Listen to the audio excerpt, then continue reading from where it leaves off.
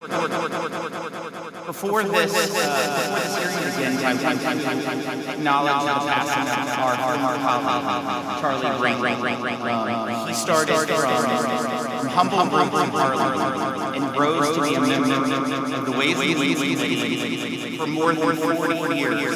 Ultimately, he became chairman of this. That's my right. As a member of this committee, Chairman Wrangle, he recognized the United States and Africa, the relationship between them, of its importance, and was a leader in helping create the African Growth and Opportunity Act, or AGOA, as so many of us refer to. He wrote that after sustaining wounds during the Korean War, he said he hadn't had a bad day since. It's a pretty powerful statement. There can be no doubt that Charlie Wrangle was a joyful warrior in the U.S. House. And our prayers are with his family, and I'd love to turn it over to Ranking Member Nill if he'd like to say a few words as well. Thank you very much, Mr. Chairman, and thank you for this recognition of our departed colleague. Charlie Wrangle was one of the finest people that I have met in my long political career. Saw him as a mentor, saw him as a guide, but also saw him as an individual who overcame extraordinary odds in his own life. And he spoke of the anecdotes that should be powerful to all of us as we recall his contributions, including sitting in the chair when the Affordable Care Act was written. And I also think that despite whatever setbacks he had in a nation that was pretty segregated when he was growing up as a young man, he might have been a high school dropout, he might have been an individual who was pushing a cart at the Fulton Street Fish Market, but he also saw opportunity. And he always referred to America as this great country of ours. And I think that in his early days, there might have been reason for him not to think it was quite as great as the nation he came to serve as a war hero at the Yalu River. But it was also part of urban lore. It was part of the story of how we've all arrived here, and Charlie Wrangle was a very important part of that mosaic. I will share one very funny story because his sense of humor was gratifying to all of us. He could take the steam out of an argument in 10 seconds after he listened very carefully to what somebody had to say. But I think meeting the Chinese government was one of the funniest moments that I had with him. We met in the Capitol, and at that time, the Chinese government, they had not really made the sort of reforms that many of us have come to see today. They were not dressed in Madison Avenue garb. At that time, they were dressed in military uniforms, men and women.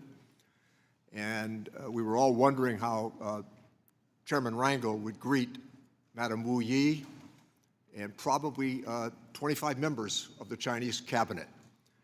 And Charlie welcomed them by saying, I want to welcome all of you to the Capitol.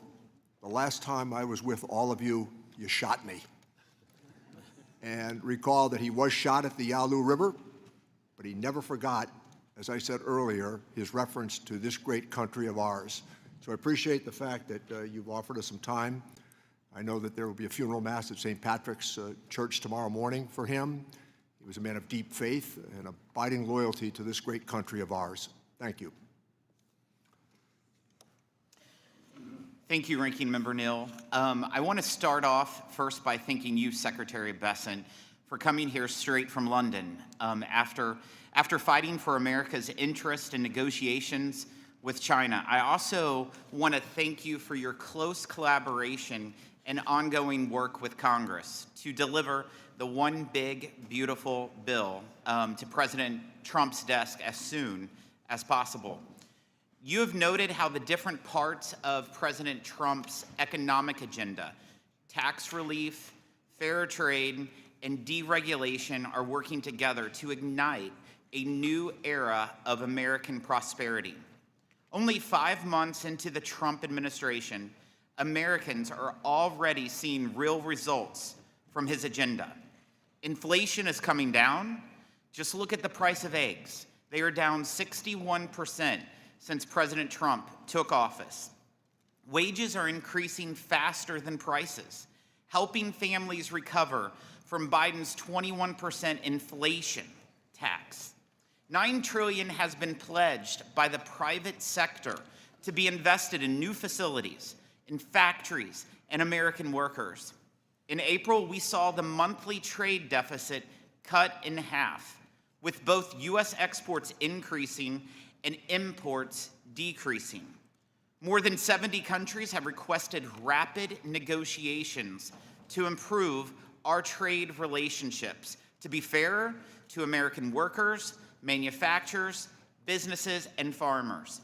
And we are creating new jobs in the private sector, rather than more federal taxpayer-funded bureaucrats. Democrats have tried to obstruct this success every step of the way. Just last month, they voted for the largest tax hike in American history in order to bring this progress to a screeching halt. Congress must pass the one big beautiful bill to save American families from a looming $1,700 tax increase and instead give Americans a $1,300 tax cut. 77 million Americans voted to make the 2017 Trump tax cuts permanent. No tax on tips, no tax on overtime, tax relief for seniors, and no tax on auto loan interest payments. Democrats fought each of these tooth and nail. 40 million families will benefit from the increased child tax credit. Millions of American children born each year will now have savings accounts started in their name. Democrats voted against both of those items. 91% of taxpayers who use the standard deduction will benefit from a doubled deduction that is made permanent and further increased. Democrats voted against that as well. Washington Democrats voted against cutting taxes for blue-collar families. They describe these as tax cuts for millionaires. While people making over $1 million will pay an even greater share of the tax burden than today, while families making less than $100,000 get a 13% tax cut.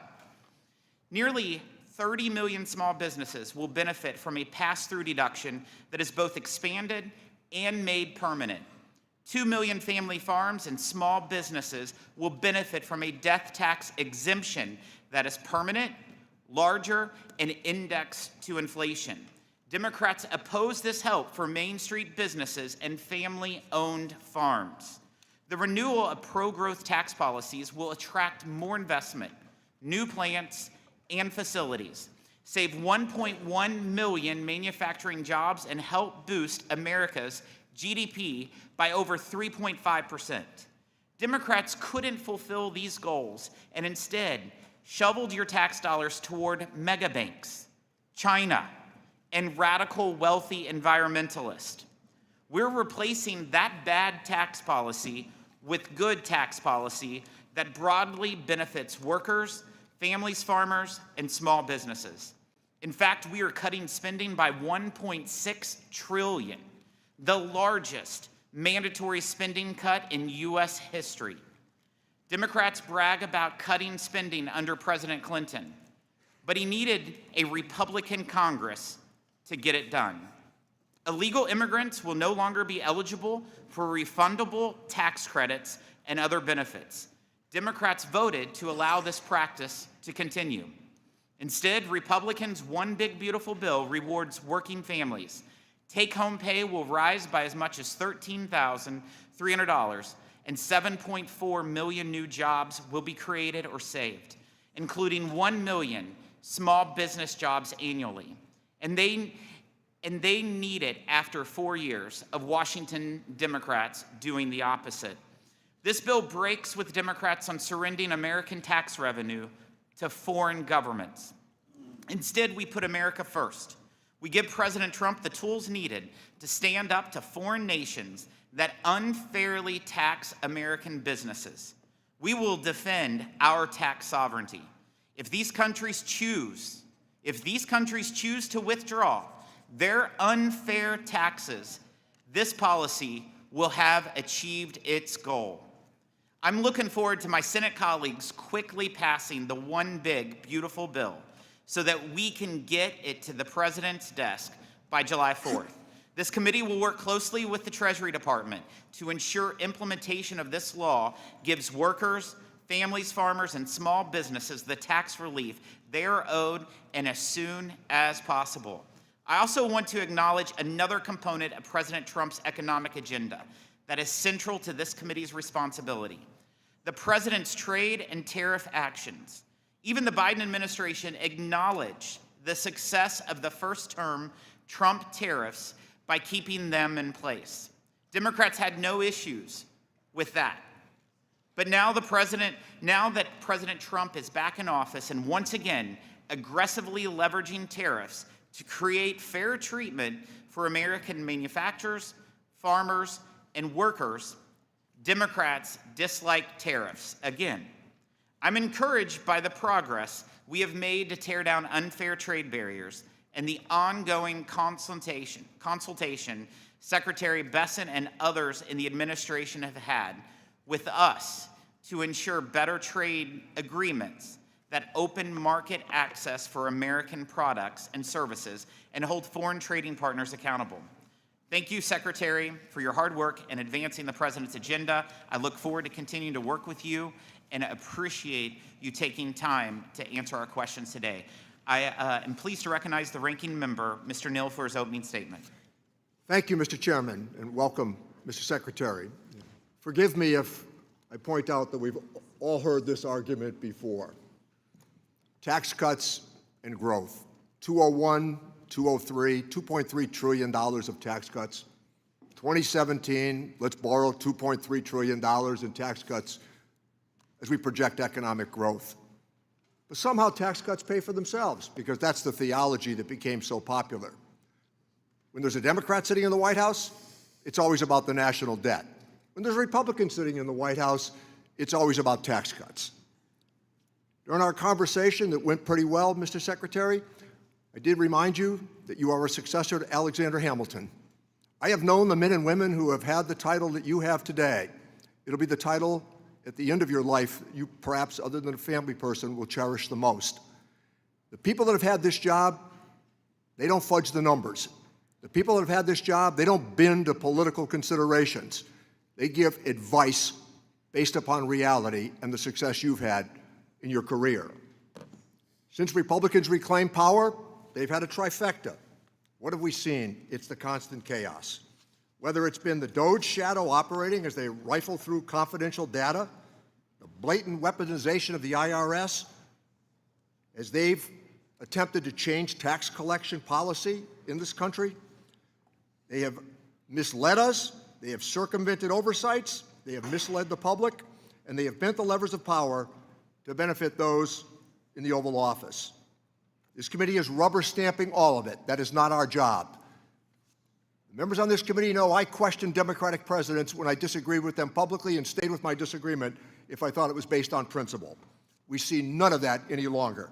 It's what is stated at the White House that everybody acquiesces to on the Republican side. A blank check for the president. Never mind that we'll let wealthy tax cheats go. Never mind that the theology of tax cuts paying for themselves doesn't stand up. Never mind the pathology that if we only have tax cuts, it'll always work out. Well, they're attempting now to ram through what a very prominent former best friend of the president had to say. He called the tax bill an abomination.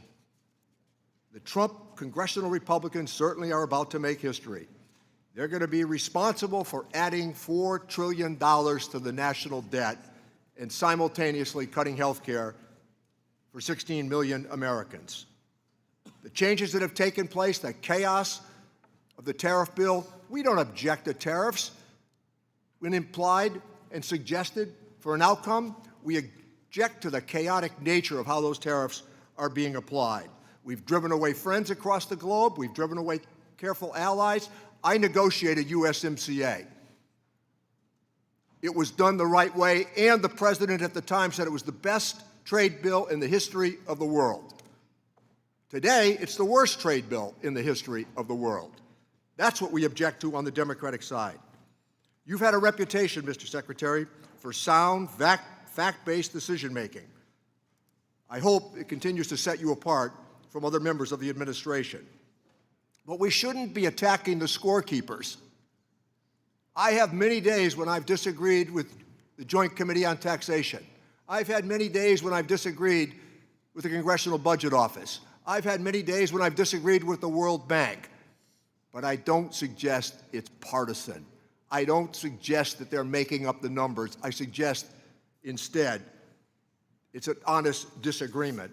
And I don't come back to the argument that they don't know what they're talking about. The math here is true. It's projected correctly. $4 trillion at least to the national debt. That takes us from 36 to 40, $41 trillion of debt.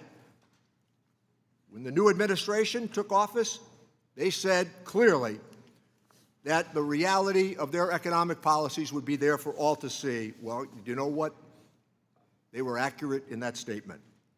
The American people are being left behind in a system that is rigged, and I don't use that very often. The rich right now in America do not need a tax cut. Downward pressure on wages created by a lot of different issues should be reasoned and considered here in this committee.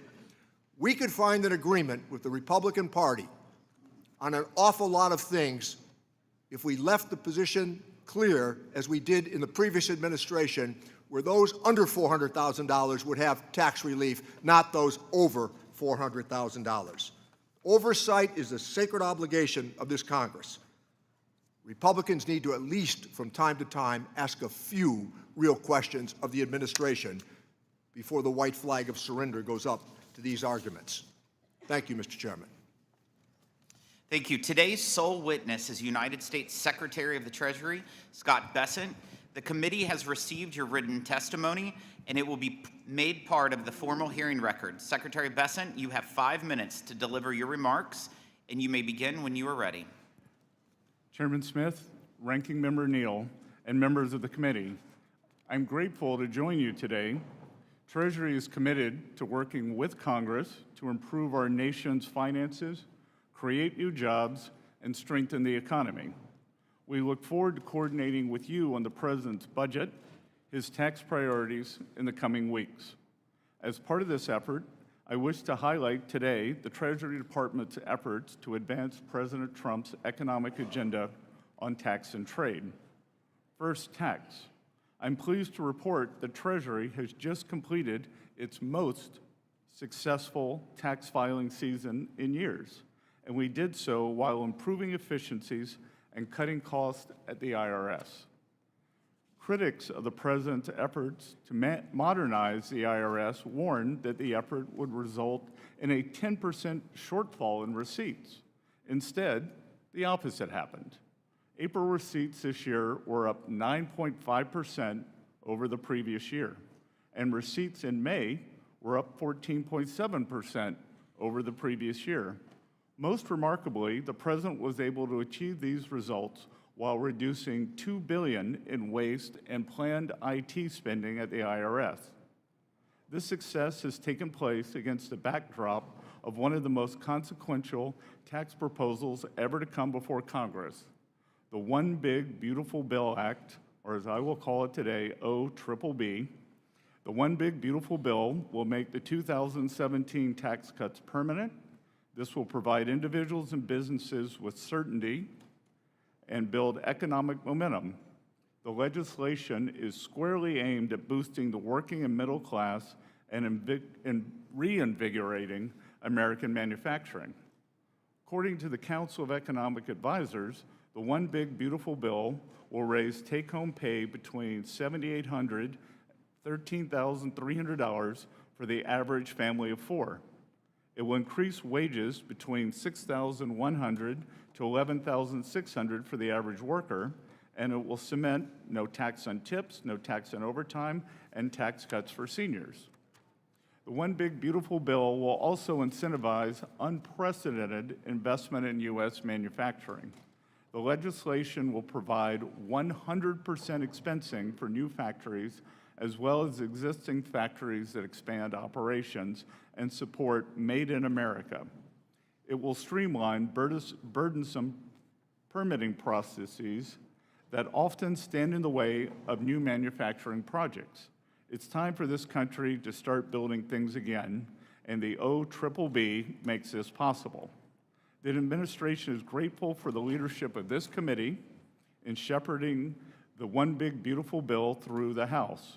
We are working closely with members of the Senate to get this legislation to the President's desk. Trade is the second topic I wish to highlight. The progress we have made on tax issues over the last 4 months complements the significant progress we have made in rebalancing the global economy. Since I last testified before Congress in May, the President announced the historic U.S.-UK trade deal. This arrangement, which creates a $5 billion export opportunity for American ranchers, farmers, and manufacturers, is a preview of what's to come. Dozens of countries have engaged the administration thus far with offers to improve their trade relations with the United States. This includes China. I have just returned in the middle of last night from successful negotiations in London with a Chinese delegation that will not only stabilize the economic relationship between our two economies, but make it more balanced. China has a singular opportunity to stabilize its economy by shifting away from excess production towards greater consumption. But the country needs to be a reliable partner in trade negotiations. If China will course correct by upholding its end of the initial trade agreement we outlined in Geneva, and I believe after our talks in London they will, then the rebalancing of the world's two largest economies is possible. By challenging the decades-old status quo on tax and trade, President Trump is breathing new life into the American economy. More than 500,000 private sector payroll jobs have been added since January. Most importantly, inflation in the U.S. is at its slowest pace since 2021, and the numbers we received today take us back to the slowest pace since 2020. Most importantly, we are decelerating cost increases for shelter, food, and energy. After 4 years of price increases diminishing the U.S. standard of living, inflation is showing substantial improvement due to the administration's policies. Furthermore, the labor market remains strong with low unemployment and plentiful labor demand as job openings remain high. This strength has been exemplified in the recent performance of the stock market and consumer confidence data. The President's bold leadership on these issues has laid the ground for a golden age economy. With your help, we can build on that foundation to create even more prosperity and abundance for the American people. We hope you will join us in this endeavor. Thank you all, and I look forward to your questions. Thank you. We'll now proceed to the question and answer session. One of the more absurd attacks we hear from our Democrat colleagues is that the one big beautiful bill is focused on the wealthy, not the working class. I'm sure the waitress who will keep more of her hard-earned money under the no tax on tips policy, or the lineman burning the midnight oil to restore power and seeing a tax cut under the no tax on overtime policy would be surprised to learn that Democrats consider them wealthy. Secretary Bessent, whether it is those policies or the tax relief in the bill for seniors, the double child tax credit and standard deduction, or the fact that the tax burden on the truly wealthy will actually rise under this bill, how does the one big beautiful bill deliver primarily for working families? Thank you for that question, Chairman Smith. As we saw in President Trump's first term, substantial non-inflationary growth was created. Non-inflationary growth. Real wages rose, and working Americans did better. Hourly workers did better than supervisory workers. We believe that this will happen again. As you outlined, no tax on tips, no tax on overtime. The tax breaks for seniors on Social Security, and the ability to deduct auto loans on new cars made in America, as was available when I bought my first car in 1978, will be restored. All of this will help working Americans overcome this horrendous affordability crisis that this administration inherited. The Biden administration negotiated a global tax scheme through the Organization for Economic Cooperation and Development that would rob American taxpayers of $120 billion and would discriminate against American businesses.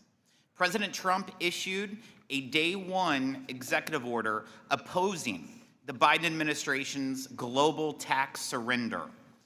In the One Big Beautiful Bill, Congress provides the president, in line with that directive, specific targeted authorities to fight back in the event nations impose a discriminatory tax on American businesses, such as a UTPR. Last week, members of this committee met with an ambassador who was specifically concerned about how this provision would give the U.S. the ability to stand up for American businesses and respond to an unfair tax his country has imposed on American job creators. Secretary Bessent, why is it important for the Treasury Department and the President to have strong protective measures, like the one provided in the One Big Beautiful Bill, to fight against foreign taxes that discriminate against American companies? And how will the administration ensure that the use is targeted and in a manner to protect or replace U.S. tax revenue? Mr. Chairman, for whatever reason, the previous administration chose to outsource American sovereignty on tax matters, and the Trump administration believes that is unacceptable. Unacceptable. Many other countries would seek to pull in revenues from U.S. multinational corporations into their treasuries. And rest assured that the provisions in the One Big Beautiful Bill to combat this are a staking out of our fiscal sovereignty. The U.S. tax system will stand next to what is called Pillar 2, and other countries are welcome to relinquish their fiscal and tax sovereignty to other nations. The United States will not. So this bill will allow us to prevent our corporate revenues from being drained into foreign treasuries, and that is in the hundreds of billions of dollars. Thank you, Secretary. President Trump is also using tariffs to level the playing field and demand fair treatment for American workers, farmers, and manufacturers. Secretary, you are on the front lines of the president's economic policy agenda, including through your lead role in trade negotiations to demand fair treatment from China over the last couple days. How do the president's trade policies and tariffs and the total reset of our unfair trade and investment relationship with China that President Trump has led fit into the broader effort to reorient America's economy toward one that serves the working class instead of just the wealthy elites? Mr. Chairman, China currently has the most imbalanced economy in the history of the world. They now have an approximate 30% share of global manufacturing, and they continually grow their manufacturing base. They are in the midst of a real estate downturn, some may cause a crisis, and they are trying to export their way out of it rather than take domestic measures such as increasing consumption, dealing with banking problems, or dealing with the real estate crisis. They cannot be allowed to export their way back to prosperity, which would mean substantial decreases in the standards of living not only for the United States working Americans, but for working citizens across the world. Our negotiations with all countries seek to bring fairness. And I will echo President Trump's remarks. There are 18 important trading partners that we are in fulsome negotiations with. Many of them are coming to us with unimaginably good trade deals to bring down tariffs, non-tariff trade barriers, which the academic research has shown to can be even more pernicious than the tariffs, currency manipulation, and the subsidy of labor and industry. But as these countries come to us, and I look at the list, and I think, how could this have happened? How could this have happened? That the United States willingly became party to such unfair and unbalanced trade. And as President Trump has said, I don't blame the other countries. If you could get away with it, you should. It was those sitting behind the Resolute desk or those making trade policy who've allowed this to happen over 40 years. And we are determined to rebalance that for the American people. Thank you, Secretary. I now recognize the ranking member for any questions he might have. Thank you, Chairman. So maybe we could stick to a couple of facts here, as previously discussed, and that is that if you made $1 million last year, you're going to get about $84,000 in tax relief with this bill. If you made under $50,000, you are likely to get about $1 a day. The President said that we'd have 90 trade agreements in 90 days. We're 89 short because of the manner in which some of these allies have been offended. We want trade balance for sure, but we also want to make sure that it's done in a manner that will last, not subject to the whims of the administration. I understand, Mr. Secretary, that you don't agree with some of the economic forecasts that have been projected as it relates to the big, beautiful bill. So Penn Wharton says this bill will add trillions of dollars to the national debt. The Yale Budget Lab says this will add trillions of dollars to the national debt. Well, we're 0 for 2. But how about Maya McGinnis? Not exactly known for their socialist leanings. They say this will add trillions of dollars to the national debt. Well, let's go to the Tax Foundation, hardly a left-leaning political organization. They say this will add trillions of dollars to the national debt because the money's going to be borrowed. Here, facts should matter. The advice of experts should matter. We have seen the bond market's reaction to some of these proposals. They're jittery. But you know what? In this committee, we listen. The administration is putting its head in the sand on this debt issue. The facts are going to be hard to escape.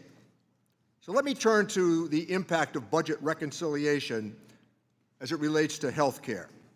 In addition to adding trillions to the U.S. debt, the bill will cause 16 million Americans to lose part or all of their health insurance, according to CBO.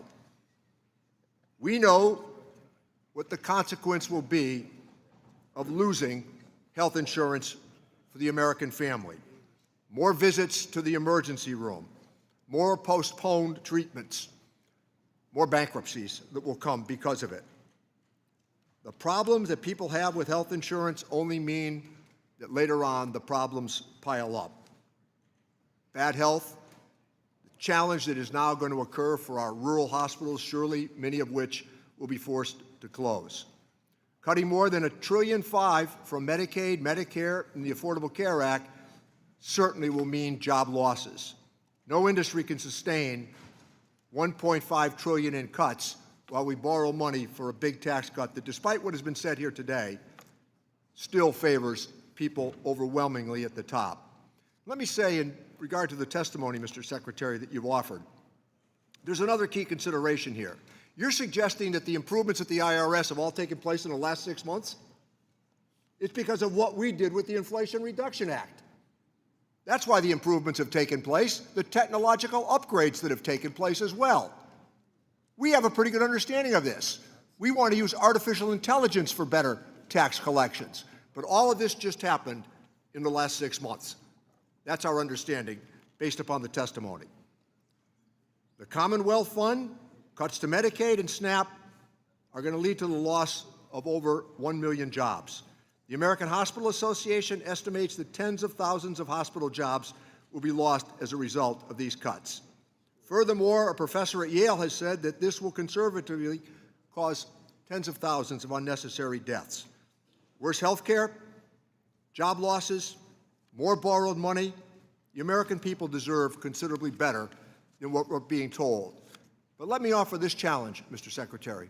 We would be prepared on the minority side to work with the administration and direct tax relief back to people under $400,000 of joint income, as opposed to the suggestion that is being offered here today. And if you disagree with the number that I offered about tax relief for somebody who made $1 million last year, let me give you the last 30 seconds to speak to that. The Representative Neal, I have great respect for you. We've had good conversations, but respectfully, if I weigh 1,000 pounds and you weigh 50, and I gain 10 pounds, or I gain 10%, I have gained 100,000. That during President Trump's first tax cuts, the share of taxes paid by the high end of taxpayers, increased by more than 7%.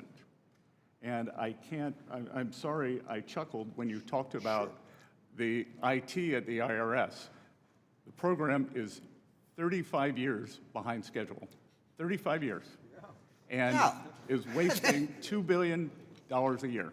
That's why we put the extra money in, Mr. Secretary. No. The extra money went in for bodies, and whistleblowers acknowledged that standards were being lowered to bring in new agents. The money is not the issue here. It is how the money is spent.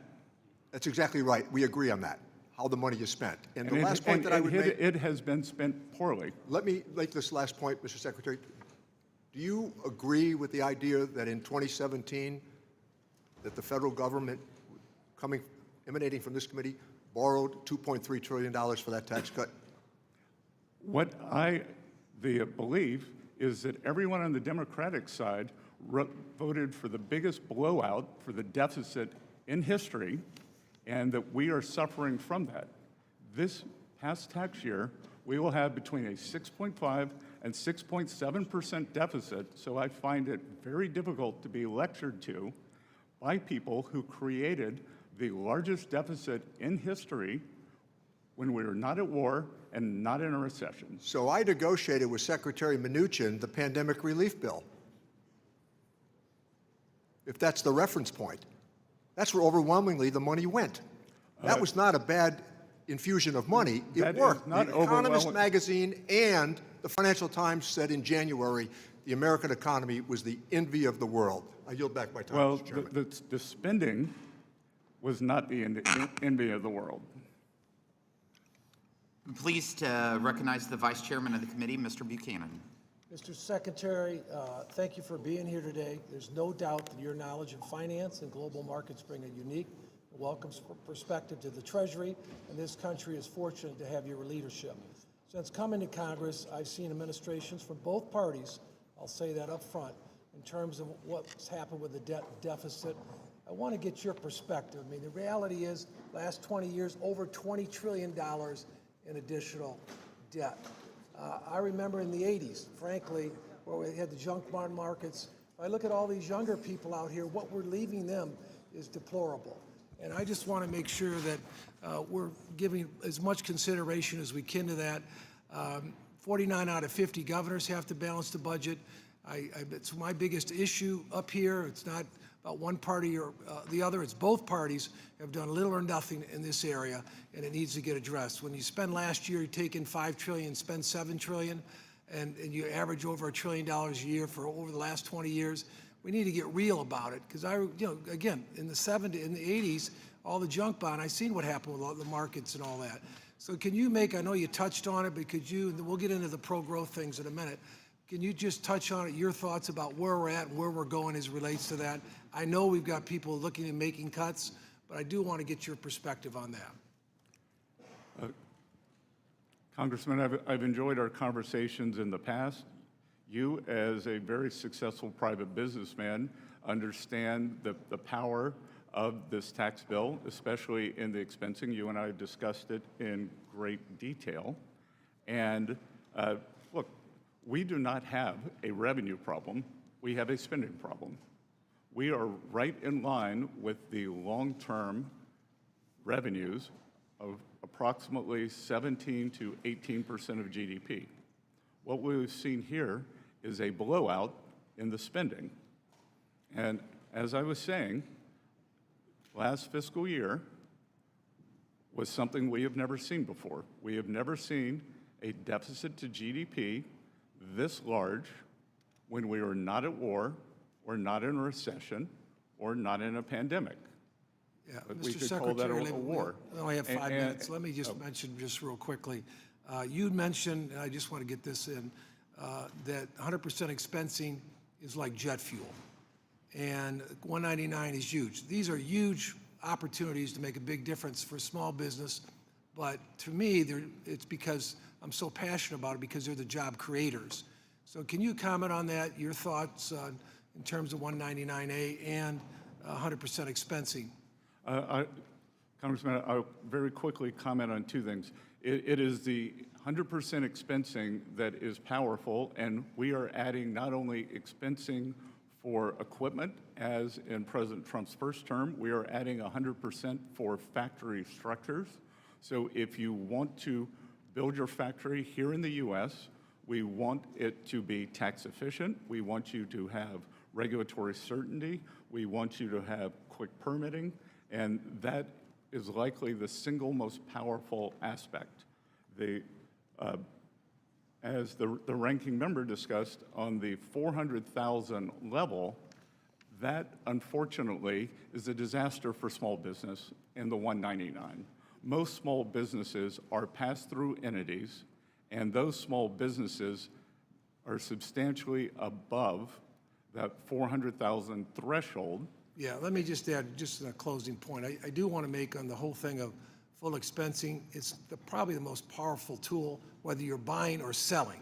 Someone that's been in business for 40 years or so, I can tell you firsthand, it's a powerful tool. It's a job-creating tool. I did want to have you comment the other thing on making, I'd say in Florida, I was chairman of the Florida Chamber, one of the big issues there is about making the tax, whatever we do on taxes, making it permanent, so they got more certainty, they can do planning and investing in terms of going forward. Do you want to add anything to that? Yes, sir. I was with a group of business leaders earlier this week, and they were telling me that they are, in fact, holding back on CapEx because they need for the tax bill to pass so that they will have certainty that the 100% expensing will come back. I think that we will see a sharp upward break in terms of CapEx as soon as we pass the One Big Beautiful Bill. Thank you, and thanks for your leadership. We're excited you're here today. Thank you. Thank you, Mr. Doggett. Thank you. If beauty is in the eye of the beholder, certainly I can understand, Mr. Secretary, why you and the members of the Trump cabinet are so enthusiastic about this beautiful bill. It gives so much to those at the top, and of course Trump appointees are not just in the top 1%, but the top 1,000th of 1%. I applaud your personal success, but isn't it true that for you and for a number of cabinet members and other Trump appointees, simply not having your taxes restored to the level that existed when President Bush and President Obama were in office at 39.6% will provide you very substantial personal benefit? Yes or no? That is not a yes or no question, sir. All right, if you can't answer it. As many people Thank you, reclaiming my time. If you can't answer. Have different tax reclaiming my arrangements. time, please, sir. And it is shown. Mr. that- Chairman, that- I don't want my time taken if the witness will not yield. I would recommend, Mr. Doggett, that if you asked a question, at least allow them to answer. You can recommend it, but you're taking my time from your him time is answering the moving, questions. so Continue. use it. Let me say, I understand you can't answer that with a yes or no. I'm concerned about the weaponization of the Internal Revenue Tax Code by the President and your role in it. Section 7217 of the Internal Revenue Code makes it unlawful for the President and his partners like you requesting IRS to conduct or terminate an audit or other investigation of a particular taxpayer. Section 6103, as you're familiar, protects taxpayer privacy. Yet in violation of both, the President began threatening Harvard in April, and on May 2nd, he declared, "We're going to be taking away Harvard's tax-exempt status. It's what they deserve." And you've been part of the we when you said on May 23rd that you publicly declared that you were moving forward on this, that there were a substantial number of rules that Harvard may have violated. Can you tell me, yes or no, whether you can pledge to avoid any interference in IRS audits or investigations of particular taxpayers? And if you can't answer that yes or no, just say so, and then I'll move on to the next question. Sir, that is without question that I will follow the law. All right, sir. Can you tell us whether, yes or no, you can report back to this committee in 30 days after investigating to assure us that there have not been any requests by the President, any political appointee, or any family member of the President to direct or influence the audit or termination of an audit or investigation of any taxpayer or entity? Well, Congressman, as you said, this is all private matters, so it would be out of line for me to report back on any All of I this. ask- But I can assure you that I will follow the law and all proper procedures. Thank you. I'm just asking you whether you can report back in 30 days whether there has been any attempt, I'm not asking for the specifics of who was involved, by the President or any of the other people I mentioned, to influence or direct any audit or investigation of a taxpayer. Can you do that, sir? Well, Just answer. I can report right here. I am not in the habit of repeating private conversations, but the President and I have never had a conversation on Harvard's tax status. So you- I will report that right here. We don't need 30 days. I'm not asking just about Harvard. We If don't they can need pick 30 on days. Harvard, they can pick on anyone. And I'm just asking for a simple report on whether there have been any efforts of that, whether from the President or one of his associates. And it would seem to me that would be easy to do. But let me move also to the question of privacy as it relates to data sharing. Do you agree that there is no authorization for the IRS to share tax data broadly with DOJ or federal agencies for the general purpose of data consolidation? Section 6103 Yes, sir. protects taxpayers' Precisely. taxpayers' information. We have followed all proper procedures, and including in terms of the data sharing with the Department of Homeland Security. We are allowed to share taxpayers' information for those taxpayers who are believed to be criminals or have committed a crime. I'm asking you about DOJ and its apparent effort to have an omnibus information sharing agreement with agencies. Do you agree that you cannot share taxpayer data without statutory authorization from this Congress, and you don't have any for that purpose? We will follow the direction of the regulations and the court, sir. Are you sharing any taxpayer information with DOJ for this omnibus information sharing agreement where they seem to probe into the privacy of every American, consolidating it with Social Security and other private information? Or is there such sharing going on now, sir? Well, first of all, I would push back on that characterization. You can do so. And I just want to know if you're sharing in the I will time that tell you, remains. and there seems to be a misunderstanding among many people on your side of the aisle on what DOJ is. DOJ employees. I understand you had some misunderstanding about it, and Mr. Musk yourself, but let me ask you again, just simply on the question I'm asking, are you sharing any of this data with DOJ without congressional authorization? As I said, we are following all of the laws. Thank you. I would appreciate an answer to my question, but I will yield back since my time has expired. Mr. Smith is recognized. Thank you, Mr. Chairman, and thank you, Mr. Secretary, for sharing your time here today. And I've not been around here as long as Mr. Neal has, but I do want to bring in a bit of a historical perspective that I think is relevant. Looking back, we can argue about CBO and JCT, and it's an imperfect system. And I think that's manifested itself in various hits and misses on projections, whether it goes all the way back to the original parts of the cost of Medicare that was way underestimated, or whether it was the structure of a more market-based approach with Medicare Modernization Act that precedes my time here, but actually cost a lot less than was projected.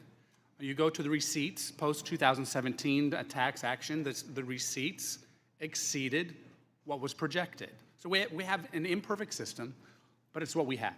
And I think we need to go on that. Now, you take things a step further, and I remember the President's economic advisor, Mr. Hassett, pointing out that with COVID, yes, there was bipartisan action. I'll say that a few of those components still give me heartburn, as much as an emergency that we found ourselves in. But when, at the beginning of COVID, when unemployment spiked and the GDP dipped, Congress acted. By the end of 2020, GDP was back to about even. New President Biden was advised not to spend what he insisted on spending. I would suggest they're probably grappling with going back to the Obama stimulus, and they think that the only mistake of the Obama stimulus, so-called, was it didn't spend enough money, rather than address the bureaucratic approach that, like the joke was shovel-ready, maybe wasn't what it was described to be. But we have these imperfect projection systems, and yet we've got the reality of experience. And I think this is important to note, and especially on the IRS structure and the desire to spend money on more people at the IRS, because that could generate more audits and that would generate more revenue, and then we can spend that revenue that, good grief, still wasn't enough to cover what the actual IRA costs came in and came to be. So we have to deal with these realities, and it's because they're imperfect systems that we just have to acknowledge. And that's why, Mr. Secretary, I had not heard the numbers on the IRS, and especially in these efforts most recently, that we were told that if we pushed back on the number of new IRS agents and auditors, we were going to undermine the revenues, and yet a different approach that focused more on technology, because there was a willingness to focus more on technology here on this side of the dais than there was with just hiring more people that actually, even in the best of scenarios, did not come to be. Thank goodness, I might add. But we are in a situation now where in 2017, we did what was right, and I'm glad that there was bipartisan support to extend a lot of what we did in 2017 that did not have bipartisan support then. Now, that didn't pass the Senate. We are where we are, and now heading into a situation where what we have at hand with this reconciliation bill is good for workers. It's good for workers, it's good for economic expansion and encouraging investment and increasing productivity so that we can grow the economy without triggering inflation. President Biden was warned not to push more spending by Democrats, I might add. I think of Mr. Summers, primarily, advising against that. Did it anyway. We are still paying the price. We're trying to dig out from a lot of that, and that's why we're doing the bill that we are, gosh, I have other things that I'd love to ask questions on, but I think it's important to realize that we need to deal with reality here. That's what we are doing, and Mr. Secretary, thank you. I look forward to further conversations, whether it's trade, whether it's IRS, whether it's various things that we need to do to get our country to a better place, realizing that the solutions are really in the private sector and triggering everything we can on our side to encourage the private sector to provide more opportunity. Thank you. I yield back. Thank you, Mr. Thompson. Thank you, Mr. Chairman. Mr. Secretary, thank you for being here. You know, the economic outlook of the United States has soured a bit since President Trump assumed office. We've gone from record lows in unemployment, historic growth, and lowering inflation to unprecedented trade wars, volatile markets, and low consumer sentiment. And for the record, Mr. Chairman, I would like to enter surveys from consumers from the University of Michigan, a trade war impacting the shipping economy, and the OECD article on the downward turn in economic turn in the U.S. Without objection. Thank you. This is only made worse by the Republicans' big, ugly bill and the administration's proposed budget. I have a few items I want to raise with you, Mr. Secretary, but given our limited time, I want to focus on the projected impact of the reconciliation legislation. Economists from the CBO, the JCT, the University of Pennsylvania, Yale University, the Committee for Responsible Budget, and the Bipartisan Policy Center have all projected that this legislation will add trillions of dollars to our national debt. Experts have also projected that close to 16 million Americans will lose access to their health care, and 11 million Americans will lose access to nutrition benefits. These figures aren't coming from Democratic talking points. They're coming from economic experts with years of expertise. Yet, Mr. Secretary, you have time and again gone public and said that you dispute these claims. I believe you're a very intelligent and very competent individual. You're a Yale graduate, an adjunct professor, served as the managing partner of the George Soros Fund Management Office in London, and led Key Square Capital Management, a global hedge fund, and you're a billionaire. So the question I have is, why is it that you seem intent on disavowing any and all expert opinions that are inconvenient to your political agenda? Unfortunately, it strikes me that you are hell-bent on ignoring the warnings of any independent expert whose opinions may not serve your goals. When you worked in finance and your analyst told you that a proposal was a bad idea, I suspect that you listened to your analysis and didn't just accept the deal because the person proposing it said they were wrong and that their deal was a good deal. That would be wrong, it would be irresponsible, and it would be dangerous. I would submit that in the position that you have now, it is even worse. It's more wrong, it's more irresponsible, and it's more dangerous.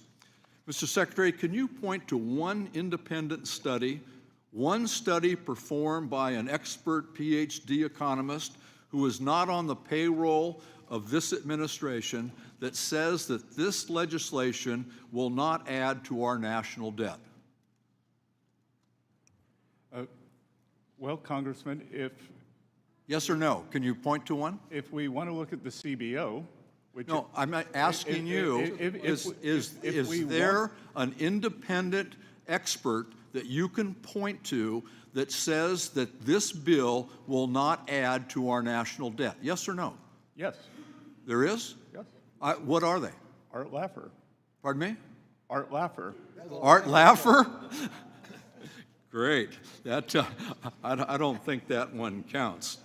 Mr. Secretary, did the 2001 Bush tax cuts add to our debt? Sorry? Did the 2001 Bush tax cuts add to our debt? Yes or no? Again, Congressman. Yes or no? I think it's important to look at framing here. Okay, One I'm thing reclaiming that- my time. one- It's one clear that thing you're not going to answer the questions that are asked. And let me make it real simple for you. The Bush tax cuts added to the debt. The second round of Bush tax cuts added to our national debt. The last Trump tax cuts added to our national debt. And every expert will tell you that the proposed Trump tax cuts will also add to our national debt. That is the honest answer, and I would have expected you could have just given us a yes or no on whether or not these preposterous tax cuts that will benefit clearly the most wealthy people, the people who don't need a tax cut in this environment, will add to our national debt. This is bad public policy. It's bad for the American taxpayers. It's bad for our economy, and it's atrocious for our future in regard to the national debt. And I yield back. Next, we have the chairman of our tax committee, Mr. Kelly. Thank you, Mr. Chairman. Thank you for holding the meeting. Mr. Secretary, thanks for being here today. We get into these back and forth, and it comes down to who struck John. I think both sides of the aisle can talk about things and policies in the past that caused wherever we are today to be wherever we are today. The question isn't about the history of how we got here. The question is, how do we remedy it? How do we fix it going forward? I'm from the private sector. And I really do believe before anybody should ever serve in public office, they should have been in the private sector and worked where they got paid on commission only and had lost their job at least once and had faced an unbelievable task of trying to keep your business open when there was no revenue coming in. So I don't want to grill you and all these things of asking you a question and not allowing you to answer it, because that seems to become the thing. I'd rather go back to consistency and certainty. The hardest thing for anybody in the private sector is trying to figure out what the next administration is going to do, or what's going to happen at midterms, and whether I'm going to make an investment or not going to make an investment, because that can change overnight. I get that, and I'm sitting here now and I'm trying to figure out, no wonder hardworking American taxpayers have lost faith in the way we operate. But I just want to ask you this, because I think it's really critical. So I have kind of a little bit of a football background. I look at this, we're in the fourth quarter now, it's a 2-minute warning and no timeouts left. I want you to share with us what could happen, and forget the Potomac amnesia about who's responsible for it. Let's go to what actually is going to happen if this bill doesn't get passed. How is it going to affect hardworking American taxpayers? Congressman, good to see you again. It is what we call in economics a sudden stop. It would be cataclysmic. It would be the largest tax hike in history. It would be a disaster for businesses, for working Americans, and for our status in the world. That to have this happen, we would see increases in taxes on thousands of dollars of working Americans. We would see business contract, and we would see a substantial increase in the unemployment rate. So as you look at what's taking place right now, and I think there's always the back and forth about do these tariffs work, do they not work? Just from a standpoint, your background is incredible for you to be in this position today. So I want to thank you for doing that, because you stepped out of a pretty comfortable life where people weren't firing questions at you and not allowing you to answer them. Just going forward, and you told people just now what's going to happen if we don't get this passed. So what is it that, in addition to what we could do, that we're not already doing? Congressman, it is certainty and permanence. As we have seen, the corporate tax rate is permanent. We are not arguing on that here. Businesses have great certainty. Households do not. Small businesses do not. And this administration, myself especially, given my small town roots, they are laser focused that Main Street can do well here. And Main Street is a series of small business owners who work every week to make payroll. On average, 9 employees, family owned, and this would be cataclysmic for them. On the other side, having permanence, being able to invest, being able to hire more workers, being able to expand, will lead a Main Street resurgence. We will also see a manufacturing resurgence. Approximately 9% of Americans are now engaged in the manufacturing sector. History has shown us that wage growth occurs more readily in the manufacturing sector for working class Americans than in the service sector. So the combination of small business and manufacturing, along with the president's tax agenda for no tax on tips, no tax on overtime, a tax cut for seniors, and the ability to buy a new American-made car and deduct the interest that will solve this horrendous affordability crisis. Because the way to think about it, Congressman, we are dealing with two things here. We are dealing with affordability, and we are dealing with inflation. Affordability is the stock of inflation, and we are working to pull that down. That can be pulled down two ways, through price levels or increased real wages. I think we can do both, but the real fill-up here would be increased real wages for working Americans. On the other side, we just saw the, yet another fantastic inflation number, much of that due to decrease in energy prices. Thank you for being here, and again, for you to step out of your private life, which is very comfortable, to step into this arena, I can't tell you how much I appreciate it. Thank you so much for being with us today and your service. We appreciate it. Thank you, sir. Thank you. Mr. Larson. Thank you, Mr. Chairman, and thank you, Mr. Secretary, for coming before the committee as well. It's pretty clear, and listen, you know, who needs to get into arguments when you need answers? And but you can see the frustration on this side. I appreciate your loyalty to the president and understanding your responsibility, but it seems pretty clear that in the time that we're given to ask a question, et cetera, the reason that people are seeking yes and no answers is because of the time that's allotted. It has nothing to do with you personally or whatever. You're obviously very bright and intelligent. So, Mr. Secretary, would you agree that I give great credit to Representative Massey, who stood on the floor and addressed the Congress during the debate on this bill, and he never criticized the president. He never criticized a fellow Republican. What he did was address the facts, and he laid them out very clearly. Let me quote what he had to say here. This bill is a debt bomb ticking. Congress can do funny math, fantasy math if it wants, but bond investors don't. This week, they sent us a message. Moody's downgraded our credit rating, and the bond investors who buy and finance our debt demanded higher interest rates on a 10-year note, 20-year note, and 30-year note. What does this mean? Very soon, the government will be paying $16,000 in interest for paying $16,000 of interest alone per U.S. family. What are we telling them? Instead of taking care of that problem, we are going to give them a tax break. The frustration you hear up here, of course, is that there's denial that tax breaks don't add to the national debt. Was Moody's wrong? Was Representative Massey's assessment wrong?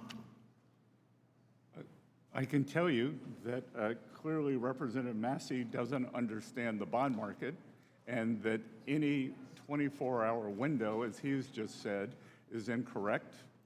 That I will point out that the U.S. 10-year, which I repeatedly reference, is the only major 10-year bond that has a lower yield this year. So has a lower yield today than it did on January 1st or January 20th.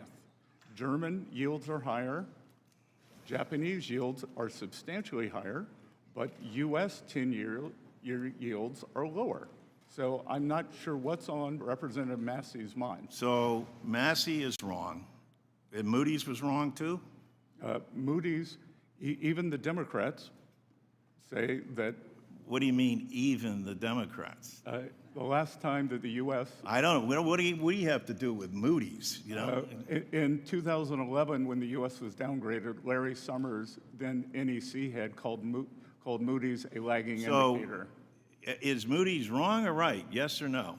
Moody's is a lagging indicator. Okay, and so anyone who you can understand the frustration, and I appreciate using your Moody's intelligence and ability to talk over. But when we're addressing the American people and we're in a hearing like this, someone as bright and as capable as you are could explain to the American people and still remain loyal to the president, loyal to our colleagues on this dais who supported the bill. There is a strong difference of opinion.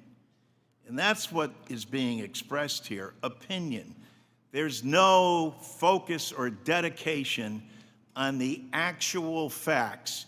We'll find that out, and people on this aisle are saying, well, don't worry, there's going to be no impact on kids not getting food, 16 million people being kicked off of their health insurance.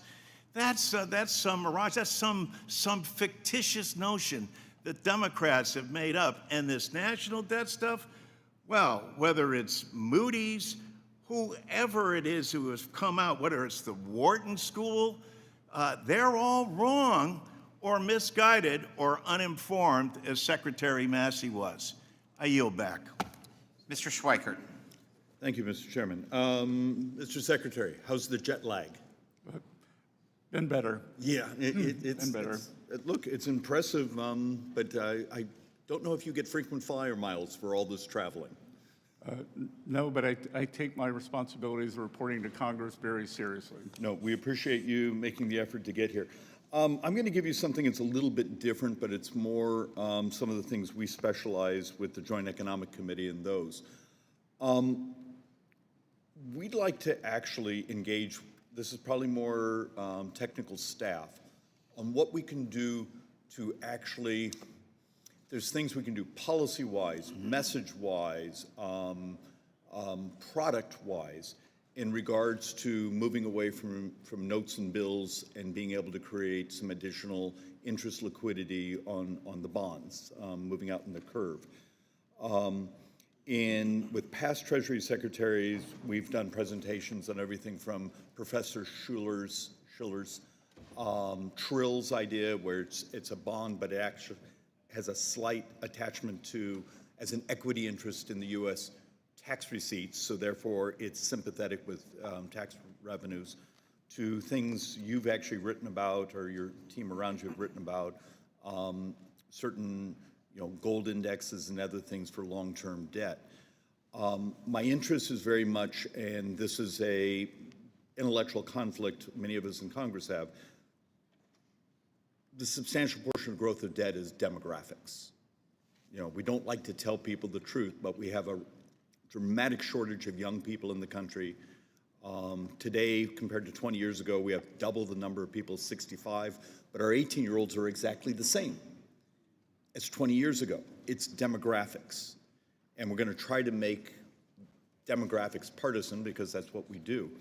How does someone like me work with your team to actually give you product ideas, messaging to the markets and liquidity that going along on the curve is stable, and we're going to be there to protect our full faith and credit? Congressman, you raise a very important issue, and what you're talking about is something called the dependency ratio. The U.S. is the only major industrialized economy where that ratio is roughly stable. It is in slight decline. Many other economies, Italy, Japan in particular, they are seeing the dependency ratio blow out, and hence their productive capability. We would welcome the opportunity to engage with you and your staff on any ideas that you may have. Right now, we are committed to the regular cadence of Treasury issuance as it is. I would add that in my lifetime, and I can't believe, to go back to experts, we always see, it's this industrial revolution, it's that industrial revolution. I'm not sure whether we're on the fourth or fifth, but I do believe that we are on an industrial revolution, an AI revolution that may lead to a productivity breakthrough that could be very important. Mr. Secretary, you're stealing one of my speeches, but synthetic biology, AI, automation, and that's actually it's a side conversation on reindustrialization and the actual statistical information of how much of that's going to be labor substitute by automation, and therefore we may not get the same wage growth in the academic literature. But that's going to geeking out a little bit.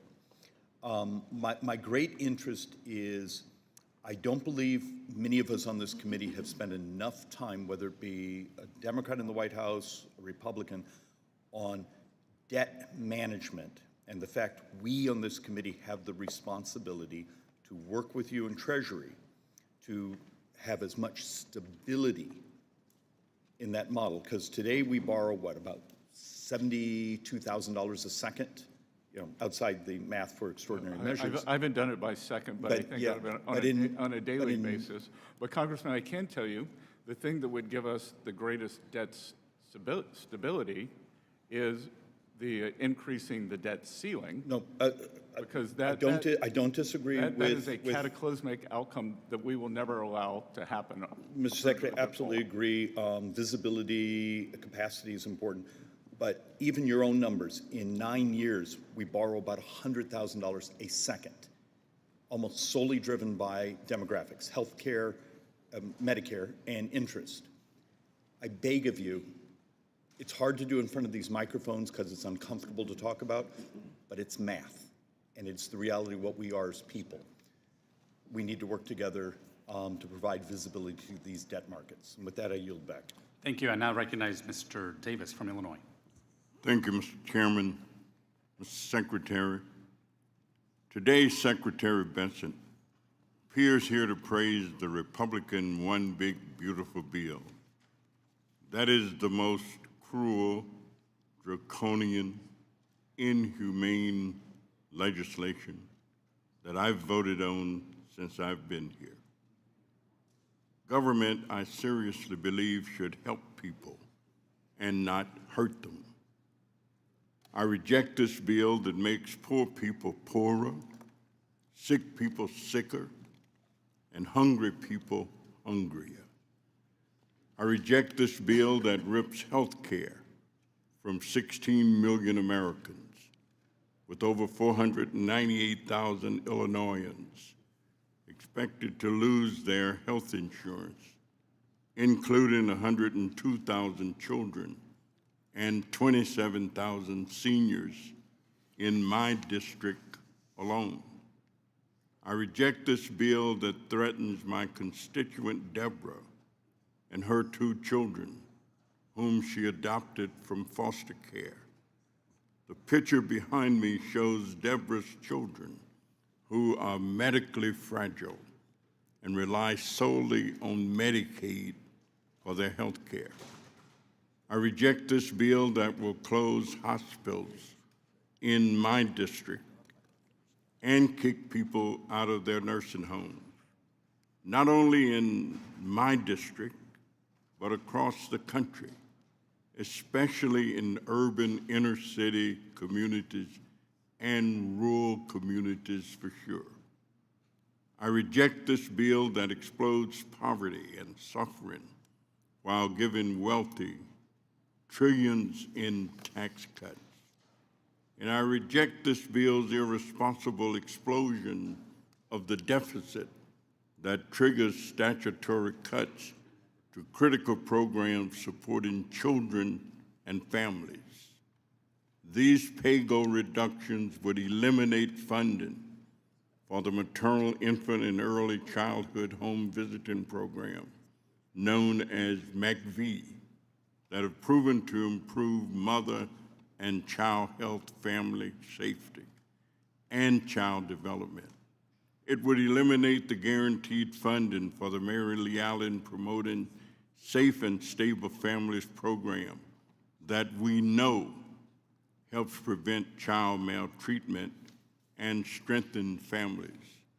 It would eradicate the social services block grant that provides substantial investment in child care, child welfare, and adult protective services. These egregious cuts alone will cost Illinoisans over $72 million and hurt Illinois children, seniors, and families. I reject this bill that gives tax cuts to the wealthy, paid for by denying and depriving low-income, poor people, senior citizens, sick people, unhealthy people, the health care, food assistance, housing assistance, and economic development opportunities that they need. This bill reminds me that there is something rotten in Denmark. There is something wrong with the thinking that puts such a bill in front of us. This bill is actually what we call the Robin Hood in reverse. Take from the poor, take from the disabled, take from the sick, take from the hungry, and give to the wealthy. It is not good, it is immoral. I reject it, and I yield back the balance of my time. The gentleman yields back. Mr. LaHood is recognized for 5 minutes. Thank you, Mr. Chairman. Mr. Secretary, thank you for being here. Thanks for your service to our country. I would argue, Mr. Secretary, that President Trump got elected last November on two issues, fixing the unmitigated disaster at our southern border and fixing the economy. And obviously you play a big role in fixing the economy and working with us on that.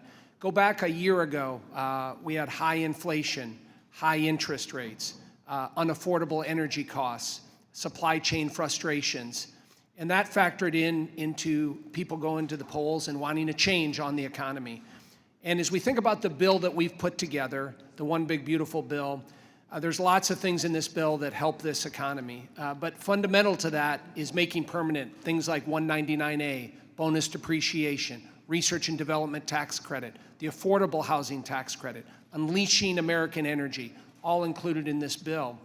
And I think we predicate this bill on how do we have predictability and certainty long-term in this economy. And those investments that are made by small, medium, and large companies, whether you're a plumber in Peoria, Illinois, or you're a Fortune 100 company, you want predictability and certainty. And as been alluded to earlier, if we do nothing and this bill doesn't pass, you're going to have $4.5 trillion of tax increases. And if you think there's uncertainty in the economy now, wait until that happens. And so the other, I think, observation that's been made is there's a lot of money and resources sitting on the sidelines waiting to be invested. But we need that predictability and certainty. And I would argue we do that in this bill.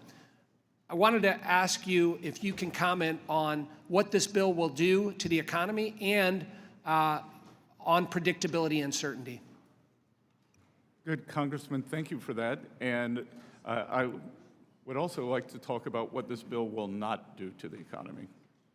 Because what we saw in the tax bill of under the Biden administration, which I believe was immoral, was rampant inflation.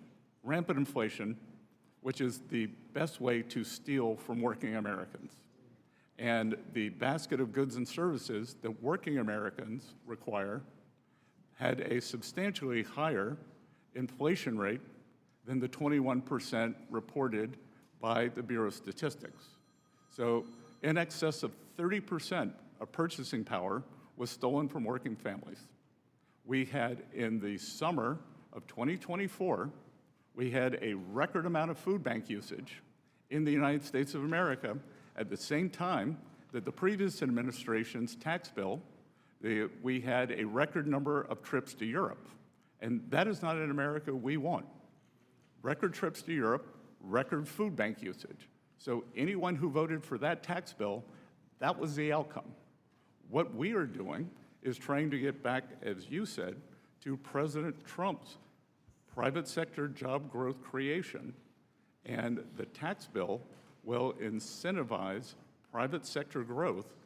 Equally important, this administration's economic plan is a three-legged stool. It is trade, it is taxes, and it is deregulation.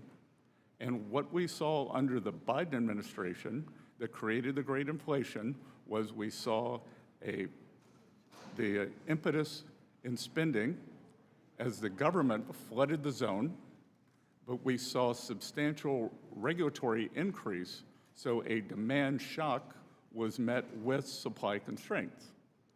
What we are doing, with the help of this committee, and congressmen like you, we are creating a private sector demand shock that is going to be met with a deregulatory release. So we will go back to 2018 and 2019. We will have strong growth, and it will be non-inflationary.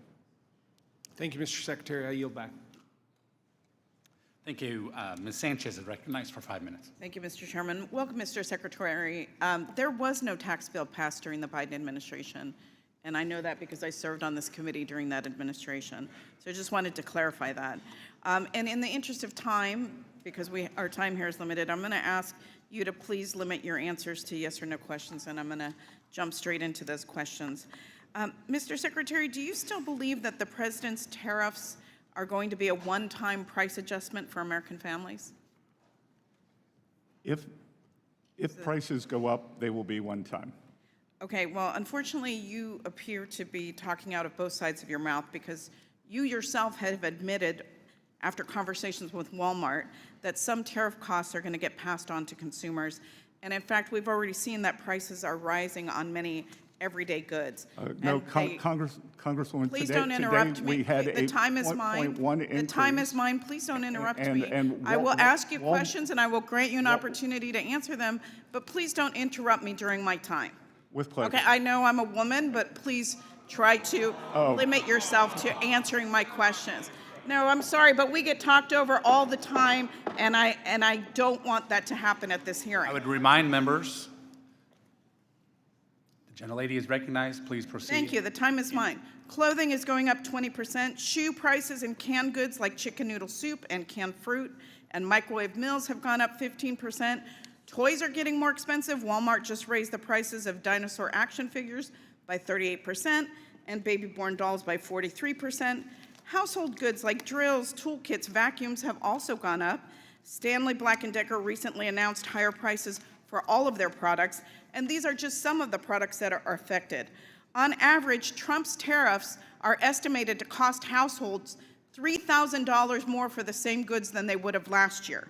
And that's money that could be going to... That's incorrect, and That is I'm not sure incorrect. who's estimated. The best estimates are that consumers will pay $3,000 more for the same goods And that estimate is from that whom? they did last year. That estimate's from whom, I will get Congresswoman? you the estimates. Right, because But that's money that could be going to paying goods or paying rent and groceries. And it's clear that Trump's trade wars are hurting American families. Yet all we have to show for the economic pain are news reports of these flimsy trade deals. And I understand, Mr. Secretary, that you are co-leading the China trade negotiations.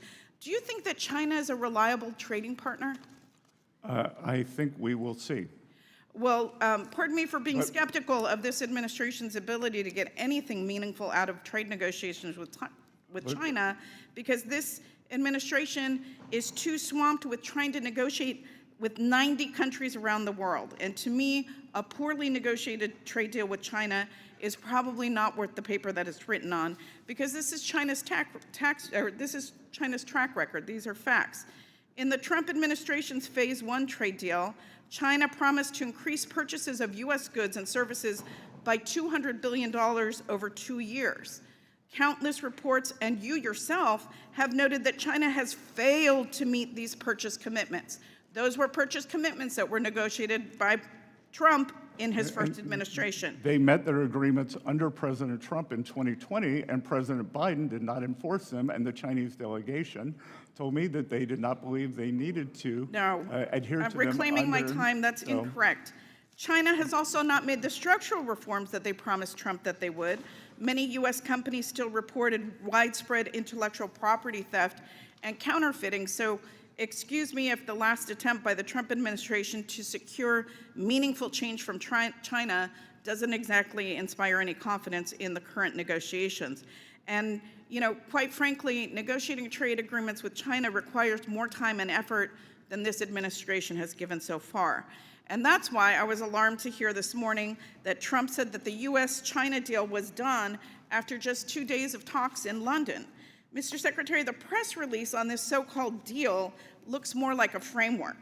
Congress, who has the constitutional authority over trade, needs the details of this supposed deal. So I'm asking if you will provide this committee with the actual details of this deal, because there has been, unlike what was said earlier, there has been no consultation with our side of the aisle, at least, on the China negotiation. Will you commit to giving us the specifics of that deal, the details? Congresswoman, I flew back at 4 a.m. this morning to be here this morning, and we are... It's a simple yes or no question. No, it is not a simple yes or no question. We are in the midst of constructing it, and back to your question, China has proven an unreliable partner in strategic... Will you commit to consulting with us on trade deal with China? Gentlewoman's time has expired. I would ask the witness be allowed to answer that last Gentlewoman's question. time has expired. I It's now a yes or no recognize- question. It's very simple. Representative, I raised many of your concerns to the Chinese delegation, and it will be a longer process. The trade deal today, or last night, was for a specific goal, and it will be a much longer process. And I will note that the previous administration did nothing. But excuse me, the Mr. question Arrington was is whether now or not you recognized. would The gentlewoman's consult with time has members of expired. Congress. Mr. Arrington's time It's my time is now. now Mr. Arrington's time, 5 minutes. Mr. Secretary, thank you for your service. I think my best contribution now in 5 minutes is to separate fact from fiction and help debunk some of these tired, old, baseless, and false claims from my Democrat colleagues. Let's start with Ms. Sanchez and her claim that they didn't pass the tax bill. That's not wrong. That is completely false. The Inflation Reduction Act was a tax and spending bill. They levied taxes on corporations. They increased taxes on stock buybacks. It was a tax and spend bill. We marked it up in the tax committee. What you won't find, though, Mr. Secretary, is a tax increase on the billionaires. You won't find a tax increase in their tax bill on millionaires. They didn't raise the tax rate for the top 10%, the top 20%, the top 30%. They didn't raise taxes on their millionaire. They didn't create the wealth tax that they're going to criticize us for. In fact, we're preventing all marginal rates from increasing by extending the Tax Cuts and Jobs Act, and including the top rate from going to 39% from 37%. They didn't increase it from 37% to 39%. They had total Democrat control, and they didn't do it. Feign indignation is what that is. Now, let's go through some more facts. If we don't pass the Tax Cuts and Jobs Act because they're successful in stopping it, there'll be a 22% on average tax increase for all Americans. Is that true or false? True. They'll lose about $5,000, $6,000, the median household income, they'll lose about $5,000, $6,000 of their family budget. True or false? At least that amount. Tax Cuts and Jobs Act, did the top 10%, did the top 1% pay a greater share of taxes after the Tax Cuts and Jobs Act? A much higher percentage, sir. Did the top 1% that paid 38% of the entire cost of the federal government actually, after TCJA, pay a higher percentage of the cost of the federal government, going from 38% to 45%? True or false? Yes, sir, 7% more. And the top 10% was paying 70%. Top 10% earners in this country pay 70% of the freight of the federal government. After the Tax Cuts and Jobs Act, they are now paying 75%. Is that true or false? It is correct. So another false claim during the Tax Cuts and Jobs Act passage was that this was a tax cut for the rich and for corporations. Is it true or false that the Washington Post gave the Democrats 4 Pinocchios, saying $3 out of $4 in the tax cuts benefited individuals, not corporations? I don't read the Washington Post. Well, they gave 4 Pinocchios. Even the Washington Post could not tolerate that misleading and false claim. The The bottom 10%, wages grew twice as fast as the top 10. True or false after the Tax Cuts and Jobs Act? Yes, sir, and household net worth increased substantially faster for the bottom 50%. True or false, did the poverty rate sink to an all-time record low after the Tax Cuts and Jobs Act? Yes, sir. Did we have the lowest unemployment rate among minorities and women after the Tax Cuts and Jobs Act? Yes, sir. How can these things be true and what they're saying true, Mr. Secretary? I will leave that to To the American people. to the American people. Because this is empirical data. Who had a referendum on November 5th. They sure did. And this is empirical data. These are verifiable facts. Now, let's move to this notion, I got a minute left, that somehow we've increased the national debt in the One Big Beautiful Bill Act. Forget for a minute that they, under their control, full Democrat control, added $8 trillion, and under President Biden, $8 trillion to the national debt.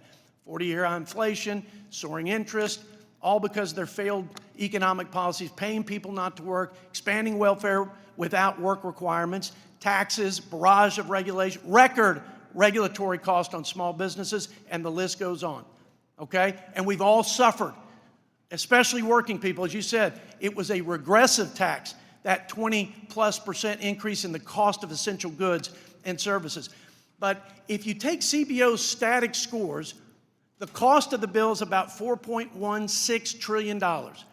If you take the $1.7 trillion in savings, the largest spending reduction in the history of the United States by twofold, and you put a conservative growth rate, because CBO's growth rate is 1.8 in their baseline.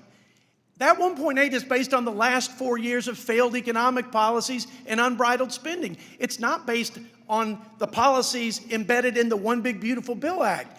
President Trump grew the GDP by 1 percentage point from 1.8 to 2.8. Even Joe Biden had an annual average of 2.7. We put 2.6 in there as an assumption, which yields $2.6 trillion. The net effect is we reduced the deficit, and then some. Yes, sir. Thank you, Mr. Secretary. I appreciate you being here. God bless America and go West Texas. The gentleman's time has expired. I now recognize Ms. Sewell for 5 minutes.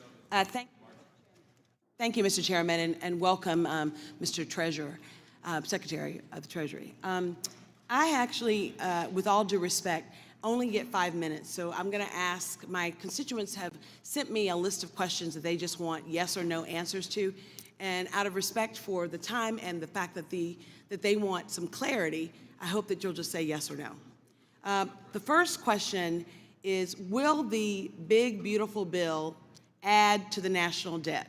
Yes or no? Is that a yes or a no? That's a no? Yes? Sorry? What did you say? I'm sorry. It remains to be seen. Well, I mean, look, the CBO, the Congressional Budget Office, official score of this bill says that it increases the federal deficit by $2.4 trillion. Sorry to interrupt, Congresswoman, the CBO also said that tariff income over the 10-year window would be $2.8 trillion. You know, so that would be you want to talk about $400 billion. dynamic scoring and all that There's stuff. nothing dynamic about that. You're quoting the CBO, I'm quoting the CBO, so let's level set. We can level set, but the reality is that I have constituents back home who are really scared. They're scared that prices have gone up. This administration has promised that prices will go down. That's absolutely has not occurred for them. And every time they hear the word tariff, they think of the fact that it's another tax on them that will be passed on to them for goods and services.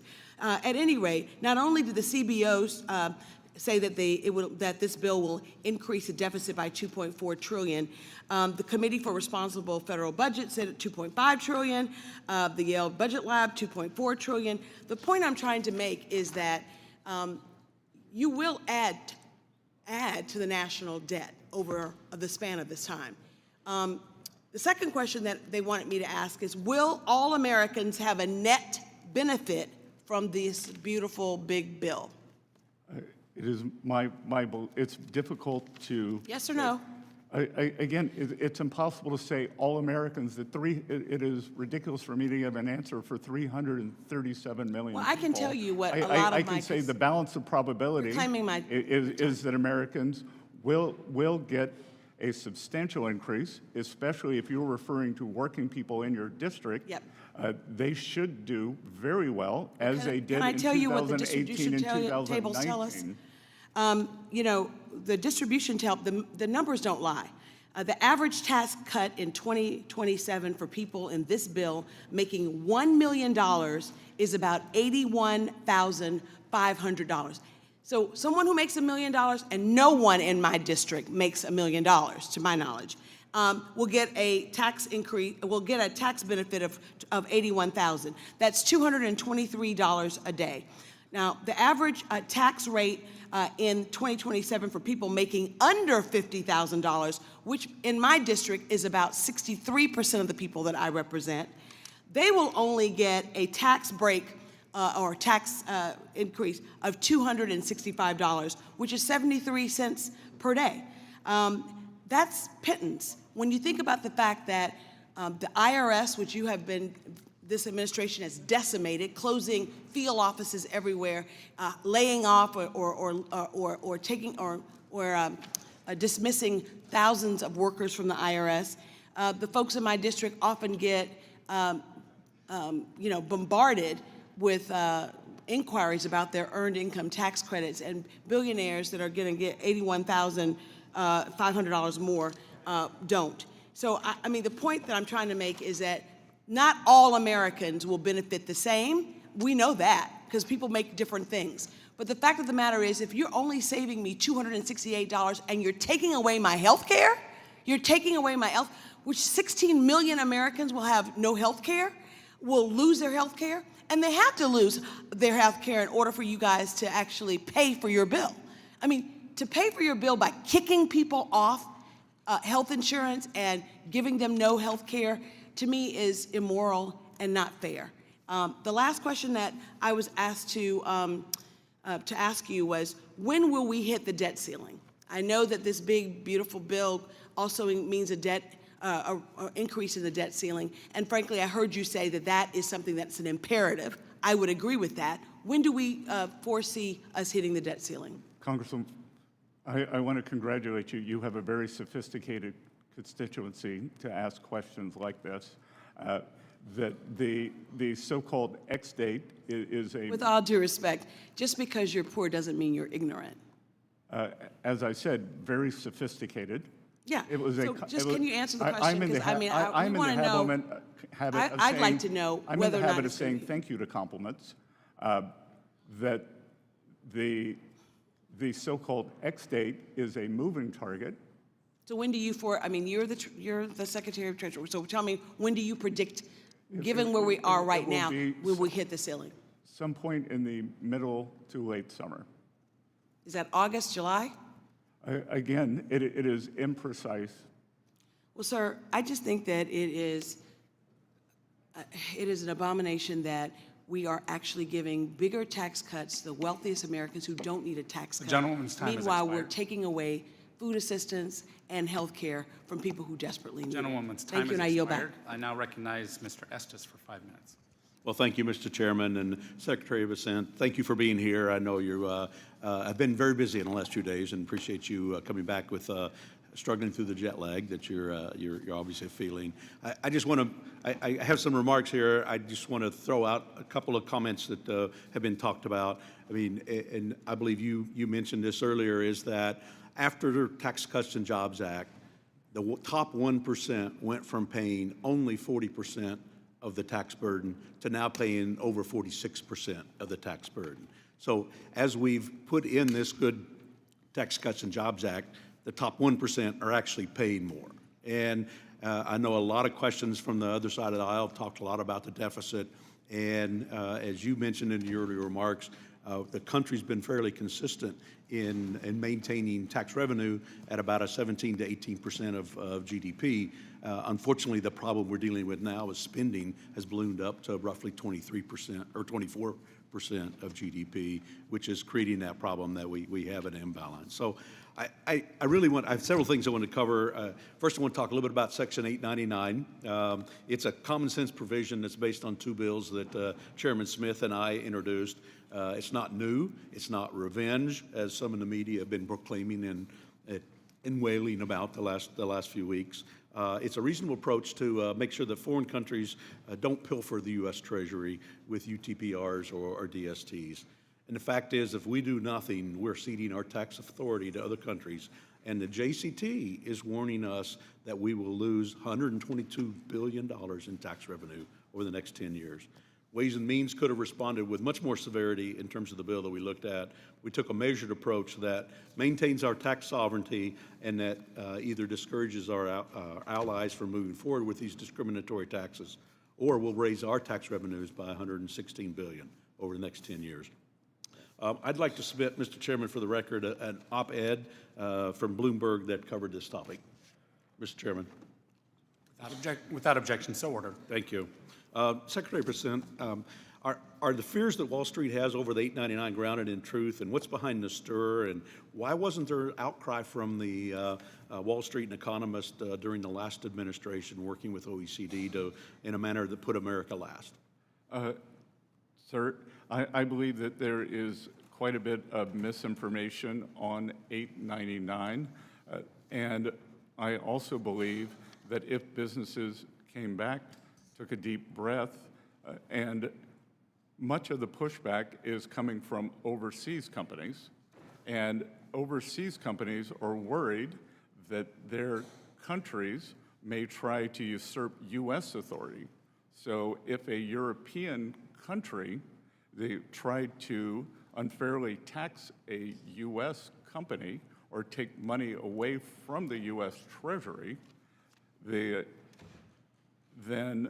it would fall perhaps on that corporate. So they should look to their own capitals. This is a fiscal bill, not a revenge bill. Right, I agree with that. I think that some of these companies need to be lobbying their own government instead of trying to lobby 100%, Congressman. Administration. Something else that I've been pushing over the last 6 years has been research and development expensing. Mr. Chairman, I'd like to submit this Washington Examiner op-ed titled, "We're a Nation of Innovators, but our tax code no longer encourages it." Without objection, so ordered.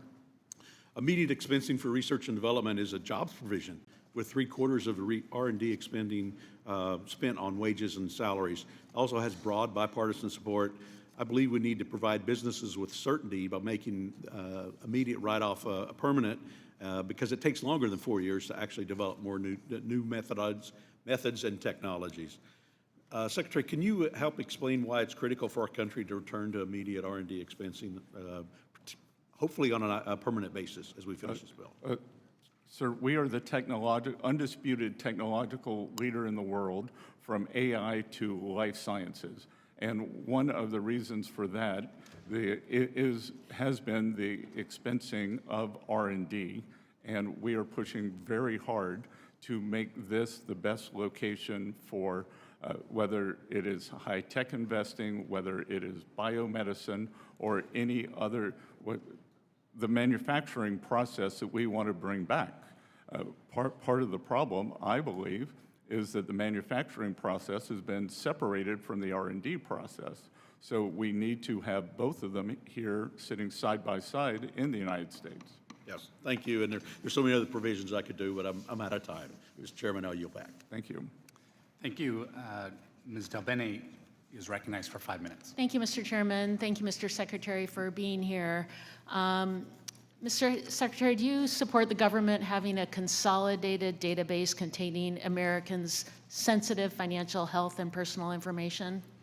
I support protecting Americans. Do you support the consolidated database?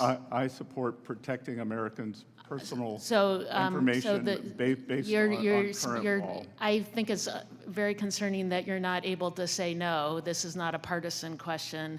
In fact, just last week, Republican Representative Warren Davidson responded to reports that DOGE is merging huge sets of data from across federal agencies into a centralized repository.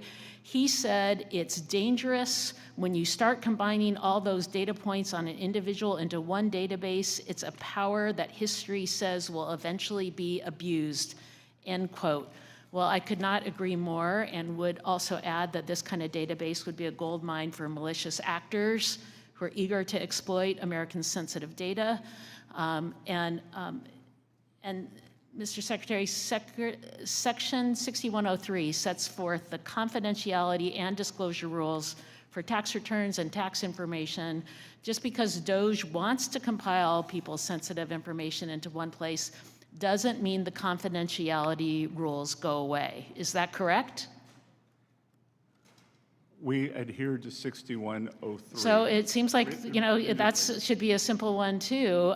We should absolutely be clear that the confidentiality rules did not go away. In fact, earlier in this hearing, you asserted that the Treasury Department is following, I think you said, the proper provisions within the Privacy Act, all proper provisions within the Privacy Act and Section 6103. So my question for you is, how can we be sure that's happening? I mean, especially knowing that the president illegally fired 18 inspectors general, including acting Treasury IG Sherba. How do we know? I'm sorry, you saying that isn't good enough. We're an oversight body. How do we know? Again, I will say that we are following the law, But we need, that's not good enough, Mr. Secretary. You should be coming. We should have officials within Treasury coming. We should, and this is a statement to my colleagues on the other. I'm here today. But you're not answering how we know that. You're just saying we are. So what would an acceptable then let's answer bring to then how let's do we bring know people be? who are building a database. Let's go through the details of exactly what you are doing with that data, what protections are in place. We should have hearings doing that. In fact, we requested hearings on this from our partners on the other side of the aisle, refused to bring people from DOGE, et cetera, into this committee so we can be sure that, a consolidated database. A judge in the Southern District of New York has ruled that all of our protocols are. Mr. Secretary, we are a co-equal branch of government. We are the oversight body. I'm answering, I asked that question because it is part of my job not to have you just say it's okay. And a judge's then word, let's I'm look not at sure it. how to satisfy. I think because we actually have the authority to get that detail. We are oversight. We are not just here to have you say, don't worry about it. We are here to get detail. And I want you to be clear that it helps, this is a risk to the American people. This is sensitive personal information. There is no clarity on how this is being protected. Early on in this administration, people were given access to information with no controls. We have not had folks come into hearings. That's not good enough, Mr. Secretary, and I'm supportive of making sure that we are using technology in smart ways. I'm also very supportive of making sure that we are protecting people's personal information and we are following the law. 6103 is clear, and there is no, and now this consolidation, there's no approval on how this consolidation takes place, and you can't even be clear to me that you're about where you stand in terms of making that happening. So I don't think we're getting the information. Maybe it did not filter up to you, but we provided a staff-level briefing several weeks ago. Then let's bring folks. I want to ask the questions, frankly. It's not about whether or not you had a staff-level briefing. Let's bring experts to answer detailed questions in this body so that we get those answers. You know, I have a technology background. I'm happy to have those detailed conversations of exactly who's given access, how that access is given, and how we are making sure that information is protected. We absolutely have to make sure that there are no violations, that there are the right protocols put in place. We have no data to say that. We just have, you'd say, just trust me, it's okay. That's not good enough. And Mr. Chairman, Gentlewoman's time has expired. Mr. Chairman, I yield back. I now recognize Mr. Smucker for 5 minutes. Thank you, Mr. Chairman, and thank you, Secretary, for being with us. And congratulations on what appears to be a great deal with China potentially, and a reset of our relationship, and a deal that'll be great for American business, It's an American excellent workers. start, Congressman, but a start. Yeah, I'm really continue to be proud of the work that we've done with the Tax Cuts and Jobs Act, the impact that it had on my constituents, where average families in my district saw an increase of about $6,000 in their wages in the years following that. Inflation was low. I'll put up any day the record of the previous Trump administration with what we've seen, the disaster that we've seen in this past administration. And so grateful to have the opportunity to work with you to extend those benefits once again to every American. And we're hearing a lot from the other side here today on things that they're falsehoods about the bill, things that are not in this bill. And I just want to remind our listeners what Democrats are voting for by voting against this bill. They will be voting for a vote against this bill is a vote for the largest tax increase in American history, a tax increase that will affect average households at every tax bracket level. They're voting for a decrease, in fact, a 50% decrease in the child tax credit, which is so important, provides important relief to every American family. They're voting for allowing Medicaid dollars to go to people who are here in the country illegally at the expense of American citizens. Yes, sir, 1.4 million of them.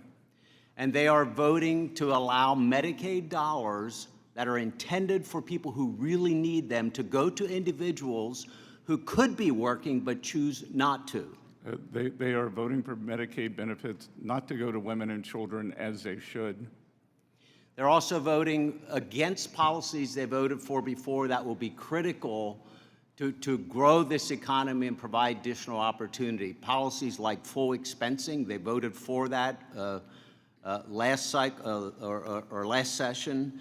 Full deductibility of R&D, full expensing, I mentioned full expensing, and then we're adding full expensing for structures, which will re-energize American manufacturing. All of the things Democrats will be voting against by voting against this bill. Yes, sir. So I want to again say that we're doing this is going to be beneficial to every American, and we're also doing it in a responsible way by finding savings that will drive more efficiencies in some of these programs, but will ensure that we will not add to the debt, assuming we meet very, I think, conservative estimates on growth. Do you agree with that? Yes, sir. And to go back to the CBO, the CBO produces a black box. And that black box says the growth is 1.7 or 1.8%, whether we make the TCJA permanent and continue, and that permanence causes stimulus, or, as you said, whether we have the largest tax cut in history, which would be cataclysmic, obviously, but it also assumes no change in growth. So obviously, both cannot be true. Exactly right. So we're going to do this in a fiscal responsible way. Now, I do have one question for you, and I only have a minute left.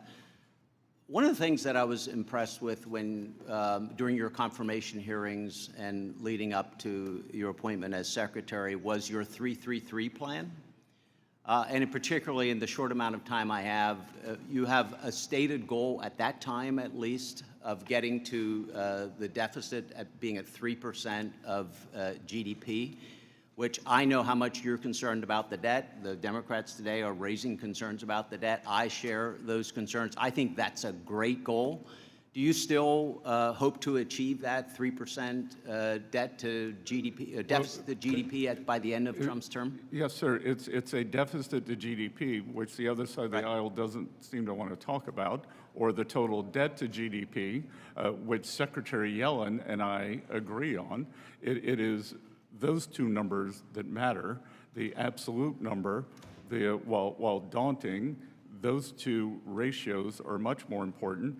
And I said that we would like to have a 3 in front of the deficit to GDP by 2028, the end of President Trump's term, which is the long-term average. And I think this sets, Gentleman's time has this expired. sets the basis for being able to achieve that. There's going to be a lot more work to do, and I look forward to working with you to achieve that goal. Thank you. Gentleman's time has expired. I now recognize Ms. Chu for 5 minutes. Secretary Bessent, my constituents are sick with worry about losing their health care coverage. The nonpartisan Congressional Budget Office just determined that more people will lose their coverage. 16 million people will lose their coverage as a result of this big, ugly bill, which will be the largest loss of health care coverage for people in American history. Now, Republicans are saying that this will all be accomplished by cutting out waste, fraud, and abuse. But we should not be fooled. This is accomplished by 30 different measures, including increasing the amount of red tape that people will have to go through just to stay on Medicaid and on the Affordable Care Act, or the ACA. In addition, the CBO says that this bill will cost Medicare over $500 billion. I think of the many grandmothers and grandfathers who need nursing facilities as they face various illnesses like dementia or Alzheimer's. In my district, 62% of them rely on Medicaid to get any kind of care. But this bill requires all kinds of new paperwork to stay on these programs, including paperwork for seniors seeking to dually enroll in Medicaid and Medicare. Where will these seniors go if they lose their Medicaid because they didn't file yet another form, all while having dementia? This is a life or death situation. But I guess Republicans believe, as Senator Jody Ernst said, well, we're all going to have to die. And then there is the ACA. I remember what it was like before the ACA, where people could not get health insurance if they had a pre-existing condition, like everyday conditions like asthma or even pregnancy. The ACA provided tremendous relief to millions. But this big, ugly bill will require even more red tape to stay on the ACA. It demands that 2.5 million people, like gig workers, like Uber drivers, who don't even know what they'll earn in a week accurately, estimate their income for the next year. It requires people to re-enroll year after year rather than having an automatic enrollment, which is not required by any health insurance or Medicare. It reduces enrollment periods so it can cut people off the program. And it takes away the premium tax credits that helped millions of families afford health coverage. And that is why at the hearing for this bill, I introduced an amendment to strike the provisions that undermine the coverage of the ACA. Every single Republican on this committee voted no. So Secretary Bessent, I'm asking you a question in which I only want a yes or no answer. How would you have voted on my amendment to protect the ACA and keep millions on their health insurance? No. Okay, that makes it clear. And Secretary Bessent, I'd like to address the reason that 16 million people are going to lose their health care coverage. It's so that millionaires and billionaires can get big tax giveaways and become even richer. The nonpartisan Joint Committee on Taxation just this week found that if this bill becomes law, the richest 5% of taxpayers in this country will get a bigger tax cut than the bottom 80% of taxpayers combined. To put dollar amounts on it, someone earning $1 million will get a tax giveaway of $81,500 in just 1 year, while someone earning less than $50,000 can only expect $265 in 1 year, which is only 73 cents a day. That millionaire will get a tax cut in 1 day that's almost as big as what the middle-class person will get over the entire year. And of course, this does not account for the burden of paying more for basic necessities because of Trump's tariffs, nor does it account for the loss of life-saving benefits like Medicaid coverage or SNAP food assistance. When the University of Pennsylvania included the benefit cuts into their analysis, they found that the poorest 20% of households in this country will lose $30,000 over their lifetime if this bill gets signed into law. It's quite literally a reverse Robin Hood scheme, taking from the poor and giving to the ultra-rich. That's why I had an amendment that said there should not be tax giveaways for those earning more than $10 million per year. And so, Secretary Bessent, I only want a yes or no answer. Would you have voted yes or no on my amendment? Again, no. I yield back. Mr. Hearn. Thank you, Mr. Chairman. Mr. Secretary, it's good to see you again. Thanks for sitting here. Your predecessor, Janet Yellen, pushed Congress for the last 4 years to adopt the OECD Global Tax Deal. I'm grateful that you and the administration have been working to stop this. There's a lot going on in that space. And as the current global tax deal is formulated, U.S. multinationals are disadvantaged in two critical ways. First, they face two layers of minimum taxes, the existing robust U.S. system and the emerging OECD system. And two, their traditional income-based tax incentives face stricter scrutiny against the corporate welfare regimes in China and the EU. The global tax deal fosters a kind of a Hunger Games style race for government handouts, cash subsidies, and refundable tax credits. The system rewards political connections and authoritarian regimes over innovation. And Mr. Secretary, as you know, countries are pressuring the U.S. to sign on to the global tax deal and want to push subsidies out of the income tax system into the hands of bureaucrats, distorting markets, picking winners and losers, and leaving their taxpayers footing the bill for political pet projects with dismal economic results. If other nations want to tie their economies in knots with that nonsense, that's their funeral. The U.S. should not play the role of global nanny, dictating domestic policy to sovereign states. Countries around the world are free to determine a domestic policy that meets their political and economic demands, but not at the expense of the U.S. taxpayer and our great U.S. companies. My concern, Mr. Secretary, is that there is an on and off switch associated with the implementation of this global tax deal. A lot of uncertainty of what's happening after your time in office and the President's time in office. The tax sovereignty of this nation is under attack. The last administration gave away U.S. leverage trying to sell the jurisdiction and purview of this committee to the OECD in Paris. We must not let that happen. The global tax deal isn't just a friendly suggestion, it's a loaded gun aimed at countries that don't join the cabal. I, for one, don't want the U.S. to be looking at the end of their loaded gun under the next administration or the one after that. Mr. Secretary, will you commit to working with us to put a nail in this coffin on the global tax deal once and for all? My staff met with the OECD in Paris just last week, and we are pushing back and working toward a solution as soon as possible, Congressman.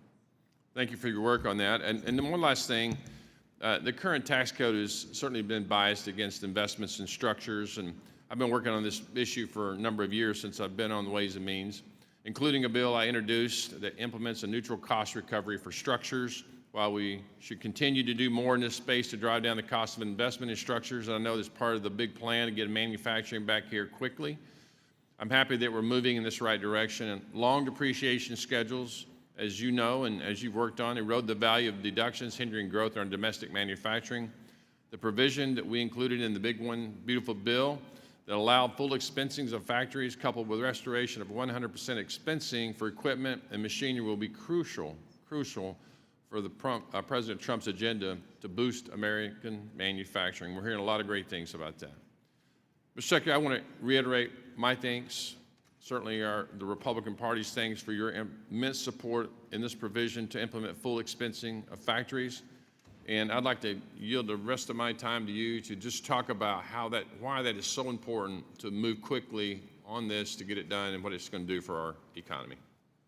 Congressman, it provides great surety, but more than that, it provides the impetus for businesses to make capital allocation very quickly, and in a way, it puts us on an even playing field with the countries that heavily subsidize their industry.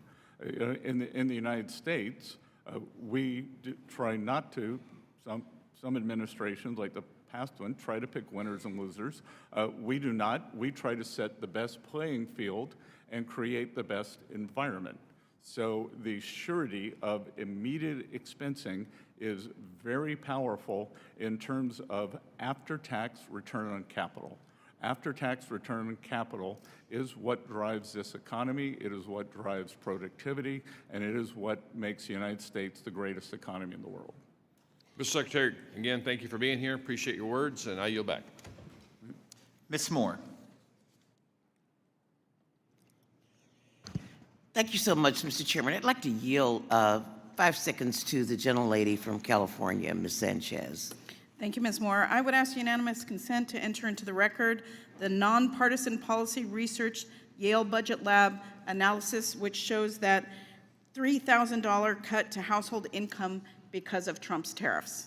Without objection. Thank you. I yield back to Ms. Moore. The Yale Budget Lab is staffed Thank by you. Thank you. This is my time, former sir. Biden officials. Where's the gavel, Mr. Chairman? He's taking up my time. Proceed, the clock's moving, Ms. Moore. Thank you. I want to join my colleagues on a bipartisan basis in regaling the life and times of Charlie Wrangle. And actually, Mr. Chairman, were he alive today, today would be his 95th birthday.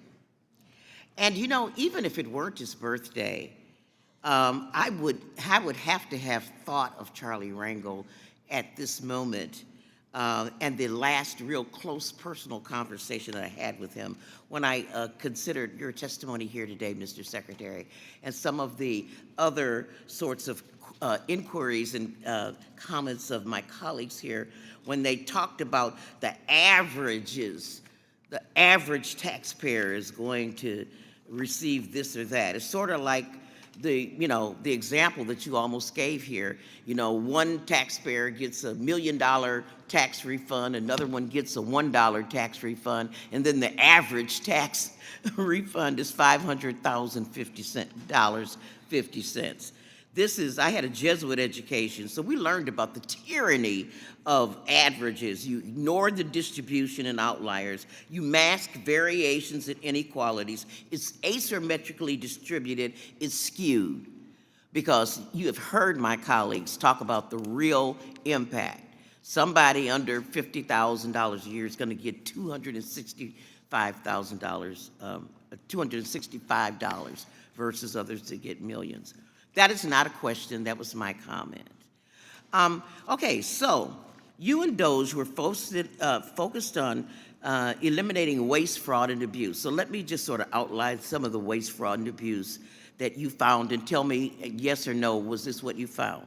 $641 billion in subsidies for the ACA, $764 billion in Medicaid cuts, $300 billion in SNAP cuts, and then triggering $500 billion in Medicare cuts. Was that all waste, fraud, and abuse? Yes or no?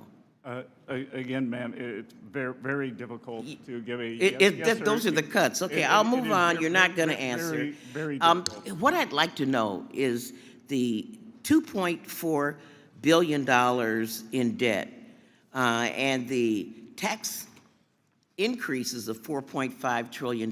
Is that not spending? Are tax cuts spending and creating, especially, not just adding to the debt, but the interest rates on the debt? Is that or is that not spending, yes or no? Are tax cuts, if I give you a tax cut, am I spending out of the Treasury to do that? Yes or no? Not if we, Mr. Secretary. not if we create more income Okay, than the nature of we're the talking about a gambler's fallacy with projecting growth that's never been proven by anybody, anything. So I will move on because I see my time is waning. Let me ask you some more questions. Do you think that a problem we have in our tax code is that we have $700 billion a year in a tax gap because you know, the very wealthy are evading illegally their tax responsibilities? Is that or is that not waste, fraud, and abuse? Would you characterize that as waste, fraud, and abuse? Represent my... I mean, I'm just a simple question. Is that waste, fraud, and abuse. My priorities are collection, privacy, and customer Okay, service. so but you at the didn't. We're IRS. not collecting that, and you cut 31% of the budget from the IRS that would have actually, processed these claims. The largest budget cut was in the IT department that began the modernization in 1990. Okay, the and has true spent cost more- of has spent economic more than security 50 billion. has determined that 50% of Americans are financially insecure. 50% of Americans. So do you think that any of them are going to suffer from the cuts in Medicaid, SNAP, and ACA not to have these resources available to them? Yes or no? I believe that they will be better. Better off without these under resources. this tax bill, just as they were under President Trump's last term, as opposed to the ravages of inflation under President Biden's term. Well, let me just ask this. Why is this bill designed to take away some of the benefits that you claim people are going to have? They expire, like the senior tax credit expires, all of these things that these families are supposed to get. If you're so into uplifting their needs, why do they expire? No tax on tips. No tax on tips expires. Sorry? It expires. And it's not really a decrease on tax on If tips. you would like to join me in making it permanent and have your Democratic You're colleagues the do it, secretary. You're the secretary, sir. You wrote the budget. We would welcome you to join us. Excuse me? We would welcome you to join us. I'm ready to join you right now. Are you going to accept an amendment? Time has expired, Make Ms. this- Moore, by over a minute. I was very generous, Thank but you. way too Mr. generous. Chairman, you are always very generous. Let's be clear. I yield back. Thank you, Ms. Moore. The chair would like to inform the members that the committee will stand in recess for 10 minutes following Ms. Miller's time. Ms. Miller.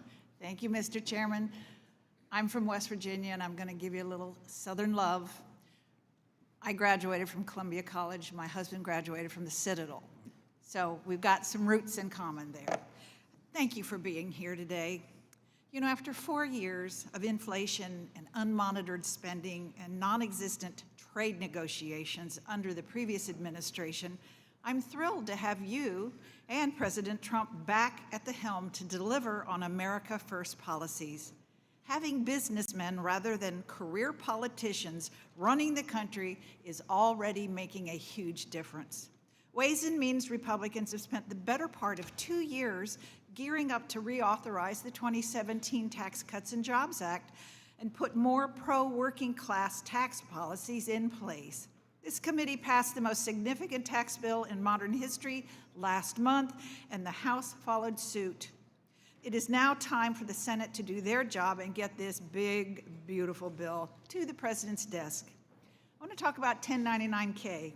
One of my top priorities in the tax package is to repeal the Democrats' absurd 1099-K threshold. Under the Biden administration, Democrats changed the time-tested standard of $20,000 in 200 transactions to $600 when determining whether a taxpayer receives a 1099-K or not. Before this committee, your predecessor acknowledged that this new threshold would be difficult to administer and to lead to the taxpayers' confusion. So instead of working with us to fix it, the Biden Treasury unconstitutionally delayed implementation and then changed the threshold to try and ease the taxpayers' confusion in the election year. Unfortunately, there are still millions more 1099-K forms that were sent out, and Republicans have worked to restore the 1099-K threshold to the time-tested standard of $20,000 in 200 transactions by including my Saving Gig Economy Taxpayer Act in the One Big Beautiful Bill. Can you shed some light on how this policy and others being produced from your department will make life easier for our taxpayers? Representative, thank you for discussing these very important issues. As I said, I believe the underappreciated part of President Trump's economic plan is the deregulation. And what you were describing, the cutting back on paperwork, that putting thresholds at proper level is indeed deregulation, lower paperwork, and I think you correctly pointed out that The previous administration, I'm not sure that anyone ever signed the front of a paycheck or the back of a paycheck. I think they mostly received direct deposit from the U.S. government because they're always government employees. So if you have never made payroll, if you are not processing paperwork, you don't understand the costs that are inherent in this. If you are a small business person, if you are someone with a lawn care business, if you are someone, as you said, we have a completely new economy today with the gig economy. Whether it is Uber drivers, delivery people, the contract workers who work from home, in programming fields. So I think that it was tone deaf, completely tone deaf, for the nature of the new economy. You are so right. And I also want to voice my support for the ongoing trade negotiations that the President and you are working on. For too long, our trusted trade partners have quietly taken advantage of the United States. And I'm a firm believer that trade truly is the great equalizer and a powerful tool to bring the world together. However, sometimes the tool can be used effectively and not always with fairness. I'm particularly interested in the domestic steel industry. From West Virginia, we've been producing quality steel for decades, and some in my hometown in Huntington and my district is currently ramping up more steel production even further with new mills in Mason County. So I'm supportive of the Section 232 tariffs on steel that the President has pursued, and I'm eager to work together with the administration to ensure that a level playing field is also applied to the U.S.-UK economic prosperity deal. The UK has a history of subsidizing its steel industry, which in turn often undercuts our domestic steel producers. Can you commit to continuing working on securing fairness for our domestic steel industry across trade deals? Representative Miller, I had the privilege of being with the President at the U.S. Steel factory in Pittsburgh a week ago Friday. And I can tell you that the President's commitment to the U.S. steel industry is unwavering, that we are bringing back domestic production, and what we have seen, and one of the previous questions about is China a reliable partner, what we have seen during COVID since then is that there are strategic industries in the United States where we must have an industrial base. And I would put steel in the top 3. Thank you. Mr. Chairman, I yield back. Thank you. The committee will stand in recess for exactly 10 minutes.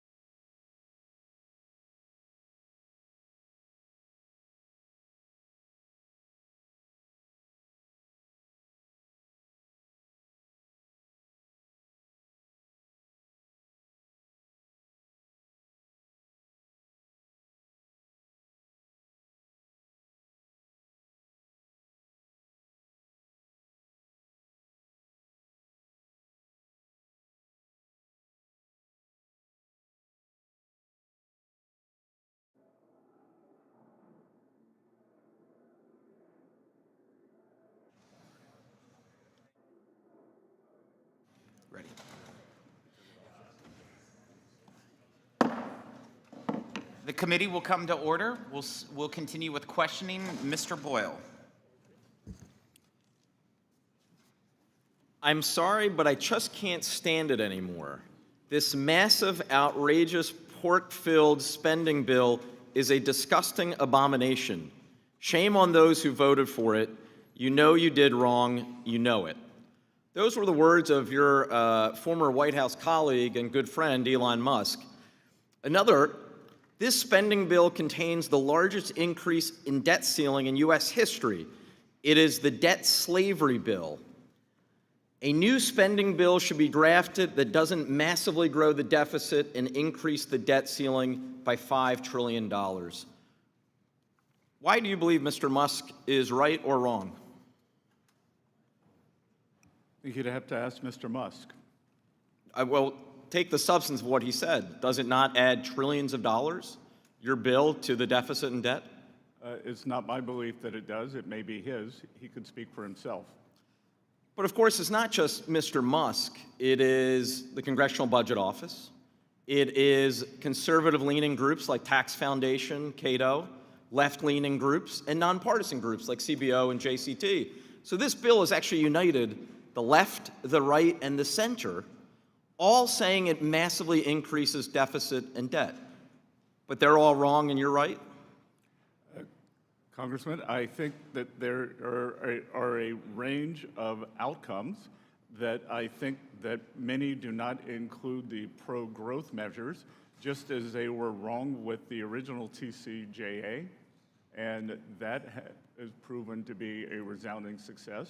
Just as I don't know if you were here to vote for the IRA, the CBO scoring on that, it has been 3 to 4 times more expensive. So it's curious to me because you spent decades as an executive at George Soros's hedge fund, being very successful, making billions of dollars. Back then, you would always rail against deficit and debt. What's happened? Again, that it is smart spending. That what are we spending for? Are we tax cuts that mostly go to billionaires such as yourself? While throwing 16 million people off their health care coverage. Well, I would dispute that 16 million. I think you're conflating a lot of numbers. No, it's the, excuse me, reclaiming my time. Those aren't my numbers, just to be clear. As you know, it's the Congressional Budget Office projection. I think you're adding up a lot of numbers that shouldn't be added. Excuse me, I am adding 2 specific numbers. The cuts CBO found coming to Medicaid. No, if we're entitled to our own opinions, but not our own facts and not our own numbers. The CBO shows that 10.9 million will lose their health care coverage from the Medicaid cuts, and another 5.1 million will lose their health care coverage due to the ACA cuts. 10.9 plus 5.1 is 16 million. So you are adding numbers. 1.4 million. Yes, correctly. Do you support Medicaid for illegal aliens? 1.4 I am asking the questions, not you. Although you'll be happy to know that in my Commonwealth, home state, Commonwealth of Pennsylvania, actually they check your citizenship status before you can enroll in Medicaid. But I understand why you're wanting to divert and change the subject. Let me move, since we've taken up already most of my time. The World Bank yesterday had a shocking growth projection. They slashed their growth projection for the United States by upwards of 40%. I'm just curious, do you agree or do you think they're wrong as well? Because they specifically cited the trade uncertainty caused by your administration, the administration that you serve as Secretary of the Treasury, as being the primary reason why they've had to slash their growth projection to the lowest since 2008. Congressman, you kindly cited the success that I may or may not have had in my previous career, but I could tell you I would not have had it if I followed World Bank projections. So it is interesting that you believe all of these groups are wrong, from your former colleague Elon Musk, to left-leaning groups, to right-leaning groups, to center groups, to the World Bank. Everything is going hunky-dory. The reality is, I can see why you would have that opinion. You, as a billionaire, will reap the rewards of this tax cut, while 16 million Americans will lose their health coverage. That is the sad reality of the situation. We could look at who would be most harmed if these tax cuts expire. Well, you'll be happy to know that on this Democratic side of the dais, through an 18-hour markup, every single Democratic member voted to extend the tax cuts for everyone making under $1 billion. I see my time has expired. I yield back. Dr. Murphy. Thank you, Secretary, for coming, and I apologize for the bellicose manner in which you're being treated.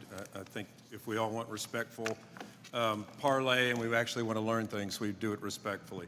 You know, I'm just going to take a side. I am a physician in healthcare. I always want everybody to be able to access healthcare. But if I can say 3 words: illegal, ineligible, and able. So let's go to the illegal part first. The last party let in anywhere between 13 and 20 million people in this country illegally, and now they're placing their healthcare burden on the rest of the American country. So let's talk about the illegals, providing healthcare for illegals. By the way, those aren't American citizens. 2, ineligible. Last administration did not allow states to audit their Medicaid rules. Guess what you're supposed to do? You're supposed to say, hey, you're still fit eligibility, you're an impoverished child, you're a pregnant woman, you're a disabled person, you're an impoverished senior citizen, you are eligible. But if you're not, you are not eligible for Medicaid, period. Able-bodied. Who can be against able-bodied individuals working to get health care? I mean, my gosh. So I'm hearing this ridiculous statistic of 16 million people who should not be eligible, who are not eligible. It is just embarrassing every time they bring this thing up. So anyway, you know, I do want to get back to the fact that our nation now, and this is blames on Republicans and Democrats, has gone far too long as far as where our economy is. We become a service economy, we become a government employment economy. We make some things, we assemble other things, but we don't manufacture things. We've talked about this. I look at this at what's happened in North Carolina, the drying up of cities, especially in the East. I want to talk a little bit about tariffs, and this is a difficult discussion. I'm hearing more and more from manufacturers in North Carolina that the tariffs in the short term are harming them. Specifically, tariffs on inputs used in manufacturing, driving up costs and making products uncompetitive when exporting to third country markets. These export markets are highly competitive, and U.S. companies have to compete with the EU, with China, other countries to be able to offer their products cheaper. Who can offer their products cheaper than U.S.? I really just would like to know how we're going to navigate this. I really believe our tariff policy was necessary. You can only affect economic policy by one of 2 ways: militarily, which no one wants, or by tariffs. And to get our country reversed back on a path it should be, we have to do this. But help me understand how the U.S. is going to help our companies in this difficult time remain their competitiveness. Well, Congressman, as I discussed earlier, the most powerful thing we're going to do is give them great certainty and permanence in this tax bill. We will also allow 100% expensing, both for the new equipment and for factory structures, and that will provide a substantial savings and impetus. So I believe that that will aid in the manufacturing here. We are also working with industry, and again, it is across a wide range that we will see. Some companies will make less, some will make more. Right. I appreciate that. You know, I love to see our growth in our manufacturing. During the last administration, we had 3 to 7 million individuals who are able-bodied adult of working age come off of the workforce. We need workers. And guess what? Some of those people will come off Medicaid and actually get insurance by their jobs. So again, just a little bit of truth. Real quickly. And Congressman, as I said earlier, that we have approximately 9% of the workforce that is in manufacturing. Historically, real wage increases accrue to manufacturing workers faster than lower-end service economy workers. So I think we could still see real wage growth there also. Right, facts matter. Quickly, I'd like to talk to you about transshipment. Transshipment by Chinese companies have undermined President Trump's Section 301 tariffs, and the problem seems to be getting worse. Can you elaborate by any chance if any discussion with China was done about transshipment, or is that in order? Is that going to be discussed? Well, as you can imagine, they pushed back on the de minimis exemption, which we have gotten rid of, and we are going to, we are tariffing all the de minimis imports. We are going to set a level, and it will be a global level, not only for Chinese imports, although China floods the zone, because that is their business model, is to export their deflationary impulse, which is unacceptable to the rest of the world, especially for U.S. citizens. So we are going to set a global level for these de minimis imports. Thank you. It's nice to see an administration actually do something on trade. We did nothing in the last 4 years, and I'm sorry if it hurts people's feelings that they've tariffed against us and we're retaliating, trying to do things better for the American people. Support what you do, and thank you very much. Thank you. Mr. Kustoff. Thank you, Mr. Chairman, and thank you, Mr. Secretary, for being here today and after your long days of travel. So thank you very much for being here. If I could ask you, Mr. Secretary, there's been a lot of attention lately and a lot of conversation around the bond markets and rising yields for U.S. Treasuries. If I could get you to address that, maybe some reassurance. Maybe a couple of questions. First of all, what is your current assessment of the bond markets and your view of the upward pressure on Treasury yields recently?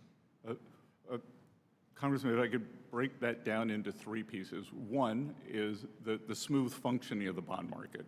So even during the April high volume, high volatility period, the bond markets functioned very well, trades cleared. There was never a question of financial stability.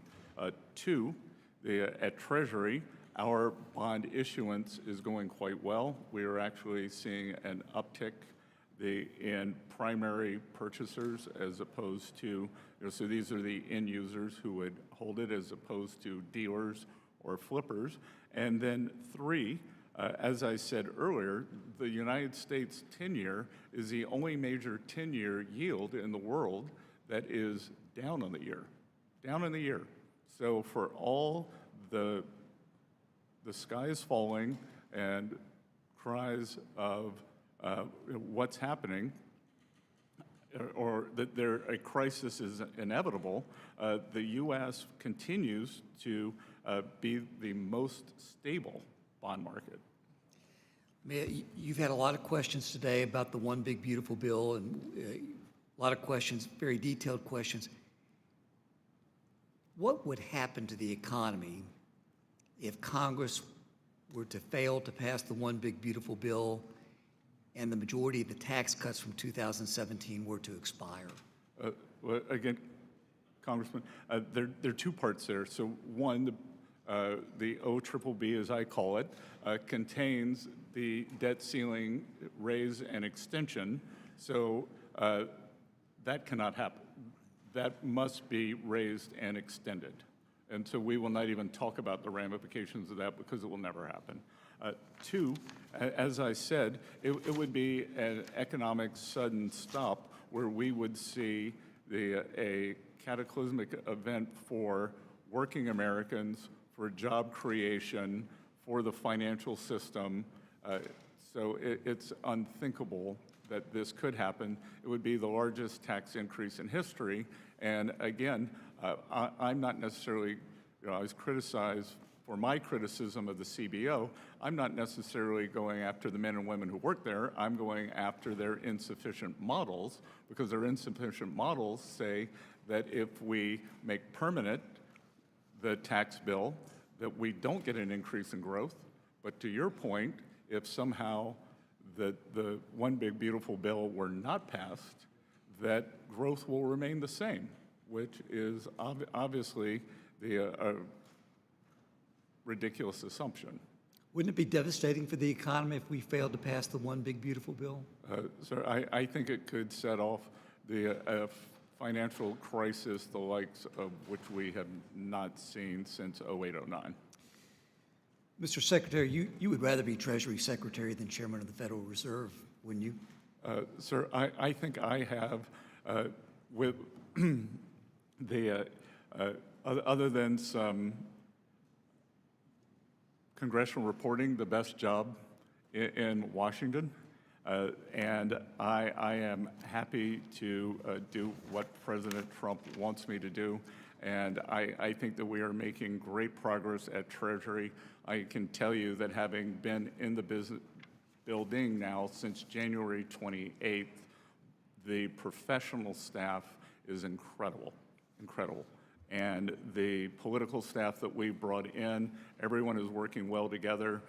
We are working to enhance the economy for the American people, maintain the reserve status of the U.S. dollar, and to your first question, make sure that the U.S. Treasury market, which is the largest and soundest and bellwether for the world, maintains that status.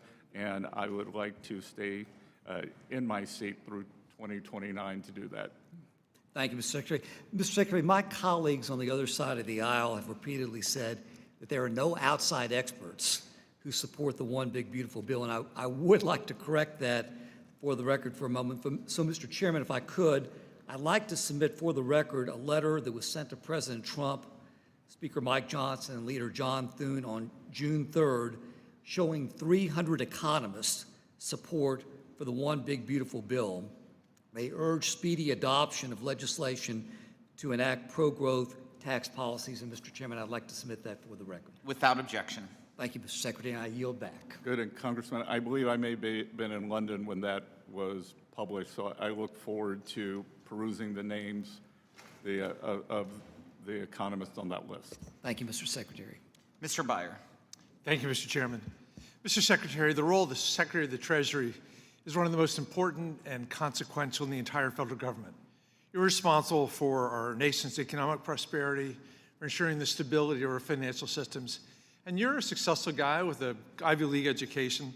One would assume that you would understand that to execute on these objectives, you must apply foundational, widely acceptable principles to support economic growth. For example, a climate of economic stability and predictability, ensuring the economy has a strong and stable workforce, supporting science and innovation, and much more. Yet at every turn, your policies fly in the face of these basic principles. The erratic tariffs have thrown the markets and consumer confidence into free fall, while driving up costs for businesses and consumers alike. The misguided and cruel immigration policies of this administration are forcing highly skilled talent to seek opportunities outside of the U.S. and have left businesses across the country without workers they need and our communities depend upon. And the indiscriminate sassing of our libraries, medical research centers, NIH, the National Science Foundation, have forced our scientific progress backwards. At the same time, your public comments about the state of the economy suggest you don't even understand the severity of the damage that you're causing. For example, for months, despite every indication to the contrary, you've suggested that the U.S. dollar is not weakening, but instead that currencies of other countries are growing stronger. This might be more credible if the dollar hadn't weakened against gold most of all. That's akin to suggesting our sea levels aren't rising, that the land is shrinking. Demand for treasuries is weakening, and the markets aren't buying what you're selling. The only time the markets have reacted positively is when the administration is in retreat from key policy areas. I want to say, given your successful past, isn't this embarrassing? Is there a question there, sir? There's a question. Isn't this embarrassing? Oh, is it embarrassing? Well, I'm sorry, Congressman, but you seem not to have seen the economic data. The GDP growth has been quite substantial. Job growth is solid. GDP growth is half what it was last year, sir. The job growth is solid, and we had job growth is a third what it was all last year, sir. No. And private sector job growth especially. And if you'd like to talk about inflation, would you? The inflation has been coming down. Just the inflation is good so far. We will see every economic thing I read, which is much every day, suggests the impact of the tariffs is not hit yet. Well, why don't we look at the data rather than the hysteria, which is how I made my career. Let me move on. You like to use the phrase strategic uncertainty as a justification for the tariff mess, pretending that the erratic policies have been the result of a clever, thoughtful plan, which is impossible to believe. There's a common assertion with these tariffs that I'm struggling to understand. The committee just passed a reconciliation bill that's going to explode the deficit by almost $3 trillion. The president tells us that's just fine because according to the CBO, if all of his tariffs policies remain in place, we're going to see $2.8 trillion in new taxes from the tariffs. You used that number earlier today over the next 10 years, but here's my question. if you're supposedly cutting all these deals, 90 deals in 90 days, and the president's going to retain the power to adjust tariffs on a whim, how can we reasonably expect that those $2.8 trillion in new tariff revenues are going to be real? Isn't this just one more example of how the lack of a plan is going to lead to an explosion in the nation's debt? How do you have your cake and eat it too? Well, you claim the tariff revenue is going to offset the increase in debt, and yet you also say you're going to get rid of that tariff revenue by negotiating 90 new deals. Well, Congressman, two things. It sounds like you're questioning the CBO because that's a CBO score, not my number. You used it today. Yeah, but it's the CBO score. So if you want to use CBO, let's use CBO. They're claiming $2.4 trillion in new debt, and they're also saying 2.8 in tariff income. Even in Washington math, that's plus 400 billion. That does miss the 500 billion in new interest on the debt, which takes it up to 3 trillion. But So finally, you don't agree with the CBO either. in my 45 seconds, your counterpart, Secretary Lutnick, recently declared on television that Trump's president's tariffs are not going away, quote unquote, even with your deal on China that you announced. Secretary Lutnick was asked by Senator Kennedy if he'd accept a deal that removed trade barriers for places like Vietnam, and he gave an answer that was frankly all over the place and difficult to understand. We're less than a month away from Liberation Day Part 2. Very few of the trade deals have been announced yet. I think most people in Congress and around the world would like to know what's going on. Should America be preparing for Liberation Day 2.0? Should we plan, what do we plan for July 9th and July 2nd? I would say, as I have repeatedly said, that there are 18 important trading partners. We are working toward deals on those, and it is highly likely that those countries that are negotiating or trading blocs, as in the case of the EU, who are negotiating in good faith, we will roll the date forward to continue good faith negotiations. If someone is not negotiating, then we will not. Mr. Chairman, I yield back. Thank you. Mr. Stubbe. Thank you, Mr. Chairman. Mr. Secretary, the Democrats and the left continue to say that this is just a tax cut for billionaires. So I'd like to give you the opportunity to respond to that. Sir, as we saw last time, the impetus or the higher collections were on the upper bracket. So the top 10%, the top 1% pay more. If I weigh 200 pounds and my sister weighs 100 pounds, which is approximately right, and we both lose 10% weight, then I lose 20 pounds and she loses 10. So they prefer to speak in absolute rather than percentages. So the percent increase, as the Congressman Arrington said earlier, that we went from approximately the top 10% paying 38% to 45%. So that it's a very loud talking point that lacks all logic. And so who would be hurt the most if Trump's Tax Cuts and Jobs Act expires? As I have said, a sudden stop in the economy always hurts the working Americans. So the bottom 50% of wage earners would be hurt by far the most, as they always are. And on the other side, they will be helped the most, as they were during the first Tax Cuts and Jobs Act. The working Americans did better. The minority households did better. Working households saw a substantial increase in their household net worth compared to the household net worth increase of the top 10%. So again, in percentage terms, which is what matters, and Congressman, what also matters is how much do Americans keep? What is the return? Because we just experienced this great inflation. The statistics said that inflation was 21%. The goods basket for most Americans, because it includes the cars, insurance, groceries, was in excess of 30%. So that inflation they're still trying to recover from this affordability crisis. And as I said earlier, there are two ways to recover from that. Lower the prices, which we're working hard to do. Gasoline prices are down substantially. Or have real wage increases, which we believe that this bill will drive. Well, that's not even touching on if we did not pass this bill, the increase on small businesses by the 199A deduction going up by almost 20%, the impact that would have on small businesses in our country. Exactly, Congressman. And as I've said many times, and I get somehow my friends on Wall Street accuse me of being a redistributionist when I say Wall Street's done great. It's time for Main Street to do great. Wall Street can still do fine. Both can do well together, but it is Main Street's time. Main Street is driven by small business. We are working on regulations. I have probably met, including conferences, over 300 small and community bankers to try to stop this regulatory noose that is around them so that they can grow the economy. So the One Big Beautiful Bill had strong language blocking the use of ESG metrics in federal contracting and finance. How is Treasury ensuring that woke corporate activism is no longer subsidized or promoted with taxpayer dollars? We have taken out all language at Treasury. We are looking at it in all contracts, and we are looking for the best outcomes. I think if you were to look at the CHIPS Act, which the Democrats thought was a great success, that there were so many woke bells and whistles in that it was impossible to get the money out the door by the Commerce Department during the tenure of the Biden administration.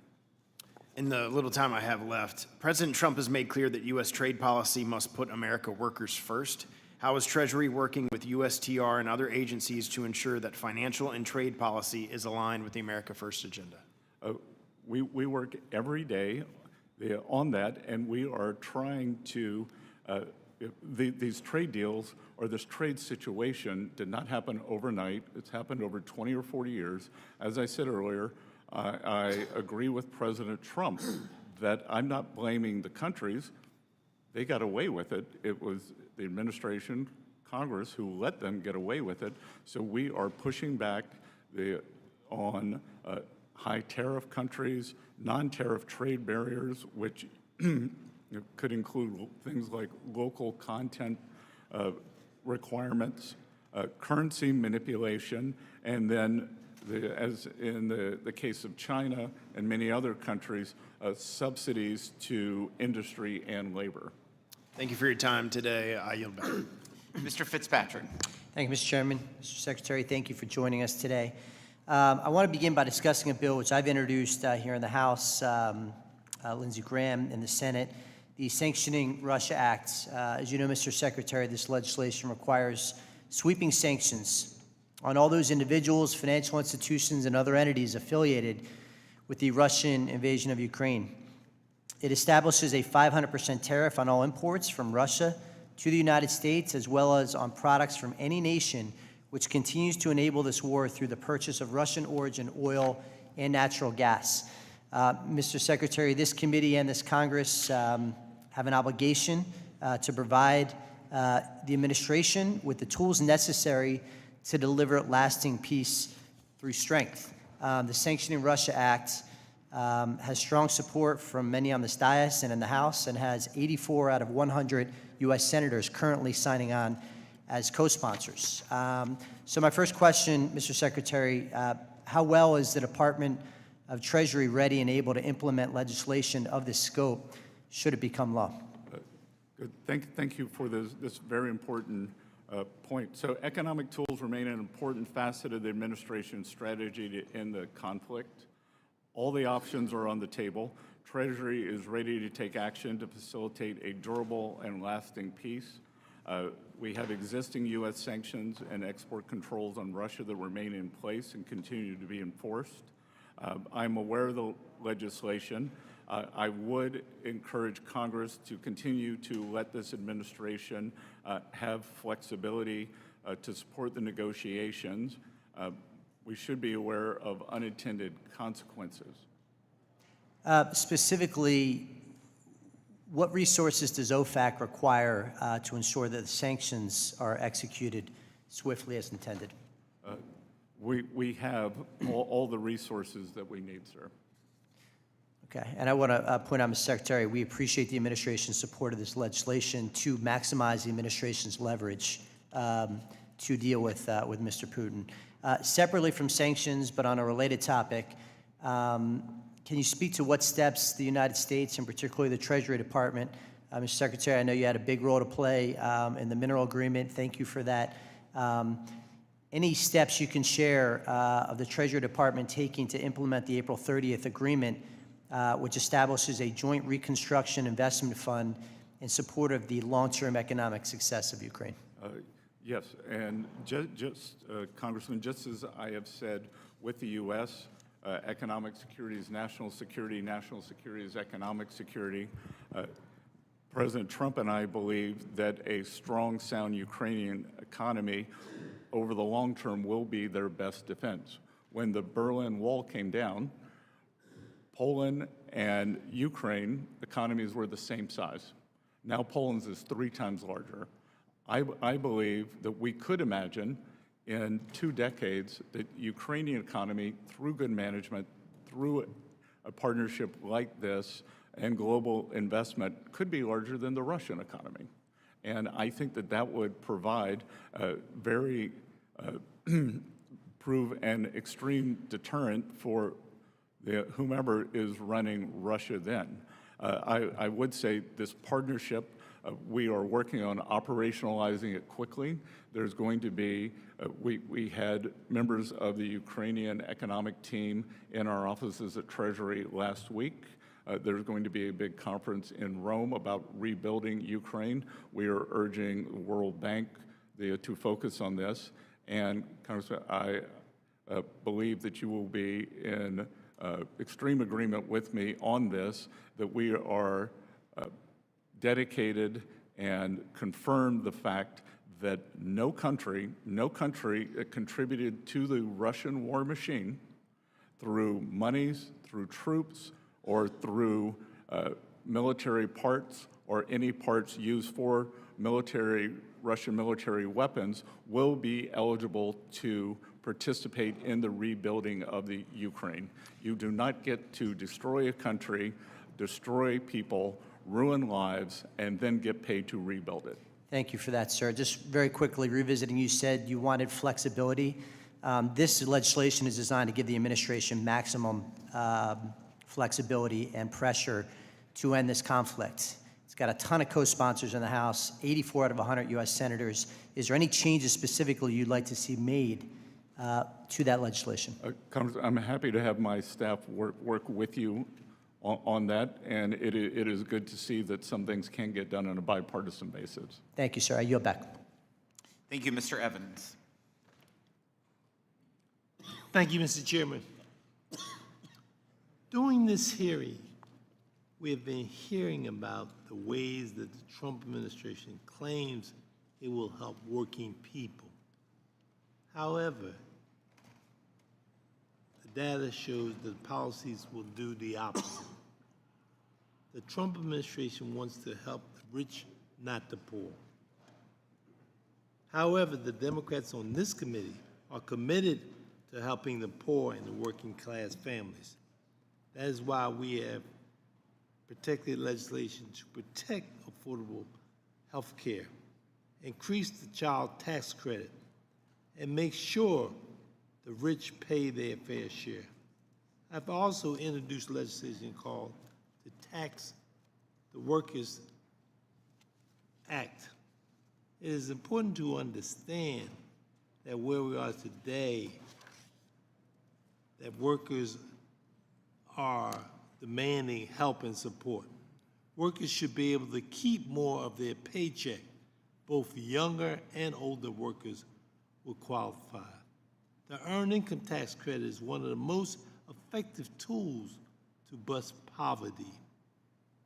Congress should work on these type of measures to help needed assistance, not people who want favors from this corrupt administration. I encourage my colleagues in this administration to reconsider their approach to governance and work with us to make this country better. Stop stealing from. It's important to make sure that we make sure that people in the poor, not just the rich, that we have an opportunity here to really send a collective message. And I hope, Mr. Secretary, that we will take advantage of that. I yield back the balance of my time. Ms. Tinney. Thank you, Mr. Chairman, and I just want to say thank you to the Secretary for your remarkable testimony. I don't know if I've seen better testimony in my short number of years in Congress, but I will say I've continued to be impressed, and in honor of today's baseball game, President Trump's appointment with you, he definitely hit this one out of the park. So congratulations on your great work. I would just say it's on 3 hours sleep. So. That's even more incredible. I know the feeling of jet lag for sure. And just wanted to talk to you about a couple things. And I'm a small business owner. I have a district that my entire northern border is Canada, and they're a very important trading partner on so many levels. And we are, I was one of the people that was here in President Trump's first term and voted for the Tax Cuts and Jobs Act. And unlike the Democrats who are here, I come from rural upstate New York, and I will tell you as a small business owner, and our business is in its 79th year, we're still in business. And the one thing that saved us was the Tax Cuts and Jobs Act. It was incredible to give us the small business benefits that we received, that some of them you referred to today. And I just wanted to highlight just a couple things just to touch on this issue, and I really thank Secretary of Commerce Howard Lutnick for meeting with us and talking about this issue with us. But we do have a number of legacy businesses in my community. They're copper fabricators, aluminum fabricators, all dependent on smelting operations coming from Canada. And some of these companies are 100 years old, 200 years old. Paul Revere built his copper business in my region, Revere Copper. It's been there for over 200 years. And they're a little concerned about the tariffs, although they wholeheartedly agree we need to bring our supply chains back. They wholeheartedly agree that our area and our Erie Canal District, which I represent most of the Erie Canal, we were hollowed out by China and unfair trade, and we want to continue to do business. And they all agree that we need to deal with reshoring and bringing our supply chains back with President Trump. And these are wonderful, patriotic, legacy businesses. We want to make sure that they can be in business. Now, again, let me add one more factor. They're surviving in upstate New York. So we have some of the highest taxes, highest regulatory burden, highest minimum wage. Most expensive energy. Worst energy state, extremely, by the way, a catastrophic energy grid that we face. If it weren't for the nuclear power, all of which the nuclear reactors are in my district, and hydropower coming from Niagara Falls, another gift. We can't touch our wonderful natural gas reserves that we have in the Marcellus and Utica Shale because of New York's far left Democratic one-party rule. Ridiculous, unscientific policy. But we also have, is there a way that we can find some relief for some of these businesses on the tariff side and make sure that we can bring Canada back in the mix? And is there work being done, not just on the fabrication side with copper, aluminum, steel, but also on the agricultural side? Because I also have the 5th largest dairy district in the entire country. And we have issues with the USTR and with Canada's unfair trade. So we have sort of both sides. Can you address that a little? I know President Trump really wants to help us. Where's your position on this? So, Representative, I think that you have talked about the balancing act that rebalancing trade constitutes. Because on one hand, Canada has very discriminatory dairy tariffs on the U.S. I can't remember the number, but they're in the... Great. We'd like to revisit that issue as well, the USTR. We think they're unfair. We think... They're in the hundreds of percents after a bit. We are happy, even though it's Commerce and USTR, my staff is happy to discuss with you, your constituents, your staff, what we can do to make the manufacturing up there more resilient. Companies that have been around since Paul Revere are doing something right. So we want to make sure that we can help them not only survive but thrive. And so we are happy to do that.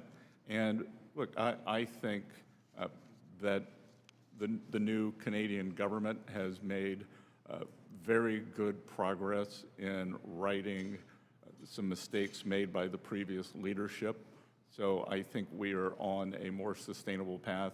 I'll be traveling with President Trump to the G7 on Sunday, and I would expect that we would be meeting with Prime Minister Carney. We really appreciate it. And then we want to see these tariffs in place, but we also want to see a balance, as you say, so that we can keep these legacy businesses and the thousands of jobs that they produce in our region. And everybody's all for reshoring, and everyone's for making sure that we make these things in America, because we can and must do that again in order to build our economy. And I just want to thank you again, and I know you're on a little bit of sleep, but we are grateful for your service and the wonderful job you're doing representing our nation. Thank you. Well, thank you. And we are dedicated to areas of the country like yours that especially experienced the China shock to rejuvenating the manufacturing base there. Ms. Fischbach. Thank you, Mr. Chair. And Mr. Secretary, I would like to also thank you and just tell you what an incredible job you're doing, and really appreciate that you are here, even on so little sleep, here in front of the committee. And we kind of know how you feel since we did our 18-hour stint a couple of weeks ago now. But sincerely, just thank you and thank you. And just so you know, I represent a very rural district in western Minnesota, and I also border Canada, so I share the concerns that Ms. Tenney does. And agriculture is the major driver of our economy in my area, and small businesses, and they're the lifeblood of the economy there, but across America. And I know that Mr. Stubbe and Ms. Tenney both asked about small businesses and with the advantages in the tax bill and what would happen if they didn't. But if you could, not only those small businesses, if you maybe would expand on what would happen to our farming industry, what would happen to our farm communities if we didn't pass this bill, if it didn't become law. Well, Congresswoman, as you may or may not know, I am a farmer and grew up in a rural area. And so let's talk about the positive and then the cataclysmic. The positive is that we are working very hard at Treasury to reinvigorate our community banks and small banks, that they are responsible for 70% of ag lending, 40% of real estate lending, and 30% of small business lending. So I think that's one of the best things that we can do. We are in our trade negotiations. We are constantly pushing to open other markets that have high non-tariff barriers or sometimes tariff barriers on American agricultural products and we are pushing substantial purchase agreements for American farmers. On the other side, that no one will do well if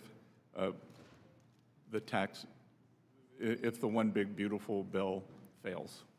That the largest tax increase in history does not help anyone, and I am sure that farmers who are working people, farmers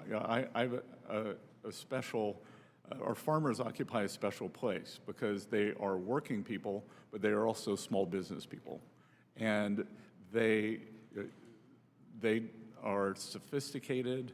They have large equipment needs, so the immediate expensing for new equipment. I had some business people tell me earlier this week that they were waiting for the tax bill. They know that they're going to be able to get 100% expensing for the tax bill. As President Trump said in his address to Congress, it will be retroactive to January 20th, but they need 100% certainty because, as I'm sure so many of your constituents operate on razor-thin margins, that without the surety of the tax bill, without knowing they're going to get the 100% expensing, that they will not be able to buy the new equipment that will give higher yields.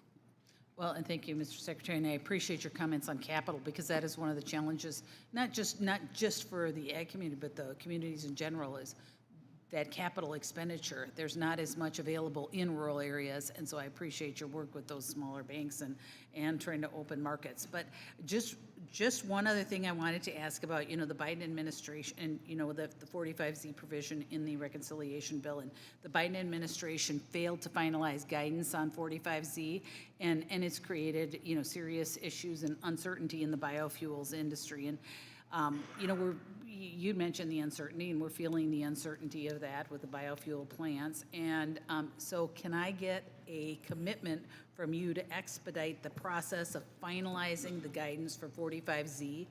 And can I also ask that you would work with myself and other members of this committee to make the credit the strongest it can be for American farmers? Yes, so I am happy to put myself in contact with yours immediately. We want to get this done quickly. What we are trying to do is to make sure that 45C is more of a North American product, and that there are not overseas actors, specifically Chinese companies, that backdoor into it through Mexico. Well, so we will work quickly with your staff on that. Absolutely, and I would love to be part of that process, because we need to do this for our farmers. And I am over time. With that, I yield back, Mr. Chair.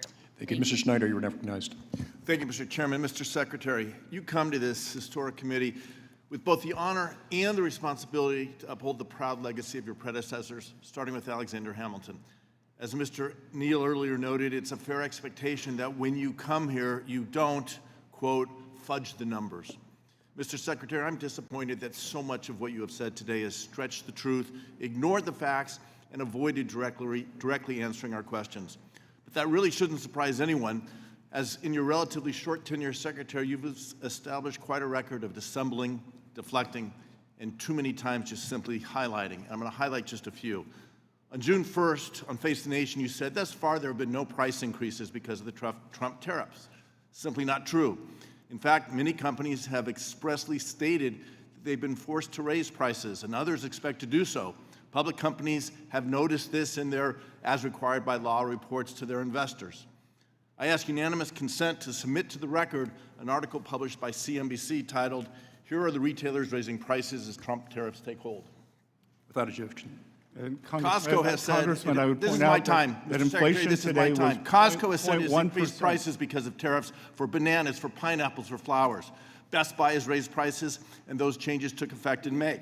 Shark Ninja has raised prices for coffee machines. Newell Brands, Graco has said it has raised prices on baby gear by 20%. I ask unanimous consent to submit the entire May issue of Musical Merchandise Review, the cover titled "How Tariffs Are Already Impacting and Will Continue to Threaten the Music Industry," just as an example. I also had a constituent visiting this morning who manufactures here in the United States with U.S. employees using U.S.-produced aluminum, selling to U.S. consumers.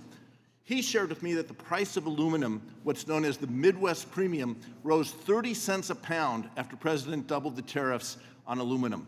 Reuters reported on June 9th that the Midwest Premium hit a record 62.5 cents per pound, and that since Mr. Trump was elected, the price has risen nearly 190%. Another example, on May 18th, you said gasoline prices have collapsed under President Trump. According to AAA, when President Trump took office in January, the average price per gallon was $3.23. Prices have gone up and down, but last month, the Bureau of Transportation Statistics said that prices were actually higher. This week, AAA has the average current price at $3.12. None of this reflects a collapse in prices. And on March 7th, you said, "There's nothing I'm going to do to hurt collections at the IRS." Yet immediately after the end of this year's tax season, an internal IRS memo indicated you intend to cut 40% of the IRS workforce. You stated that the systems at IRS are grossly outdated. Your predecessor, Charles Rettig, sat in that chair. He was appointed by President Trump, and he testified that we have a potentially $1 trillion annual tax gap. He said then, and I believe now, that better systems and more people working in compliance will help close that tax gap. And yet you are trying to stop the investments in new technology and cutting 40% of the workforce. Mr. Secretary, I frankly wonder if we and the American people should believe anything you say. But let me shift topics. Is there a question, Mr. Secretary, I am sure you saw the World Bank's forecast released yesterday that economic growth in the United States this year will drop by half as a result of the president's tariff policies. It also lowered its forecast for global economic growth because of Mr. Trump's tariffs, and warned that if they increase further, the slowdown will be even more severe. I ask unanimous consent to insert into the record an article from the Wall Street Journal entitled "World Bank Sees U.S. Growth Rate Halving as Tariffs Slow Global Economy." Without objection, if so ordered. So let me now turn to investment in the U.S. Mr. Secretary, the U.S. is the world's first choice for foreign direct investment, or FDI. Yes or no, is it good that foreign companies and foreign investors want to invest in the U.S.? Always. FDI has grown every year since at least 2018. Mr. Secretary, is it good or bad to see that FDI grow in the U.S. economy? Good. More than 8 million American workers work for companies with foreign ownership. Mr. Secretary, isn't part of what President Trump and you are trying to do is provide incentives for foreign companies to bring jobs back to the U.S.? We're providing all companies bring jobs back to the U.S. Great. So now let's discuss Section 899, which my Republican colleagues passed in this House. It's a new set of taxes applying punitive taxes on investors, on individuals, and on companies that are domiciled in countries that levy unfair foreign taxes. They include many of our allies, members of the European Union, the UK, Australia, Canada, and others. Major investors and employers agree that if this revenge tax is implemented, employers will pull back on investment in their operations in the U.S. Indeed, the Joint Committee on Taxation's revenue estimate confirms this. Later in the budget window, the provision begins to lose revenue. Mr. Secretary, this runs counter to yours and the President's stated goal of driving investment in the U.S. We should be welcoming foreign direct investment, trying to give incentives for it to come here, not creating Congressman, barriers. we should not welcome foreign countries taking U.S. companies' tax revenue for their own treasuries. But you are punishing the companies and the individuals who want to invest in the United States, lowering investment in the United States, hurting American jobs, hurting American innovation, hurting the future for American workers. That is a I yield back. mischaracterization. Gentleman's time has expired. Mr. Morey, recognized. Thank you, Chairman. Secretary Bessent, thank you for being here. Thank you for also clarifying some of the perils of Pillar 2. This is a tough discussion. To be able to push back on what Pillar 2 could ultimately do, where we are losing so much revenue to foreign countries, that's the exact opposite of what took place in the Tax Cuts and Jobs Act, where companies through the foreign-derived intangible income was actually encouraged to invest back in the U.S. And we haven't seen the type of inversions that took place during many of the Obama years prior to 2017. Companies are repatriating their revenue and they're repatriating their support back into the U.S., and we're going to continue to do that. Sir, again, thank you for being here. There's no question that there are billions of dollars worth of waste within the federal government, and I applaud the work that the department is doing to address, in particular, improper payments and improve verification before payments go out. Those are sensible, very bipartisan opportunities that we can address here, and thank you for putting a lot of focus on that. I represent Ogden, Utah, and the 7,000 IRS employees that work in and call Utah home. In talking to my constituents, many of whom are federal employees with decades of experience, I found that they want to be part of improving efficiency at the IRS. They know their jobs better than any of us, and I'm concerned that the on-the-job experience is not being utilized to its potential. Very simple. Sir, we've had some amazing opportunities to interact, and I've appreciated all of that with you and your team. Can we continue? Can we sit down with you and your team and discuss the specifics of the Ogden facility and how I and the Utahns I represent can participate in increasing efficiency at the IRS? Congressman Moore, I appreciate our past interactions, and my staff and I would be happy to do that. And what I will tell you is that we are aiming for a culture change at the IRS. We have empowered, we are cutting waste. There is a 35-year-old, maybe close to your age. I wish. The tech update where we are spending $3.5 billion per year, which is 10 times more than a private sector bank would spend for the equivalent payments. And what we are finding is that the hardworking people, as you describe in Ogden, are feeling empowered, and that's what we want them to do. We want them to provide the solutions, not for the solutions to be provided from up high. I've walked through the systems with them, taken tours and stuff. They're excited about the particular technological improvements that we can make, and your investment and your focus on that is much appreciated. So, okay, with my remaining few minutes, let's try to correct some of the fallacies we've been hearing about the One Big Beautiful Bill and its effect, in particular, on national debt, something that I'm very passionate about.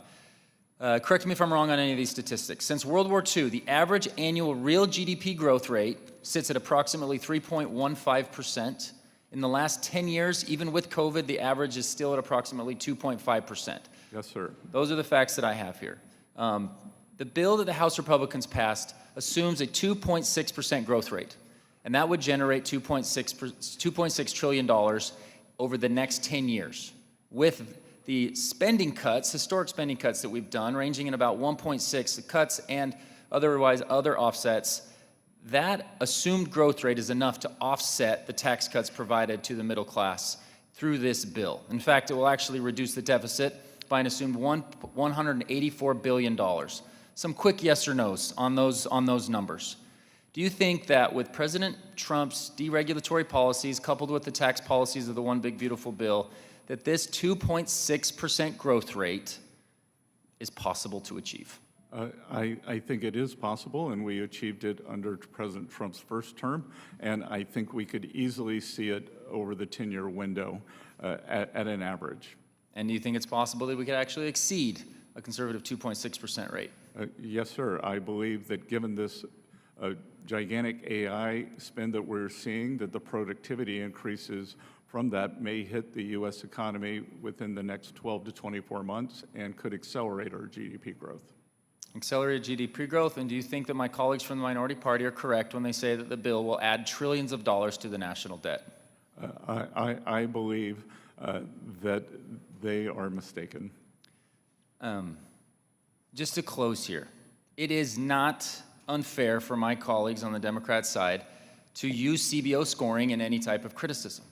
I did it with the CBO scoring of the American Rescue Plan. I just wish we could keep the argument to where it should be.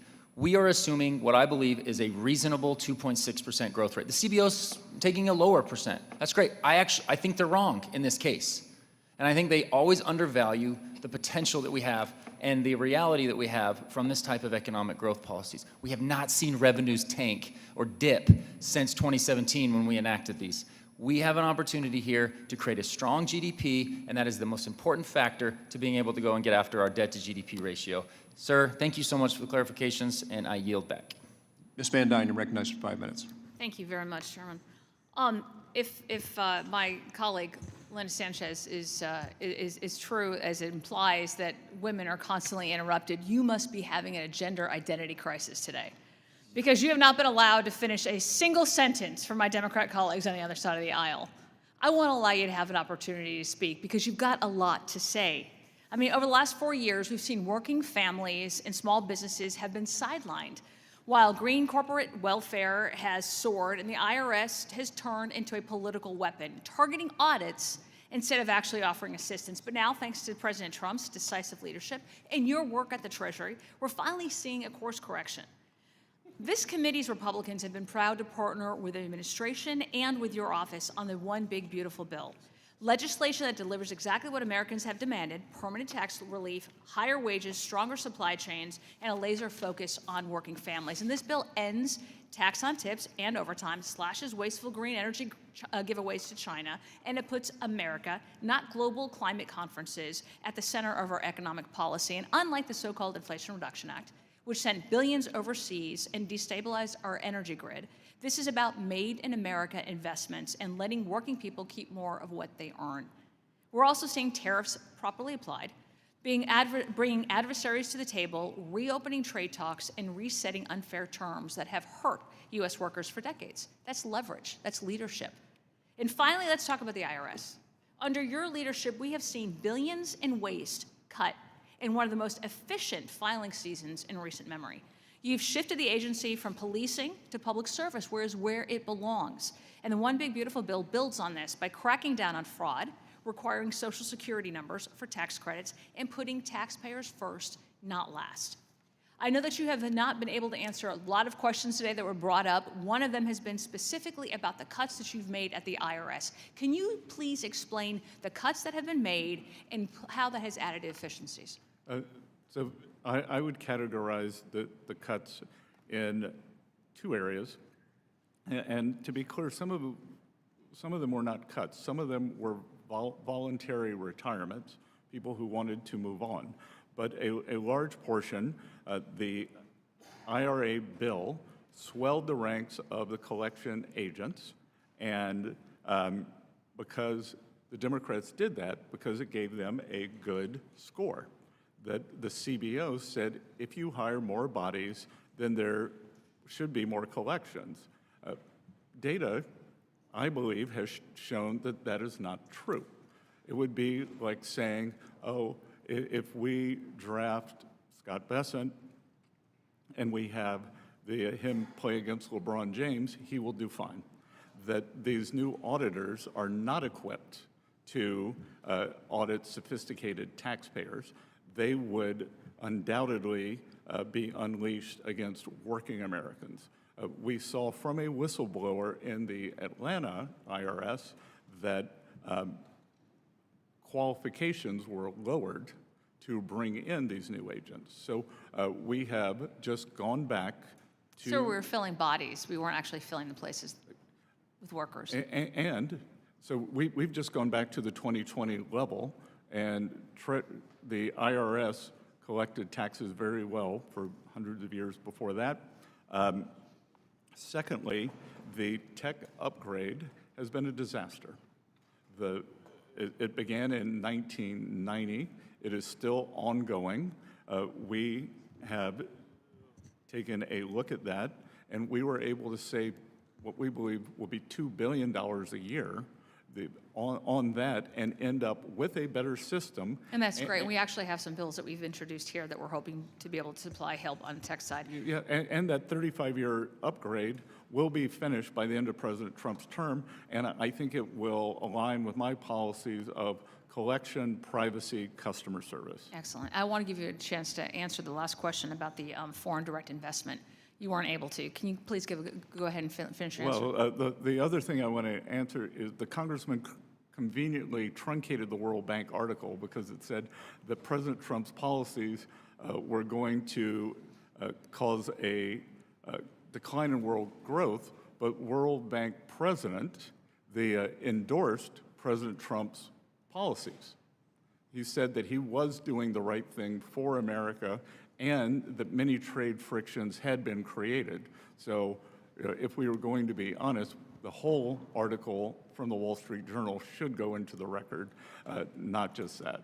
All right. Thank you very much. I yield. Thank you. Mr. Panetta, you're recognized for 5 minutes. Thank you, Mr. Chair. Secretary, good to see you. Thank you for being here. As you said, as we know, you came directly from negotiations with China on trade issues, and that a framework was actually released today. And I do appreciate your willingness, the administration's willingness, to seek these types of deals. However, I got to tell you, I'm really, really concerned about the sustainability of any agreement given the lack of congressional involvement and the use of this administration's tariffs under IEEPA.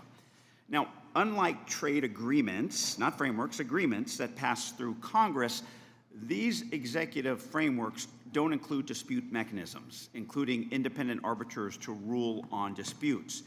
And I think you believe, and I believe, I would say, that makes enforcement extremely difficult. And trade agreements, I firmly believe, need to be enforceable. Secretary, did the last administration, when it had an agreement with China, the China Phase 1 deal, did they come to Congress for a vote? The Biden administration? No, I apologize. The last Trump administration. Thank you. No. Okay. And what happened was that China failed to meet all of its obligations under that Phase 1 agreement. And although it committed to increasing its imports from the U.S. by $200 billion from 20 to 21, it only followed through with 58% of its promised purchases.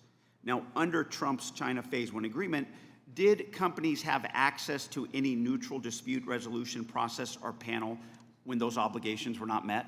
I would have to, I'm not USTR, so I'd have to get back to you. Okay, thank and you. I would always, Thank you. I would also say the Biden administration failed to No, enforce. reclaiming my time, as I got to do.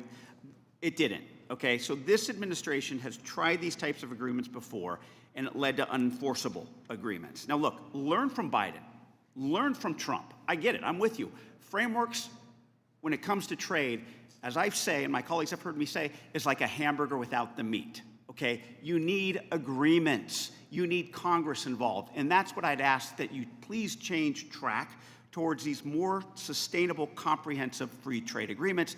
And please, get us involved. Use Congress. Help us use our authority. And I know we need to do more of that as well, trust me. Secretary, the national debt is $36 trillion, correct? Approximately, yes. $29 trillion of that debt is held by the public, correct? Approximately, yes. And I think that number is relevant, is relevant for assessing the debt, as the rest of the debt is in intergovernmental holdings or money the government owes itself. And I believe it's more helpful to look at the debt held by the public as a share of the U.S. economy. At the beginning of this year, the ratio stood at nearly 97% of the GDP. I mean, that's not far off its peak of 106% of GDP after World War II. However, at that time, debt to GDP was on a downward trajectory. Now, from the end of World War II up until about 2008, the debt averaged only 40% of GDP, which was pretty manageable. But since 2008, that debt has jumped from 40 to 100% of GDP. And with this reconciliation bill that you're supporting, combined with other costs, such as Social Security and Medicare, we are heading to a 250 to 300% of GDP debt within 30 years. That is a point that would cause economic calamity. Now, it's no wonder that Moody's downgraded the U.S. credit score, citing the large annual fiscal deficits and growing interest cost. The budget deficit shows how quickly the problem is getting worse as well. The deficit was $1.8 trillion last fiscal year, but this reconciliation bill is set to increase that to over $4 trillion by the end of the decade, and it could send interest costs higher than $2 trillion by 2034. This would consume nearly 1/3 of all government revenue. The CBO said the reconciliation bill would increase the deficit by $3 trillion. A reasonable federal budget committee estimates $5 trillion. Penn Wharton estimates $5.8 trillion. I get the warnings of rising debt and rising debt eventually causing an economic calamity, but it's already hurting the economy now, as we're seeing higher interest rates, higher mortgage rates, and we very well may see elevated inflation and a drag on economic growth. Now, under the current debt trends, real income growth is projected to slow by 10% in the next 30 years. But if the debt rapidly rises, income growth could decline by 30%. Secretary, in your confirmation testimony, you stated that we must get our fiscal house in order. And you've talked about the national debt as a security problem in the past. Is this still your view? Congressman, could I ask where those numbers came from? I will get that to you, but I have those in my preparation material. Okay, I'd be happy to get those to you. because- Once again, I hope it is still your view. I'm out of time, but I really hope it is still your view. And I hope that you not only support trade deals that deal with Congress, I hope that you support a bipartisan fiscal commission where Democrats and Republicans can actually come together, sit at the table, and actually work together on reducing our debt and deficit. Thank you, Mr. Secretary. I yield back. You know what, Mr. Secretary, I'm going to give you some opportunity to answer the question. Which question? Yeah, well, I still...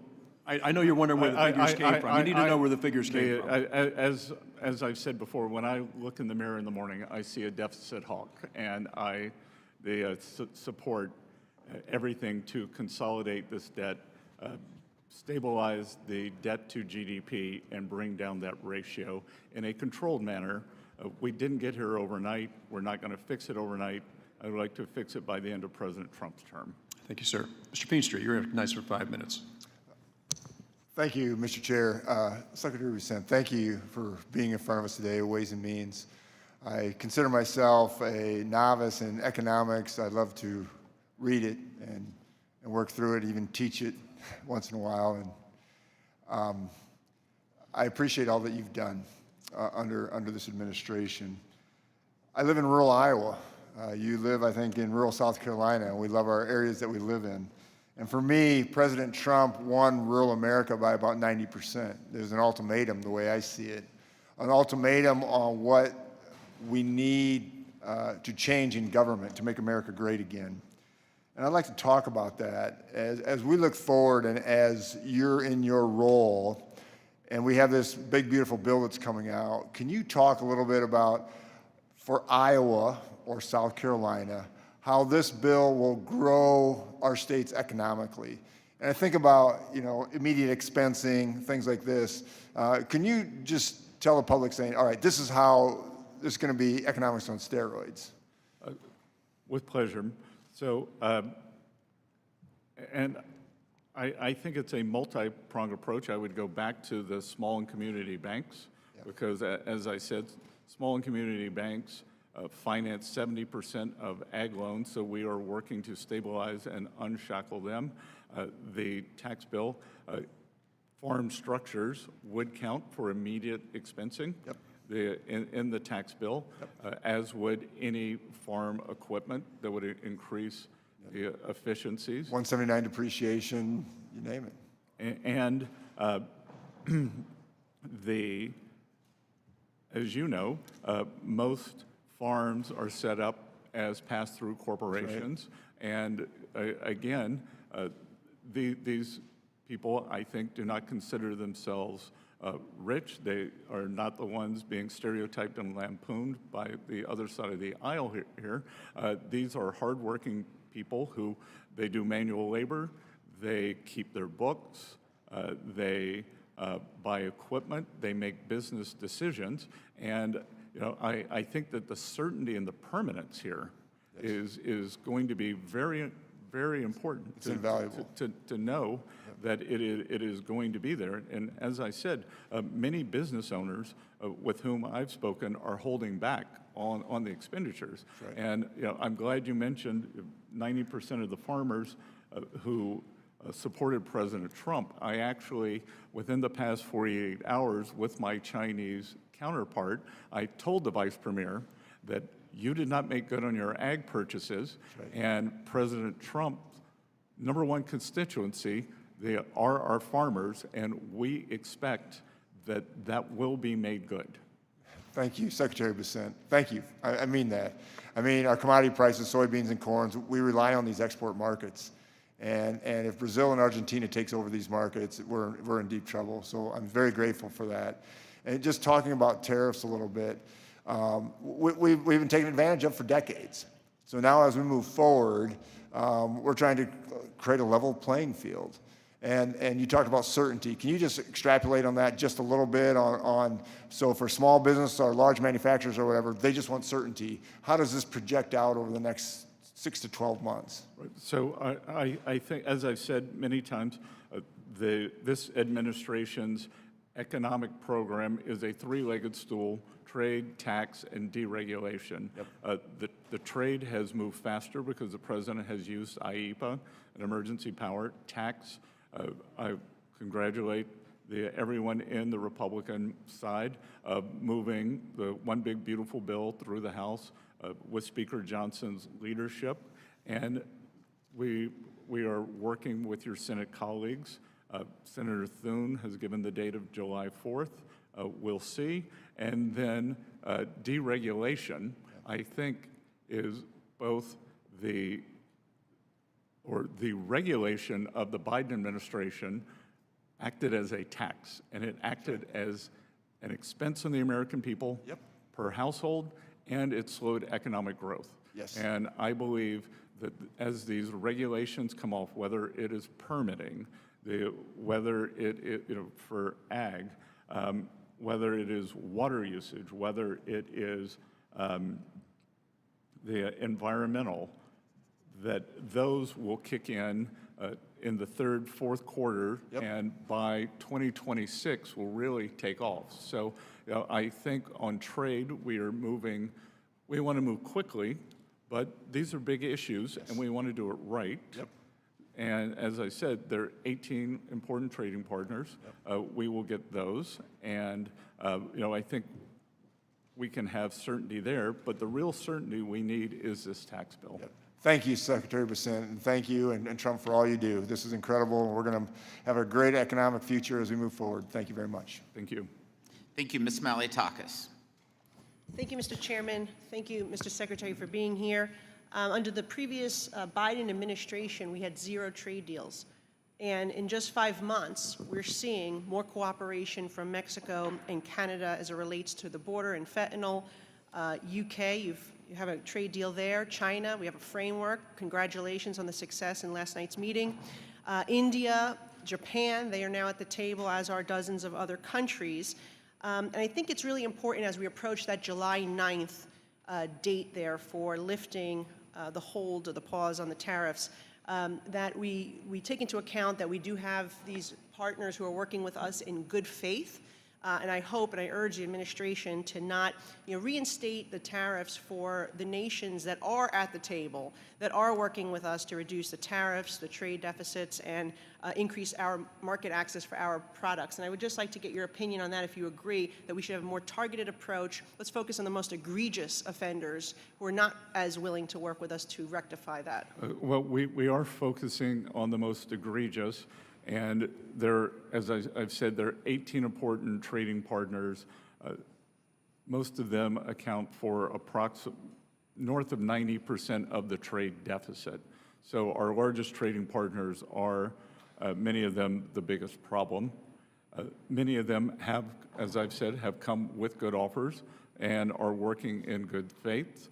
It will be up to President Trump, but it is my belief that if someone is negotiating in good faith, that an extension will be possible. That's great news. And in conversations with USTR Ambassador Greer, it's my belief that with smaller countries where we have lower levels of trade, we may be able to do a one-size-fits-all regional deal.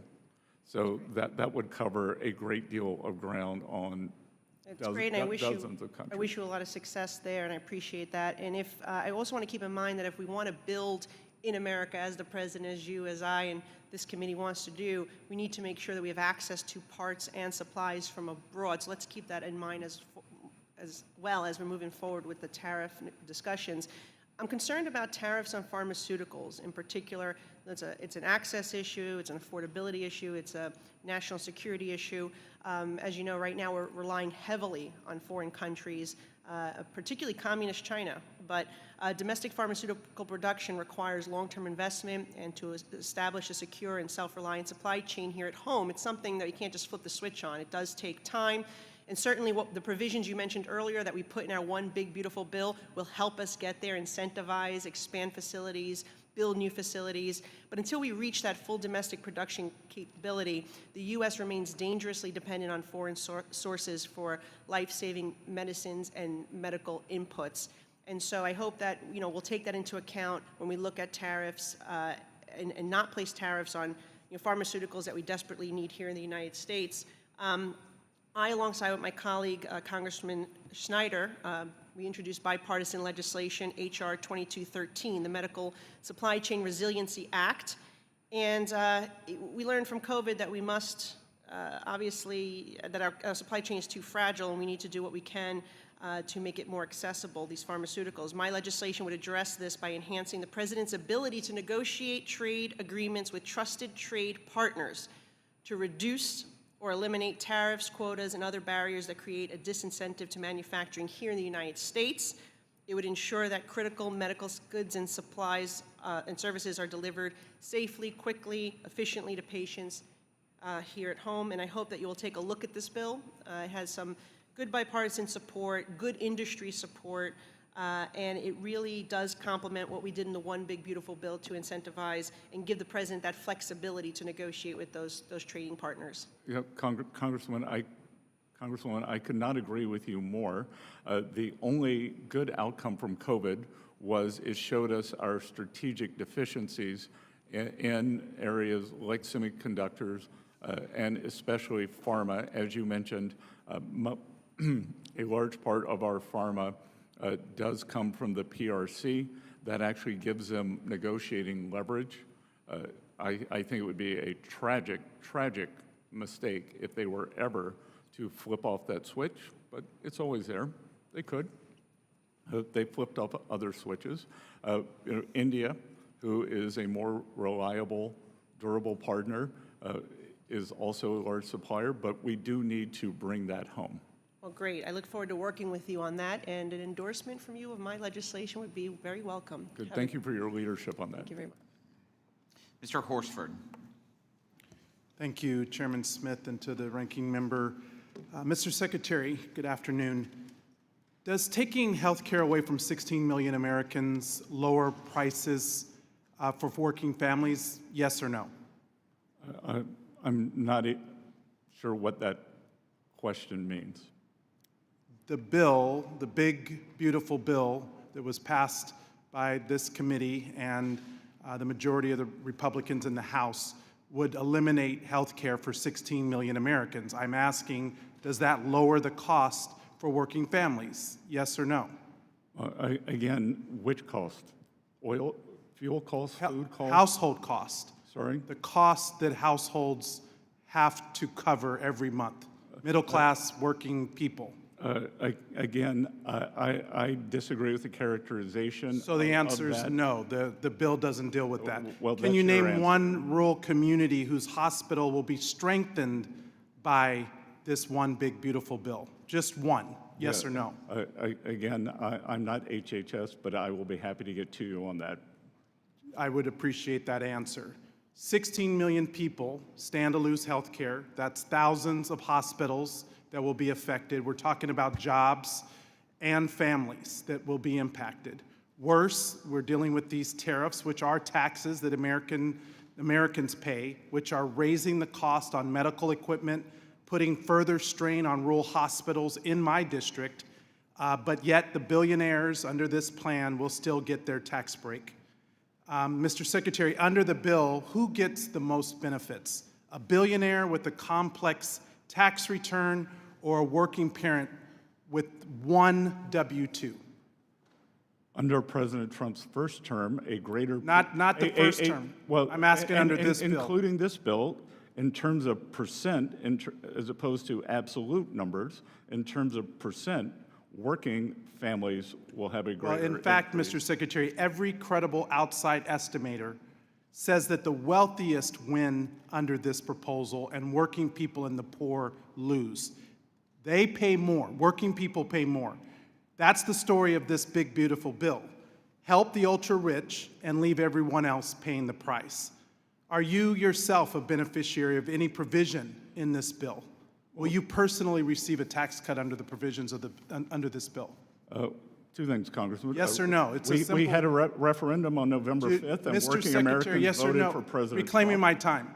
And Reclaiming my time, Mr. Chairman. Two, Mr. Chairman, I'm reclaiming my time. And two... So, Mr. Secretary, it's I- my time, Mr. Secretary. I'm Well, asking you a yes or no and question. I'm trying to answer you, and... It's a yes or no question. Saying it louder does not elicit an answer. Well, not answering the question at all proves that you're evasive. Are you the head, the person that's the head of overseeing the implementation of our tax code, a beneficiary under the provisions of, any provisions of this bill? Again, this is an extension of an existing bill. So are you a beneficiary? This is an extension.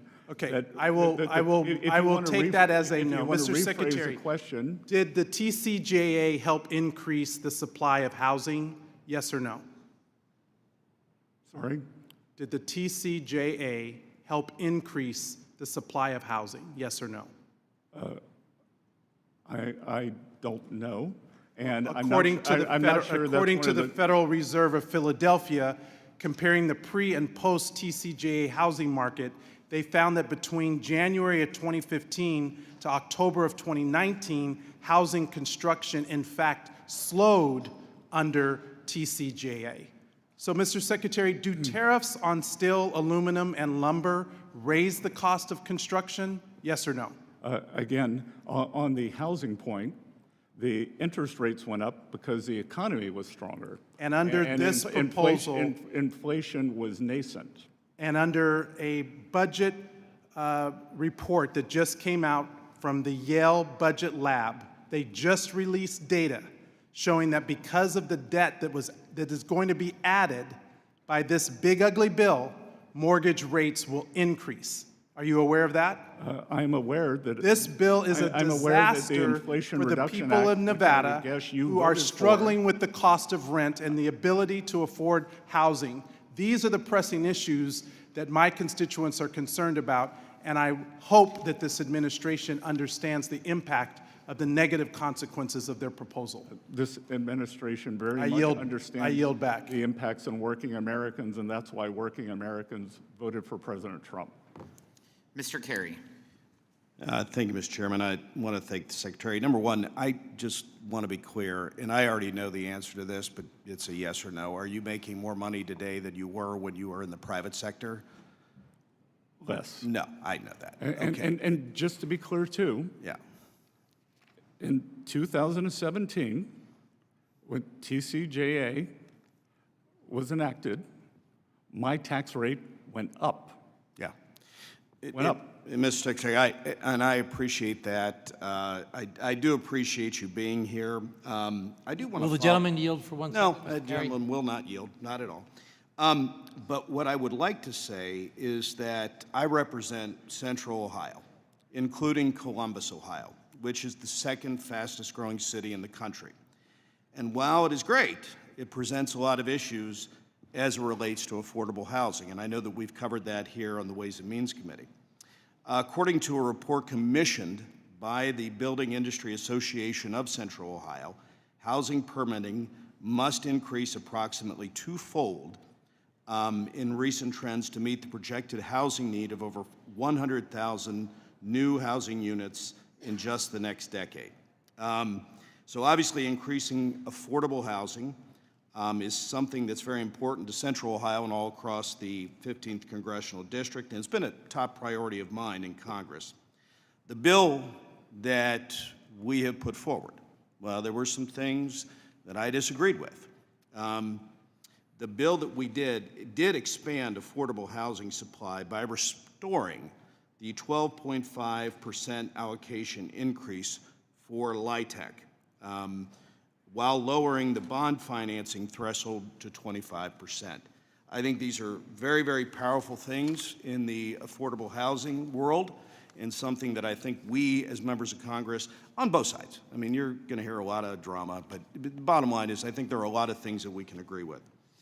Do want to ask you a couple questions before we move on to the next person. Over the last 4 years, in a state like Ohio, families have been squeezed, obviously, by rising prices, cost of living, groceries, whatever.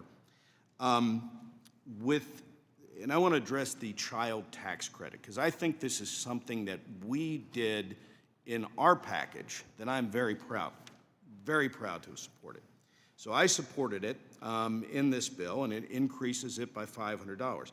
Can you speak to how the Treasury views the role of modernizing the child tax credit and boosting family stability and workforce participation, and what's at stake if we let these enhanced benefits expire?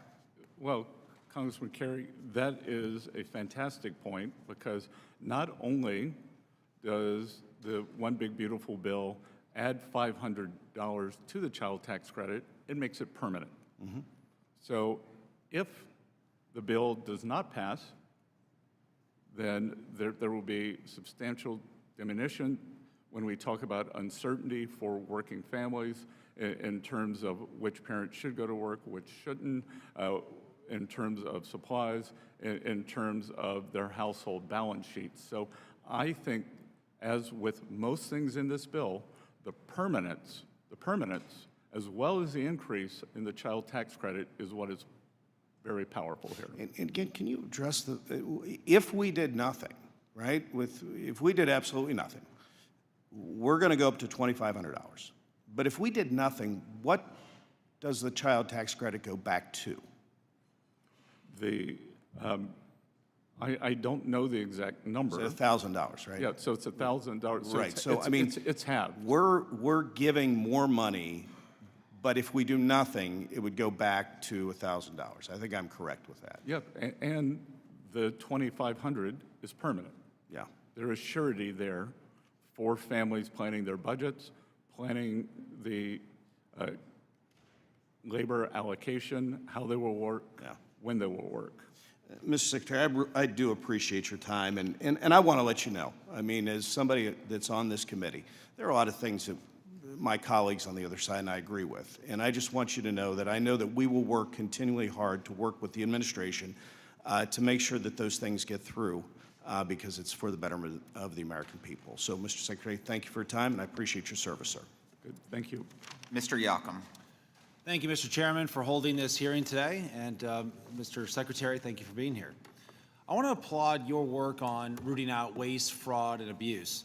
You've seen a lot of hysteria and dire predictions about DOGE, but a recent briefing by Treasury and DOGE to our staff showed there's plenty of unsexy work that happened behind the scenes.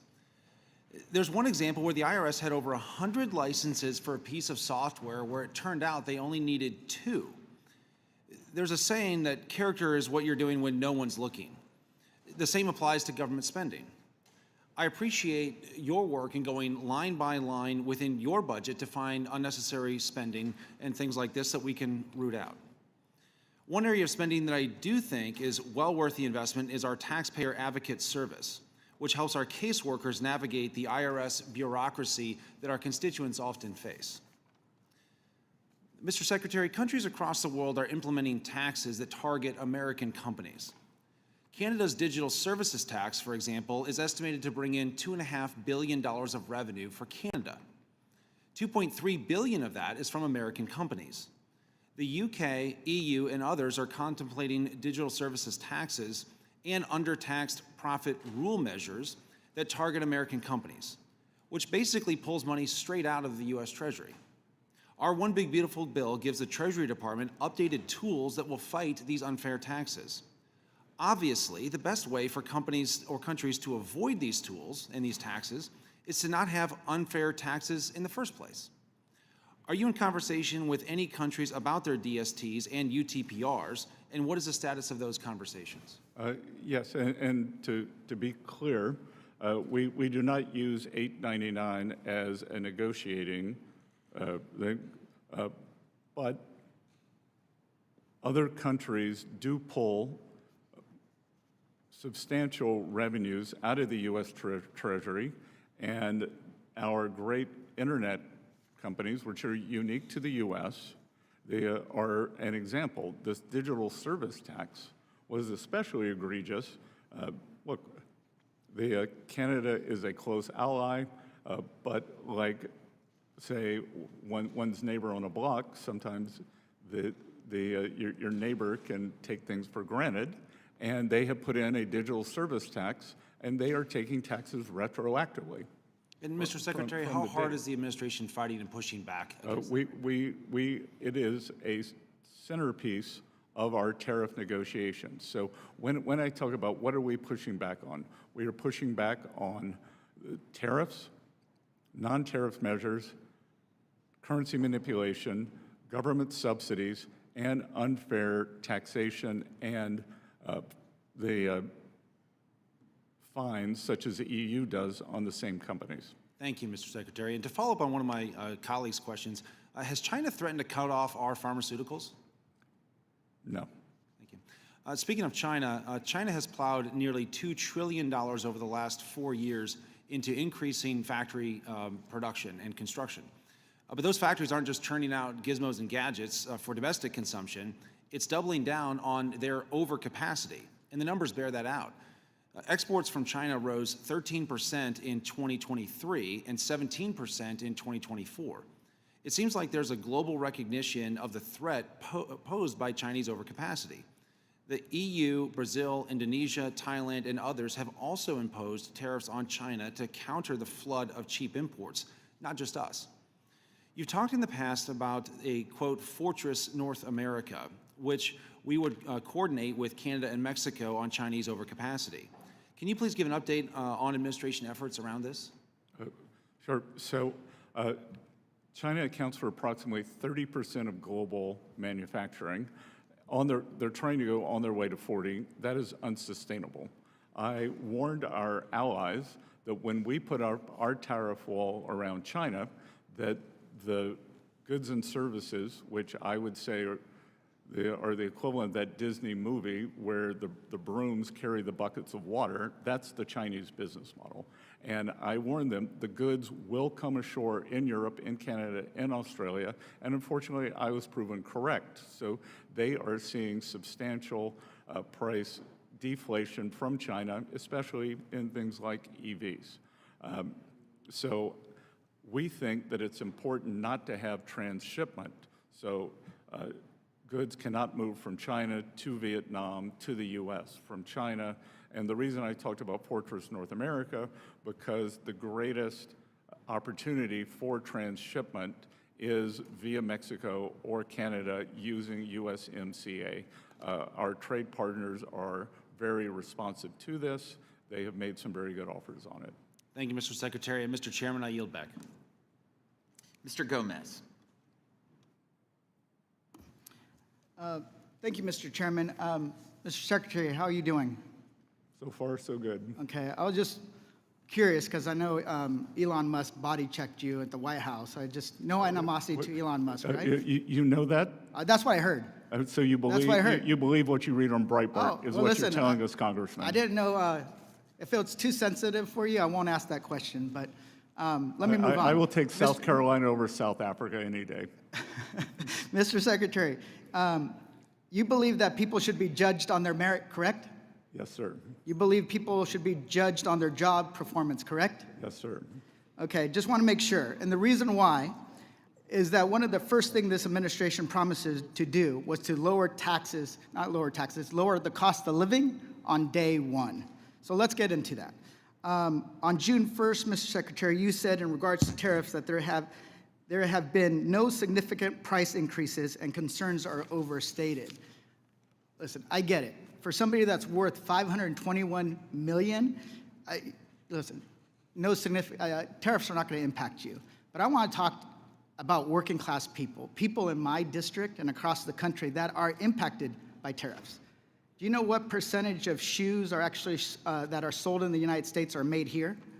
I do not know that, but what I know is... Let me reclaim my time. And the reason why... The inflation number Let me tell you why. Because 1% of the shoes sold in the United States are made here. 1%. That means 99% of the shoes are made somewhere else. As a dad of a toddler who's growing and growing and growing, we have to buy him a lot of shoes. So that's what we know, that the prices are increasing on shoes. We also know that under the most favorite nation tariff rate, that amount is about 20%. Then you add an additional 10% across the board that you guys have placed, we're going to see people, working people, paying more for shoes, paying more for their clothes, paying more for essentials, and it's going to go up. And I get it. You're worth $521 million. I know that the president's a billionaire. I know Elon Musk, most of the cabinet members are billionaires. And I know that you're on the lower end of that economic ladder in the White House, but for somebody that's making $30,000 or less a year, it's significant. I worked minimum wage jobs growing up. My parents worked 4 to 5 jobs a week to make ends meet. That's most people in this country. And one of the things that we know is this big billionaire bill is going to increase taxes on working class people. We know that most of the benefits go to the higher income folks. People that are making less than $30,000 a year, according to the Joint Committee on Taxation, will be paying an additional $20 billion over 10 years. $20 billion. $20 billion over 10 years. Just want to make sure that that is clear. And if we can avoid doing that, would you support an amendment to the bill that ensures people making under $30,000 don't see any tax increase? Congressman, I started my first job when I was 9. I found my first W-2, which was $37 a week. And I will point out that today's inflation number was 0.1%. 0.1. So let me reclaim my time. So that's a simple answer, simple question. Will you support an amendment that makes sure that people making $30,000 a year don't pay more? I will support working Americans. Let me go on, because I know you're not really answering that question. Let's go on to your 333 plan. What your 333 plan, which you doubled down on it today. 3% growth, 3% deficit to GDP, 3% million barrels of oil of domestic oil produced a year. Okay, earlier this hearing, you doubled down on those targets. And we agreed earlier in the, when I first asked you, merit, based on job performance. So will you resign if the targets aren't reached? Those were all for the end of President Trump's administration. Well, you So said... I plan on leaving then. Okay, well, how about we make a little wager, $50? You know, I'll be around. Would you make... Will you make a wager? Come on. If it can go Come to, on. if it can go to Come charity, on. if it can go to charity, Okay, with pleasure. Let's make a wager. $50 To charity. to charity. Okay. And here's the why, because most economists don't think that you're going to hit those targets. CBO actually thinks this budget bill is going to grow the deficit to 7% of GDP. If you might not be willing to put your job on the line because you'll be gone by the time that the mess actually explodes. I get it. I mean, Schweikert on this committee didn't even want to vote on this damn bill because he's a deficit hawk. So the American people need a little bit clearer answers. They are struggling. They're trying to make ends meet. Rent is going up, food costs are going up, everything's going up, and the bill, the big billionaire bill, because it benefits mainly billionaires at the expense of working people. You're cutting their health care. You're making sure that they're going to be paying more than $20 billion over the next 10 years if you're making $30,000 or less. And you guys don't care. And I think you don't care because your net worth is $521 million. Okay, your time has expired. That would be a false assumption. Thank you, Mr. Chairman. I yield back. That would be a false assumption. And I think the people who didn't care were the Biden administration, who wiped out working families and lost in a massive referendum on November 5th. I would like to remind the committee that this is the Ways and Means Committee and have discussions on policies, not personalities. And don't call another member out by their name. If you're referring to another member, you say what state they're from. That is the rules of this committee. Thank you. Mr. Miller. Wow. Thanks, Mr. Chairman. Mr. Secretary, how you doing? Good to see you. Good to see you, Congressman. You as well. I got to tell you, if I had to hang my hat in credibility on the Congressional Budget Office, man, I would be pretty embarrassed. Let's go through that just a little bit, and I'll dive into my remarks here. The Congressional Budget Office is as credible as the Central Broadcasting Organization, which went bankrupt. Last time they did an assessment on the 2017 TCJA, they were off by, gosh, what was it? The number was so small. It was around $1.2 trillion that the CBO is off.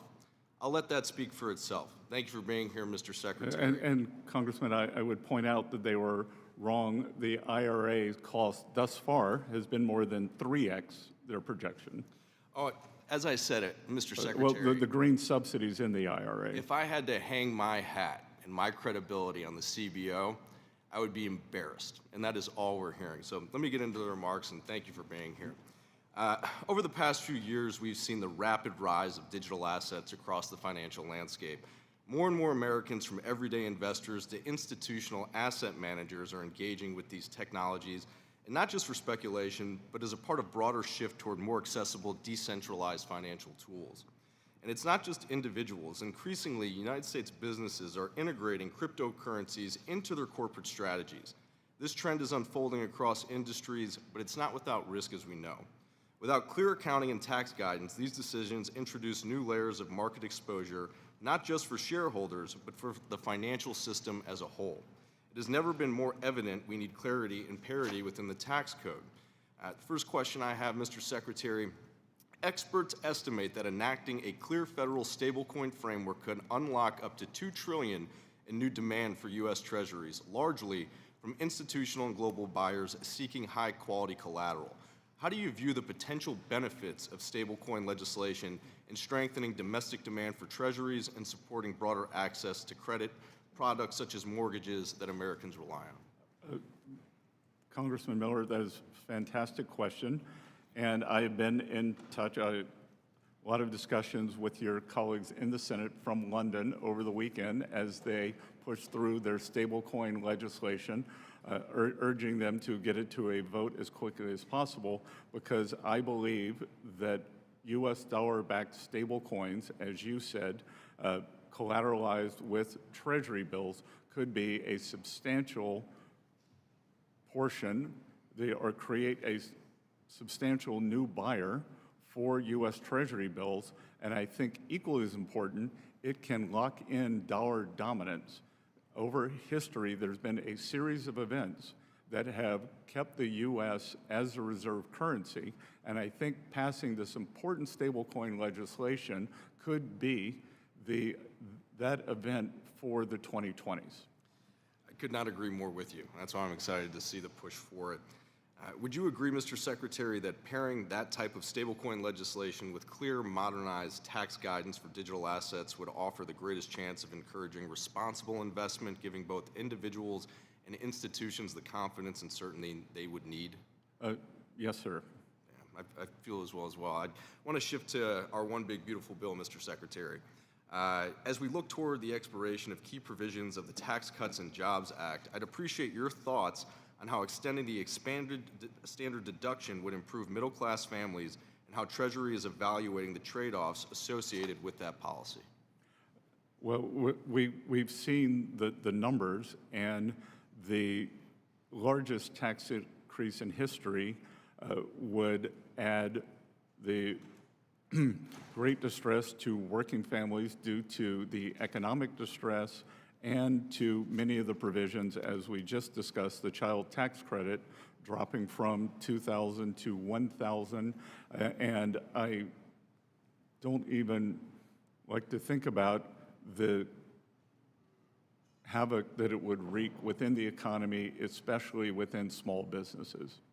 And, we hear a lot about, how this is only, a tax cut for a certain, demographic or socioeconomic class within our society.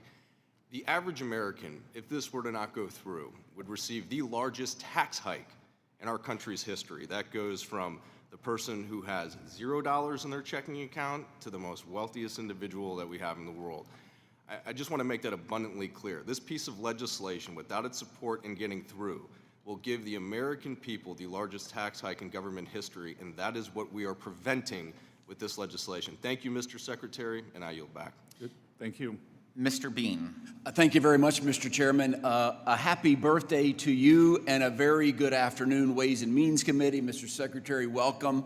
I'm sorry you have to put up with this, including the profane language that we listen to a lot of folks up here. I don't know, their mom must not have taught them any manners. You, sir, could be anywhere. You don't have to do this.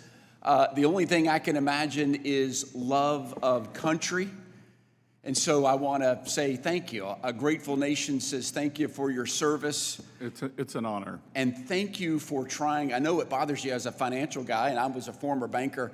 It bothers you that this country continues to go in the wrong direction financially. So thank you for trying to turn the wheel as little as we possibly can. And I think we're all finding out that wheel can get sticky at times. So thank you for putting some extra muscle in it.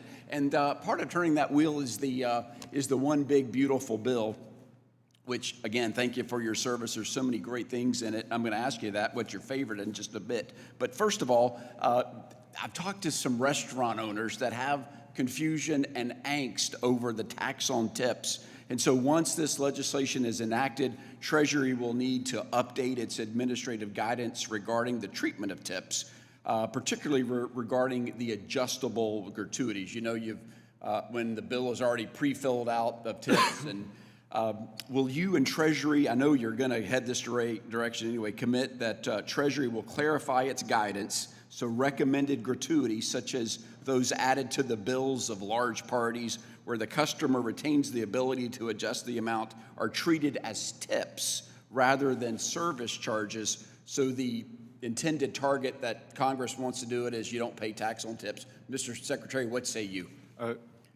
Congressman, we have a lot of data on tip income, so this should be a relatively easy endeavor, and we will work to make this as seamless and as efficient as possible so that the working people who receive tips, that it will be expedited, and that the small business owners will experience as little paperwork as possible. Thank you, Mr. Secretary. That's the right answer. I listened to you. You've been speaking, and you've done marvelous work because you and DOGE, the DOGE effort, have said even before your tenure, Treasury was out of control. Not even the most essential information in its computer disbursement systems, which has led to over $165 billion in improper payments just last year. We double paid things, and then once we paid them, we couldn't figure out why we paid them. I listened to you of what's needed, and guess what? I've got great news, Mr. Secretary. Tomorrow, I, along with Joni Ernst, we're both involved in the DOGE caucuses of each house, is coming up with a financial payment bill that says on every bill that the United States pays, we'll have a brief description of the purpose of the payment, the appropriations account, which the payment is to be withdrawn, the payment reported on usaspending.gov so it's transparent and the world can see where we're spending the money, and then an annual update on all information related to these payments. It's exciting. It's what you asked for. My question is, what do we need to do to get you on board this bill? And you can say you had me at hello if you want to, but how does that sound? Are you excited about that bill? Sir, I'm excited about accountability on the payments. When I arrived at Treasury, there's something called a TAS, Treasury Accounting Symbol. One third of the disbursements that we sent out every year did not have a TAS. Without a TAS, a payment cannot be linked back to an appropriation. So there are approximately, imagine Treasury, the TGA is the checking account for the United States of America. Above that sits approximately 450 entities, whether it's agencies, that they just send down payment requests and they'd automatically been sent out. For the first time, we asked that it act like a commercially viable enterprise and that task numbers be assigned. And eventually, the goal should be, perhaps you and Senator Ernst, once you pass this, your second goal could be that these entities that sit above Treasury could all pass an audit. No, amen. We're working with your team now to make sure that everything that you want in that bill is set. So thank you very much. It sounds like we're going to make a great team. Last thing, anything that else we need to know on the one big beautiful bill? Is there any misinformation you want to clear up, Mr. Secretary? Well, I don't think I have the time to clear up the misinformation, but I will say that I believe that the economic impetus, the certainty, because there is a duality between the critics of this administration. All I hear is tariffs. It's like TDS has become tariff derangement syndrome, and that all I hear about is uncertainty from tariffs, but then the same side wants to give us uncertainty on taxes. So let's get this bill done and get the certainty on taxes. We will have certainty on tariffs within some window over the coming quarters. Amen, And Mr. then Secretary. then the U.S. economy can realize its full potential. Thank you, Mr. Secretary. I yield back. Thank you for being here today. Ms. Plaskett. Thank you very much, Mr. Chairman. Thank you to the witness for being here this afternoon with us, and making yourself available and answering questions and engaging with the members of this committee. I first wanted to share that, I think back on the last administration, this administration, the transition. There's always going to be changes, ideas and changes, mechanisms in which we're done. But I think we need to talk truth about what the numbers were in each one of those. Now, we know that at the time of President Trump's inauguration, unemployment was at less than 4%. Inflation was below 3%. And the numbers that have been put out about where inflation is now has not really changed month to month when we look at CPI, the Bureau of Labor statistics. those numbers have not changed significantly from the downward trajectory that happened from 2020. We have continually gone down in inflation. Economic growth at the time of inauguration was at 2.8% in real terms. And that was, according to World Analysis, one of the fastest growing economies in the world. The bottom 20% of workers saw the largest real wage gains during the Biden administration. We're going to give Jacket's jacket here in this committee. Additionally, we have seen since January 20th that the stock market overall has gone down 1.3%, and gas has gone up. Ma'am, that's incorrect. Excuse me, let me get something straight with you first here. I've seen you interrupt everyone. When you come to someone's house, you respect their rules. And in this house, we don't interrupt individuals. And you're not going to interrupt my time. I'm going to give you time to respond. You may want to jot down some notes about things that you don't agree with me on so that you can respond to them at that time. But while I'm speaking, as the person holding this time, you will refrain from speaking, sir, until I am done. I look forward to responding. And then I will give you time to speak, okay? Look forward to the facts. Thank you. I'll look forward to your response, whether they're factual or incorrect either. Now, one of the things that I noticed that the president, our present president, has said that he was going to do was going to bring down the cost of living. But as we all know, costs have not gone down. Whether they have remained stagnant at the amount that they were at the time of the inauguration or before, or they have gone up, real costs have not gone down for the American individuals. I know that my colleagues want to talk about in this bill what is happening in terms of their support for the American worker. There's a discussion I hear from several colleagues that if this legislation is not passed, it will then trigger the largest tax hike. That's because you made the largest tax cut in 2017 with this bill. And it's not to say that we cannot negotiate, as Congress has used to do, something in between there. It does not have to be this bill. It could, in fact, be something in between there. But that's not what we're doing here in this Congress at this time. Additionally, we have seen that, there's discussion about overtime taxes, overtime, the credit that's going. We know that only 12% of hourly workers receive overtime. And then the discussion about tips, which is only going to affect 2.5% of American workers, and only 40% of tip earners actually file federal taxes. So we are not going to affect everyone that we need to affect. Unfortunately, everyday Americans, the outcome of the supposedly strategic legislation that we have here is very predictable.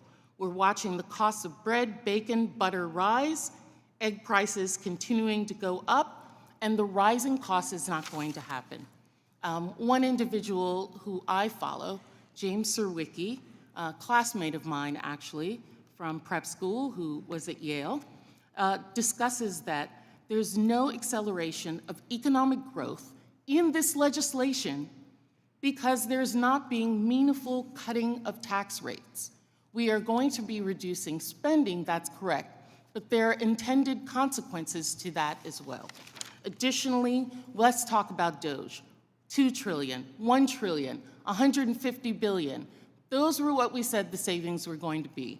I'm concerned that with this legislation as well, we are not going to see the real numbers. The numbers that are put out are not going to be, in fact, the real ones. Mr. Chair, I yield back. Mr. Moran. Thank you, Mr. Chairman, and thank you, Secretary, for being here today. You didn't get a chance to respond to Ms. Plaskett, so I'm going to give you a chance to respond, Secretary Bessent. Where did she go wrong in her statement? Well, first of all, I would fire the staffer who did that chart because it stopped in February 2025, and prices are down substantially since then. But that's an inconvenient truth. Secondly, the S&P, if the Congresswoman would care to check Bloomberg, the stock market, as judged by the S&P, which is the most widely held index by American 401ks, is up on the year, up And, No. excuse me, ma'am, it's my time. And we don't interrupt. Excuse me, we don't interrupt is what I was learned. Since January 1st, it is my business for 40 years to know what the stock market does, and it is up on the year, so. Thank you for that clarification, Secretary. I want to go back and look at a little bit more history, some recent history. When Democrats had the trifecta just a few years ago as part of their Inflation Reduction Act, which actually skyrocketed inflation, they enacted their so-called Corporate Alternative Minimum Tax, or CAMT as it's known, a wildly complex and burdensome 15% minimum tax for job creators across America. This policy was so difficult to implement that even Biden's Treasury Department could not finalize regulations after 2 years of the law being enacted. That's why I was pleased, Secretary, to see that the IRS last week released guidance that provides relief from the CAMT. The guidance provides tax penalty relief for the 2025 year, but perhaps more importantly, the IRS announced that it will not finalize the Biden administration's proposed CAMT regulations in their current form, but will instead issue additional guidance in response to taxpayer comments. I know I personally heard from several constituents concerned about this disastrous minimum tax. Secretary Bessent, could you please elaborate on the recent action that the Treasury Department and the IRS took to provide taxpayer relief from the CAMT and preview any future action the administration might take? Sir, the KMT is part of an overall simplification for businesses. And we have tried to do that across the board where we've seen it, as several members on the Republican side of the aisle have pointed out. This is a pro-business administration. I would categorize the previous administration as few business people, academics, career politicians. Secretary, let's go back even further in history. In 1963, President John F. Kennedy faced a critical economic situation due to years of excessively high tax rates, wasteful government spending, and undulating unemployment rates. His proposed solution at the time, what was it? It was lowering taxes, both for individuals and for corporations. And by doing this, and in doing this, this is what he said. He said, quote, "This will restore an idea that has helped make our country great, that a person who devotes his efforts to increasing his income, thereby adding to the nation's income and wealth, should be able to retain a reasonable share of the results." I happen to believe that more hardworking Americans need to retain more and more of what they earn, and the more of that they retain, the better. It brings liberty to their lives. This is the idea precisely that I think President Trump is trying to get to through his Tax Cuts and Jobs Act in 2017, and then once again in the One Big Beautiful Bill. If you want to increase innovation, spur economic growth, and raise overall revenues, you lower taxes for everybody and put more money in the hands of hardworking Americans, small businesses, and farmers.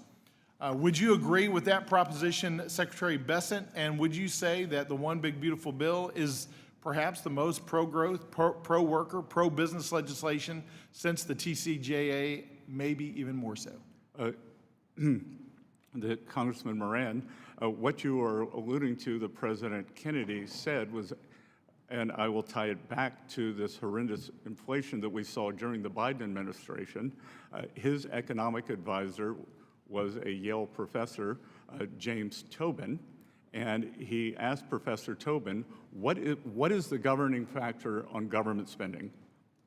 It's inflation, isn't it? And I'm afraid that Secretary Yellen, who was a dissertation student of Professor Tobin, did not heed that lesson as we got the great inflation during the past period from this government spending. And look, I think that this is the nature of U.S. enterprise. This is why we have the greatest economy in the world. This is why Europe cannot get out of its own way. China has a command and control economy, that we push for Americans to be able to keep more of their own money, to simplify starting businesses, and that is what we are trying to do. And that's why, as I said, trade, tax, but deregulation is going to be very important here, because what we are finding is that it is very difficult One of the reasons it's difficult to make or build things in this country is because of regulation. If you try to build a pipeline, you need certainty that for us to be energy dominant, to build an electric grid, if we are going to be the AI superpower that we are on our way to being, it will require a substantial increase in generation capacity. So permitting new electrical generation, but equal as important, permitting the transmission.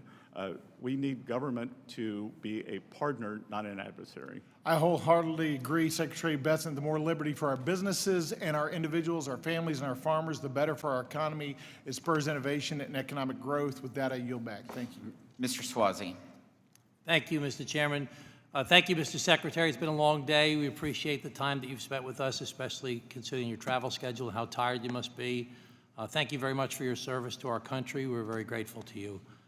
You complimented one of our colleagues earlier about it's great to see something bipartisan happening. There's very little bipartisan things going on right now, but to make bipartisan things happen, you have to talk to the other side. You have to negotiate with each other. And every problem we face in our country is complicated, and you can't solve a complicated problem in an environment of fear and anger where we just see everybody yelling and screaming at each other like this. So I would love to work with you, and I'm sure many of my other colleagues would like to work with you on the tariffs. As the ranking member, Mr. Neal, mentioned earlier, we negotiated together on USMCA. We'd like to negotiate together using our congressional authority on tariffs. You talked about de minimis earlier. The president did an executive order. I have a bill on de minimis. Linda Sanchez, who's the chair of the subcommittee, has a bill on de minimis, wants to do the same things that the administration does. Let's do it for real. Let's do it together. You talked about, the president talked about negotiating drug prices, could save a lot of money for the federal government for Medicaid and Medicare. Let's do it together. Let's most Democrats are in favor of negotiating drug prices for Medicaid and Medicare. Let's work together to accomplish these complicated issues. Immigration is a very big issue for me. I know that's not really your area. Waste, fraud, and abuse. You know, Mr. Bean is part of a DOGE caucus. I'd love to work on going after waste, fraud, and abuse, but I think the DOGE caucus, the DOGE operation under Elon Musk did a terrible job. They cut the people overseeing the nuclear stockpile. They said we have to hire them back. They cut the people overseeing the avian flu. They had to hire them back. They cut the people overseeing the measles outbreak. They had to hire them back. They started at $2 trillion, and they said $1 trillion we're going to cut. Then they said $150 billion we're going to cut, and it's going to cost that much in lawsuits and all the inefficiencies that were created. Do you think that DOGE under Mr. Musk did a good job? I think that DOGE under Mr. Musk has set in motion an ethos that No, I understand the ethos, but under Mr. Musk, do you think they did a good job? That I hope we can continue throughout the government. But not the ethos of cutting people from the nuclear stockpile. That wasn't a good ethos, was it? As I say at Treasury, we move deliberately and fix things. Right, so they didn't move very deliberately, did they? They moved kind of scattershot. The Congressman, I have the benefit of the DOGE people who are full Treasury employees who either I or I understand that, and I appreciate that. I want to ask you about Mr. Musk's overseeing of DOGE. But my senior staff interviewed these DOGE people who are not DOGE people, they are Treasury people, have been incredibly And I believe you, Mr. Secretary. Do you think that Mr. Musk did a good job overseeing DOGE? Because it's been reported that you said he was a fraud, that the whole thing was a fraud. Do you agree with that statement, or is that inappropriately reported? Fake news. Fake news, okay. So, Mr. Secretary, I agree with 75% of the stuff that's in the big bill that you guys talk about. We call it the big ugly bill, not the big beautiful bill. But there's three things that I really don't like about it a lot. I don't like that we're continuing the cuts in tax breaks that we're giving to the wealthiest Americans from 39.6 down to 37. I think that's a deficit-producing, unnecessary tax cut that's going to just increase the deficit and not do anything to increase economic productivity in our country.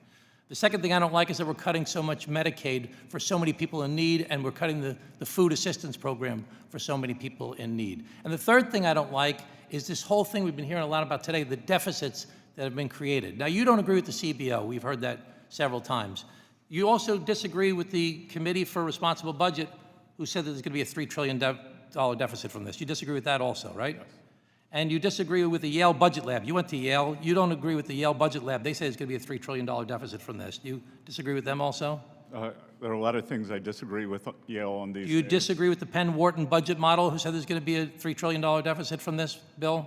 Yes. Do you disagree with Elon Musk, who you supposedly do get along with now.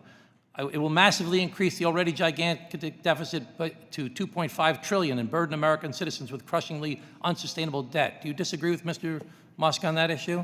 Yes. Do you disagree with Ray Dalio, who said that this is unsustainable? I agree with Ray Dalio that we need to get our fiscal house in order. Do you disagree with Jamie Dimon, who says it's going to cause a crack in the bond markets?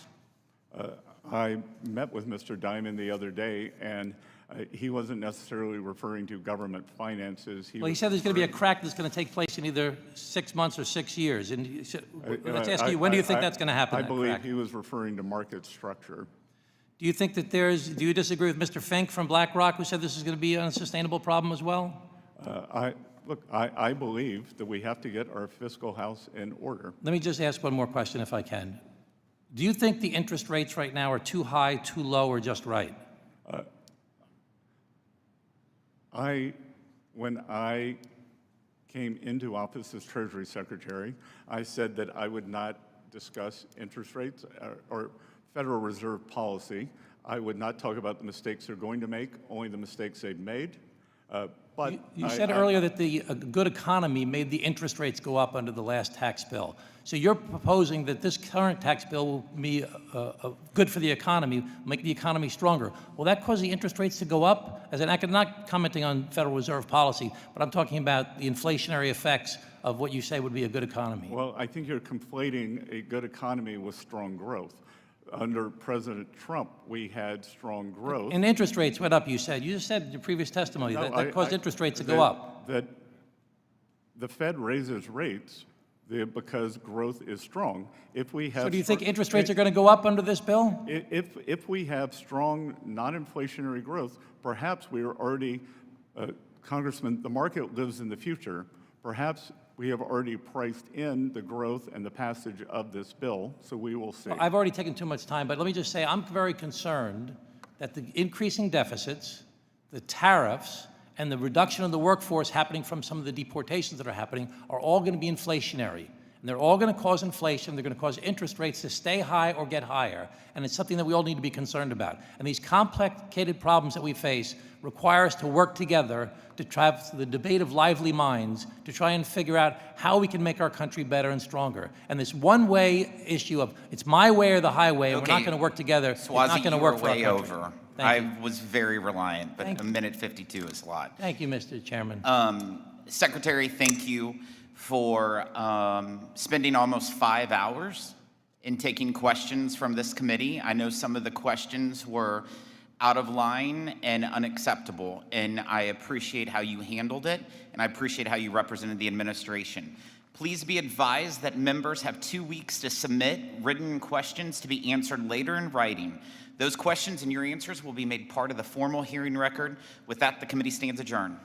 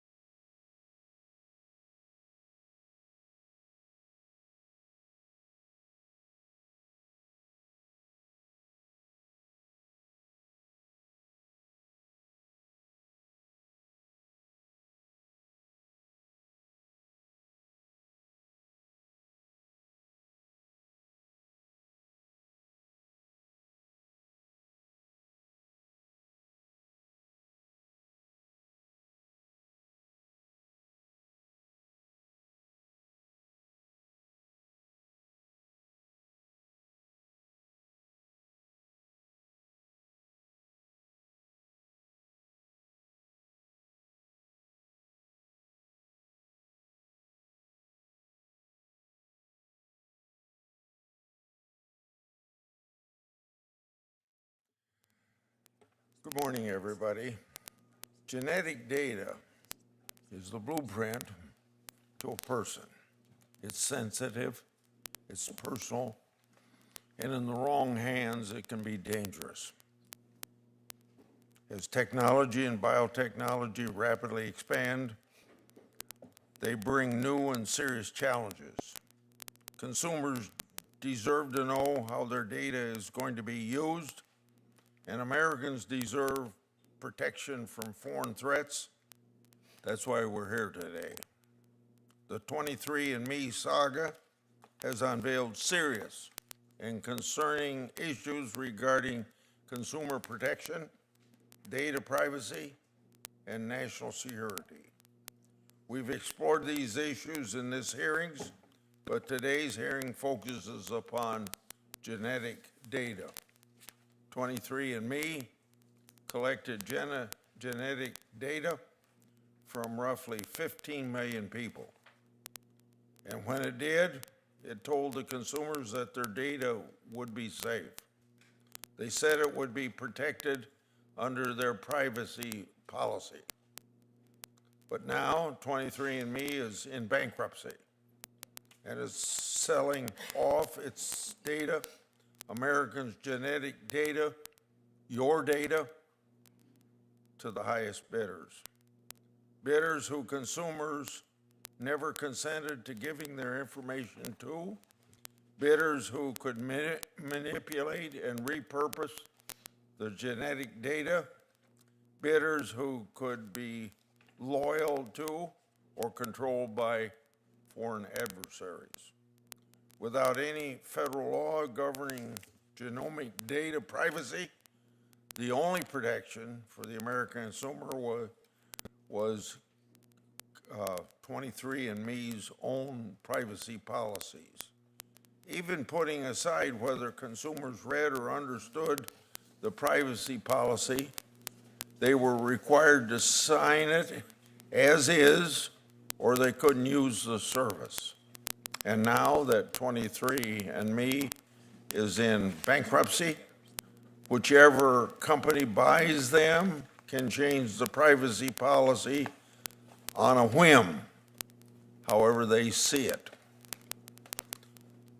That's why just yesterday, 27 states sued to block the sale of this data.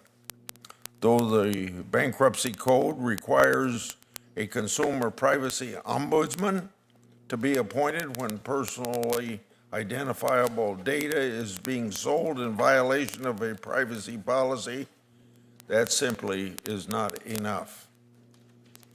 On the one hand, the bankruptcy code doesn't include genetic data within the definition of these three words, personally identifiable information. So even if a company sold genetic data in violation of their privacy policy, the code doesn't require an ombudsman to be appointed to protect consumer privacy interest. On the other hand, even if an ombudsman is appointed, the timeline on which they operate and the efficacy of their role must be further interrogated. Before Americans' genetic information is sold, they should be able to decide whether, when, and how that data is going to be used. In addition to consumer rights concerns, the national security implications of 23andMe bankruptcy are significant. In 2019, the Department of Defense issued guidance that service members refrain from using direct-to-consumer DNA testing kits when a consumer genetics company accumulates the personal genomic blueprint of millions. Many of them are U.S. citizens, government employees, or military personnel. It becomes a strategic intelligence asset. In the wrong hands, this data access isn't just a privacy breach, it's a potential weapon. Foreign governments can design targeted biological weapons and wage pathogenic warfare. They can identify health vulnerabilities and conduct tailored attacks on key military and government personnel. In light of the serious evidence that COVID-19 was created in a Chinese laboratory, the weaponization of biologics and the military application of genomic data are no longer far-fetched fantasies of science fiction. They're tenable threats to the national security. The threat from China is particularly acute. The Chinese have invested heavily in their military-civil fusion strategy, where they seek to erase the line between private property and military assets. The Chinese Communist Party aggressively integrates development of artificial intelligence, biotech, and computing into their military efforts. They seize and acquire corporate assets to engage in unconventional and asymmetric warfare. Just this week, for example, 2 Chinese nationals were charged with smuggling a dangerous pathogen used for agricultural terrorism into the United States. The Chinese government paid for one of the nationals to research this pathogen, and a search of their electronics revealed information linking them to the Chinese Communist Party. Data is a weapon, and genetic data is particularly a potent weapon. Americans' genetic data must be zealously defended and jealously protected. The 23andMe bankruptcy is a massive threat to the protection of the genetic data of so many Americans. Congress has yet to enact sufficient protection on these important issues. There is no data privacy law that protects genomic data, no provision in the bankruptcy code that prevents this data from being compromised through bankruptcy auction, and no sufficient remedy for consumers. I recently co-sponsored Senator Cornyn's Don't Sell My DNA Act, which aims at filling some of these gaps, but there's a lot more work to do. I look forward to hearing from our witnesses about how we can advance legislation that better protects Americans' genetic security. With that, I'll open things up to Senator Durbin to give an opening statement, then we'll hear from our witnesses. Thank you, Senator Grassley. Good and timely hearing as far as I'm concerned. 23andMe has a database containing the genetic information of about 15 million people. If your genetic information is in their database, a researcher can tell you who your relatives are, what your ethnicity is, what your eye color is, and whether you think cilantro tastes like soap. They can also determine a lot of information about your health. Are you at risk of developing type 2 diabetes? How about celiac disease, chronic kidney disease, Parkinson's? In short, 23andMe has access to deeply personal information about you and your health. Information that you'd normally want to keep private, I guess, between you and your family and your doctor. Yet no federal law prevents 23andMe from sharing this data with others, including insurance companies, future employers, and law enforcement.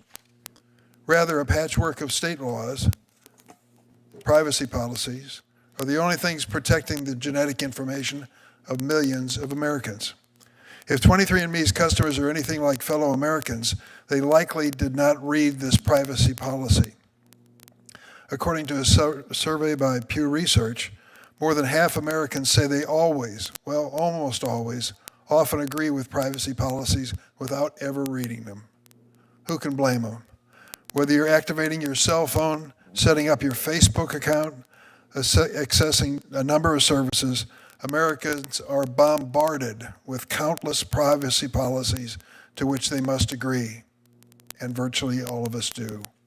One company who studied the issue found that Americans would have to spend, get ready, 47 hours a month to read the privacy policies of the most visited websites. That's more than a full 9-to-5 work week every single month. Get real. When 23andMe filed for bankruptcy on March 23rd, a lot of people suddenly became interested in privacy policy, because buried in the fine print of their privacy policy is the following. Listen closely. If we are involved in a bankruptcy, merger, acquisition, reorganization, or sale of assets, your personal information may be accessed, sold, or transferred as part of the transaction. Remember that clause?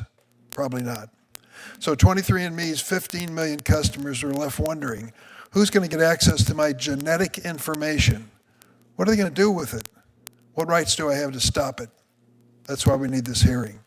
Thankfully, 23andMe's privacy policy gave its customers the right to delete their data upon request, and millions have done so. So many, in fact, that 23andMe's website crashed with the traffic. Again, this wasn't required by federal law. There are very few federal guardrails to protect the most sensitive personal data, including your DNA and who can share it. It's time for Congress to put some protections in place for Americans.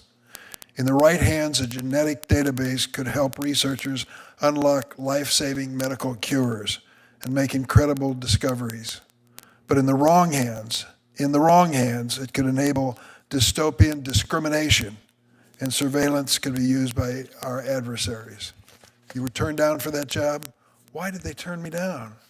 Turns out they knew a lot more about you than you knew about yourself. The American people deserve to have faith that their sensitive information will be and stay in the right hands before they agree to share it. Yet nearly 20 years after 23andMe came on the scene, and at least that long since surveillance industrial complex started taking over the internet, America still lacks a comprehensive federal law to protect our privacy. Like other areas, including kids' online safety, to which this committee has dedicated a lot of time, there is bipartisan consensus that something needs to be done about our privacy. There have been signs of hope, including in 2022 when the American Data Privacy and Protection Act passed the House by a broad bipartisan vote of 53-2. It's the Energy and Commerce Committee. But the American people are still waiting. I think we can get together and pass a bipartisan bill. This hearing might help. Thanks, Mr. Chairman. Thank you. This is a consensus hearing, so I'm going to go ahead and introduce all the witnesses that have joined us today. Then I'll swear them in.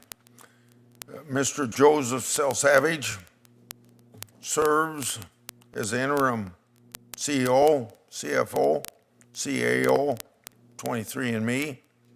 He joined 23andMe in November 2021 through the acquisition of Lemonade Health. At Lemonade Health, he was Chief Financial Officer. Mr. Selsavage received a BA in Economics and Financial Management and his MA in Accountancy from Catholic University. He also received his MBA from Massachusetts Institute of Technology. He is a certified public accountant.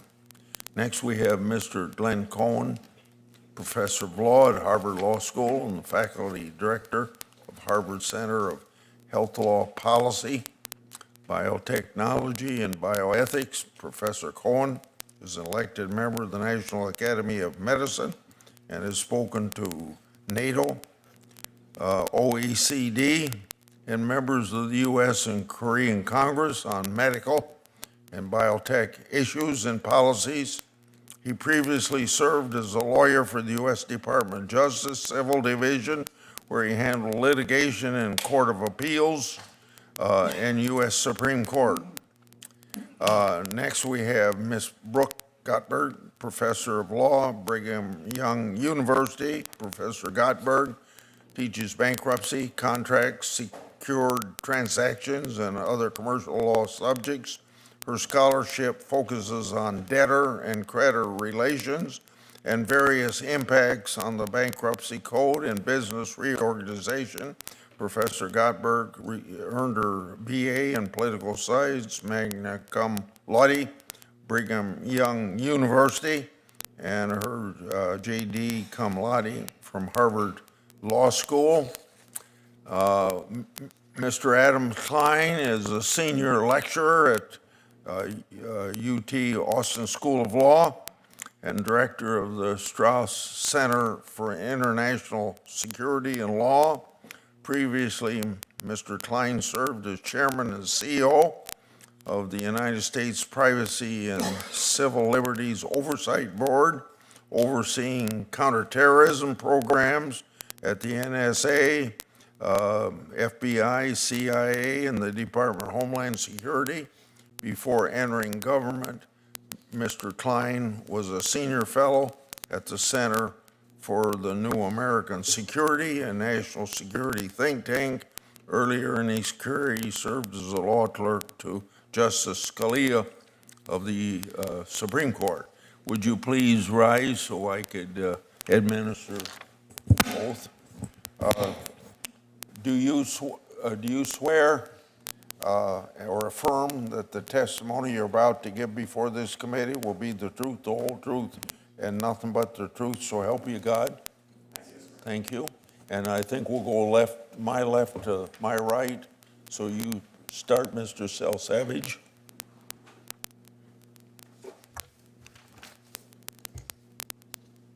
Chairman Grassley, Ranking Member Durbin, and members of the committee, thank you for the opportunity to appear before you today. My name is Joseph Savage, and I am the Interim Chief Executive Officer of 23andMe, a mission-driven organization founded on a simple yet transformative belief that individuals have the right to access, understand, and benefit from their own genetic information. From the very beginning, 23andMe's purpose has been clear: to help people live healthier lives through direct access to their own DNA, to accelerate scientific discovery, and to contribute meaningfully to the future of personalized medicine. We recognize that with this vision comes immense responsibility to the millions of individuals who have chosen to participate in something larger than themselves. We are here today not only to answer your questions, but to reaffirm our deep commitment to data privacy and security, transparency, customer choice, data stewardship, and scientific integrity. Founded in 2006, 23andMe is a personal genomics and biotechnology company that pioneered direct-to-consumer genetic testing. We are named after the 23 pairs of chromosomes in every human cell. Our mission has always been to empower consumers by providing access to information about their personal genetics based on the latest science, so that they can make their own informed decisions about their healthcare journey. Our services allow customers to gain DNA insights about their genetic risk for dozens of conditions like type 2 diabetes, Alzheimer's disease, and certain cancers. They can also learn about their carrier status for inherited conditions like cystic fibrosis or Tay-Sachs disease, or wellness factors like lactose intolerance or deep sleep intolerance. 23andMe customers have consistently reported taking positive health actions after learning about their genetics through 23andMe's services. 82% of our customers with an actionable genetic result were previously unaware of their health risks. The value of personal genomics goes beyond the insights people learn about themselves. Customers who register for our services also have the option to allow their data to be shared for research purposes, and over 80% of our customers have chosen to consent to research. Consent is a central tenet of 23andMe's research program.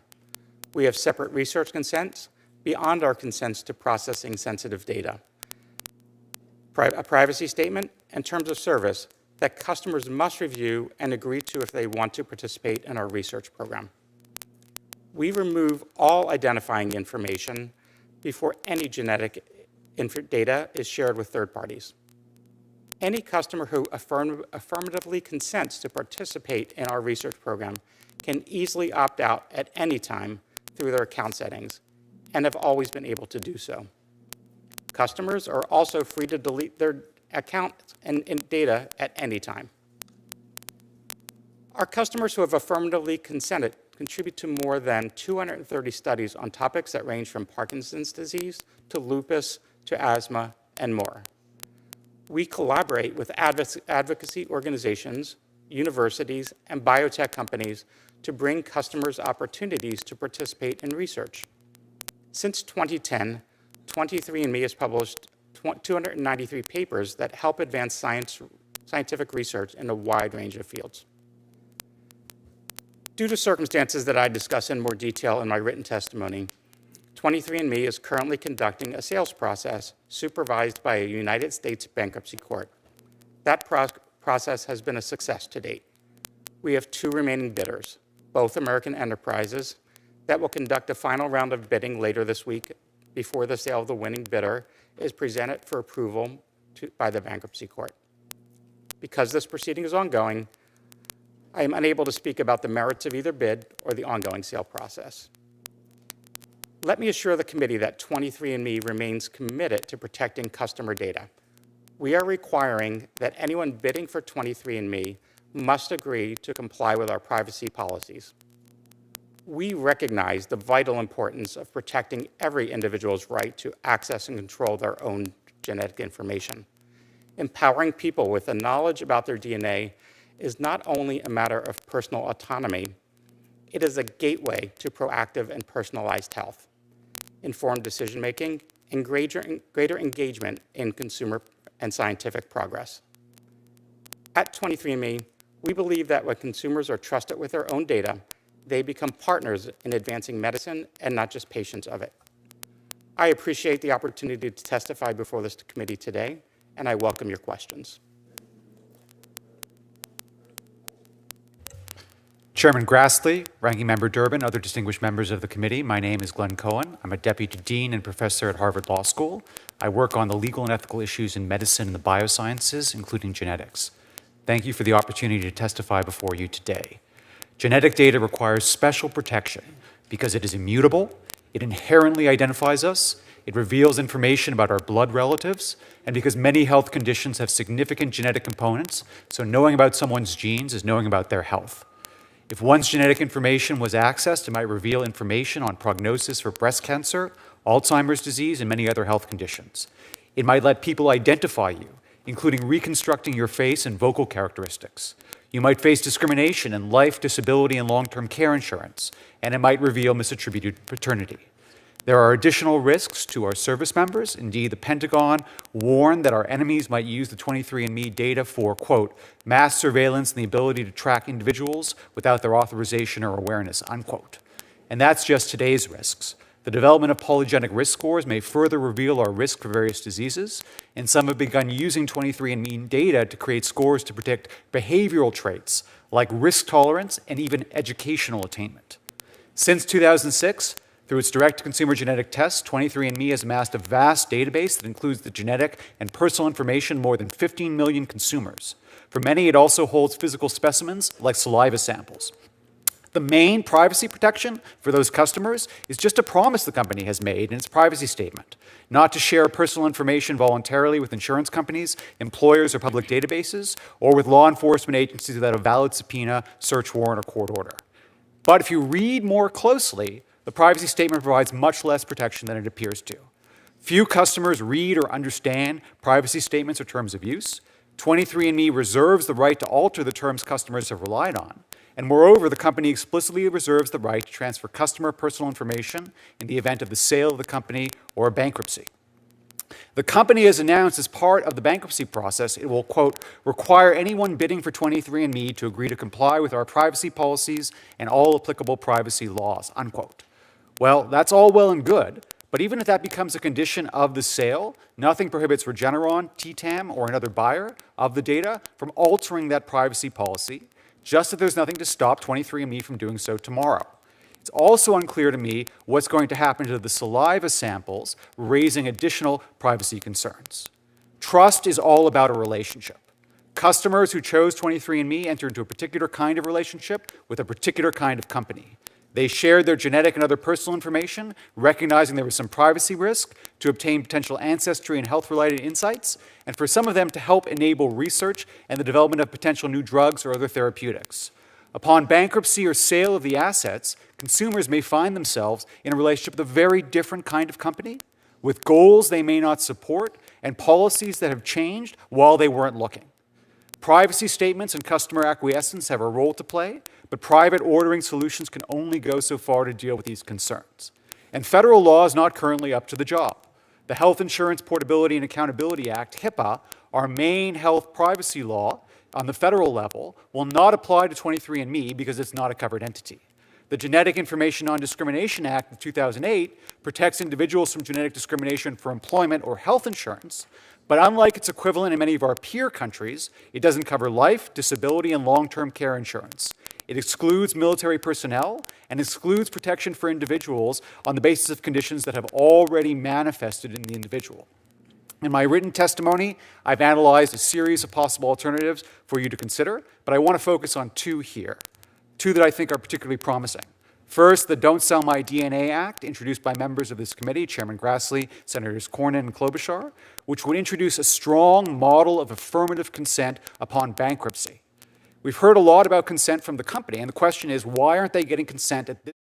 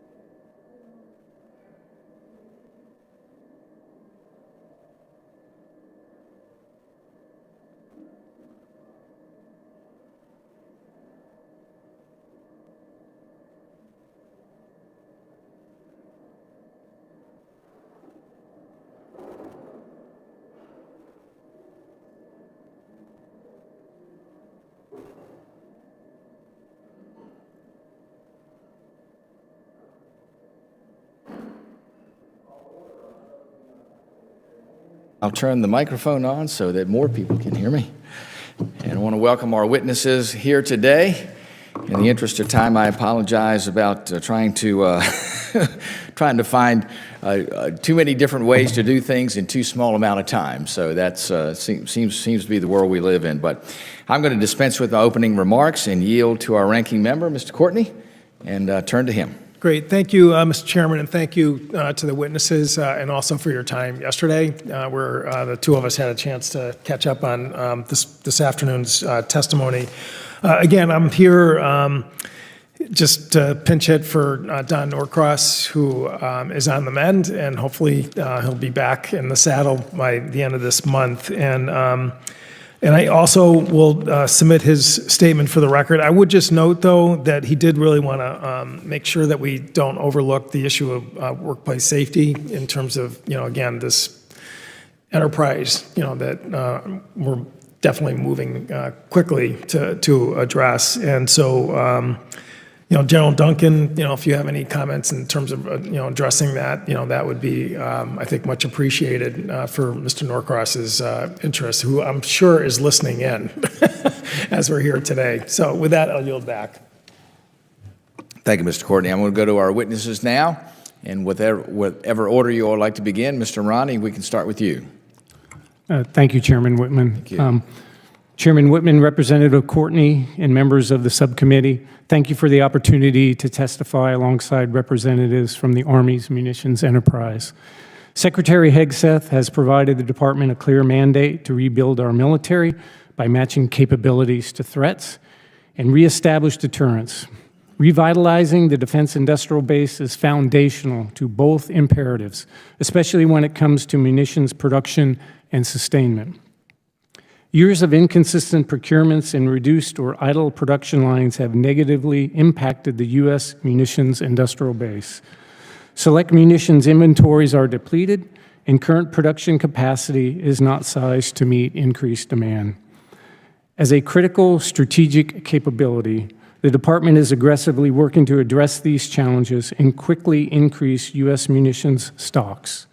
The department uses the munitions requirement process to estimate munitions needs for operational plans, to deter adversaries, and support training, testing, and security cooperation. This process provides a strategic demand signal that guides the department's efforts. Monthly readiness and inventory health assessments identify munitions below required inventory levels and mismatches between usage and planned production.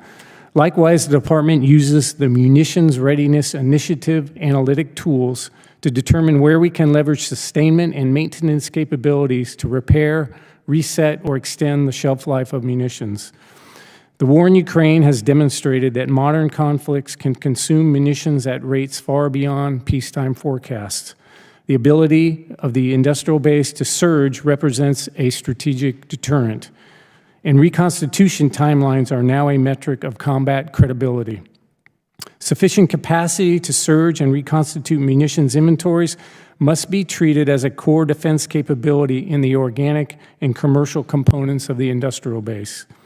The administration is prioritizing this critical capability area, and we appreciate Congress's focus on munitions in the budget reconciliation process. The department has also established a munitions war room that, with the forthcoming Joint Energetics Transition Office, or JETO, works to expedite the qualification, scale-up, facilitization, and adoption of new technology for energetics, components, and long lead time items. While we complete formal stand-up with the JETO, the work has already started to develop and scale production of new energetic materials for munitions critical to operations in the Indo-Pacific, among other efforts. The department appreciates Congress's leadership in directing the establishment of the JETO to reduce siloed efforts, unify work streams, increase focus, and enable cross-department efficiency. The department also appreciates Congress granting the authority for multi-year procurements for critical munitions, which foster market stability and allow suppliers to right-size production capacity to meet demand. Consistent procurement by the military services is crucial to maximizing the return on investment across the munitions industrial base. Ultimately, it's better to buy now and use later than wait for a crisis and rely on intermittent investments to rapidly surge production capability. It's also important that the department improves its ability to inspect, test, maintain, and perform depot-level repairs of existing munitions. This requires securing the necessary technical data to ensure we have the maintenance capabilities to meet our core logistics responsibility. While much work remains, the Department and Defense industrial base providers are taking decisive action in accordance with the Secretary's direction to overcome munitions production challenges and increase stockpiles. In closing, the Department thanks Congress for its continued partnership. I look forward to your questions. Thank you, Mr. Morani. Now we'll go to Mr. Grassano. Chairman Whitman, Ranking Member Courtney, and distinguished members of the subcommittee, thank you for the opportunity to be here today and testify. I have the honor to serve as the Director of the United States Army Combat Capabilities Development Command Armaments Center, the Army's premier research and engineering institution for armaments and lethality, located at Picatinny Arsenal, New Jersey. Energetic materials, including explosives, propellants, pyrotechnics, are critical in ensuring our soldiers and the joint warfighter have the most advanced, reliable, and dominant weapon systems in the world.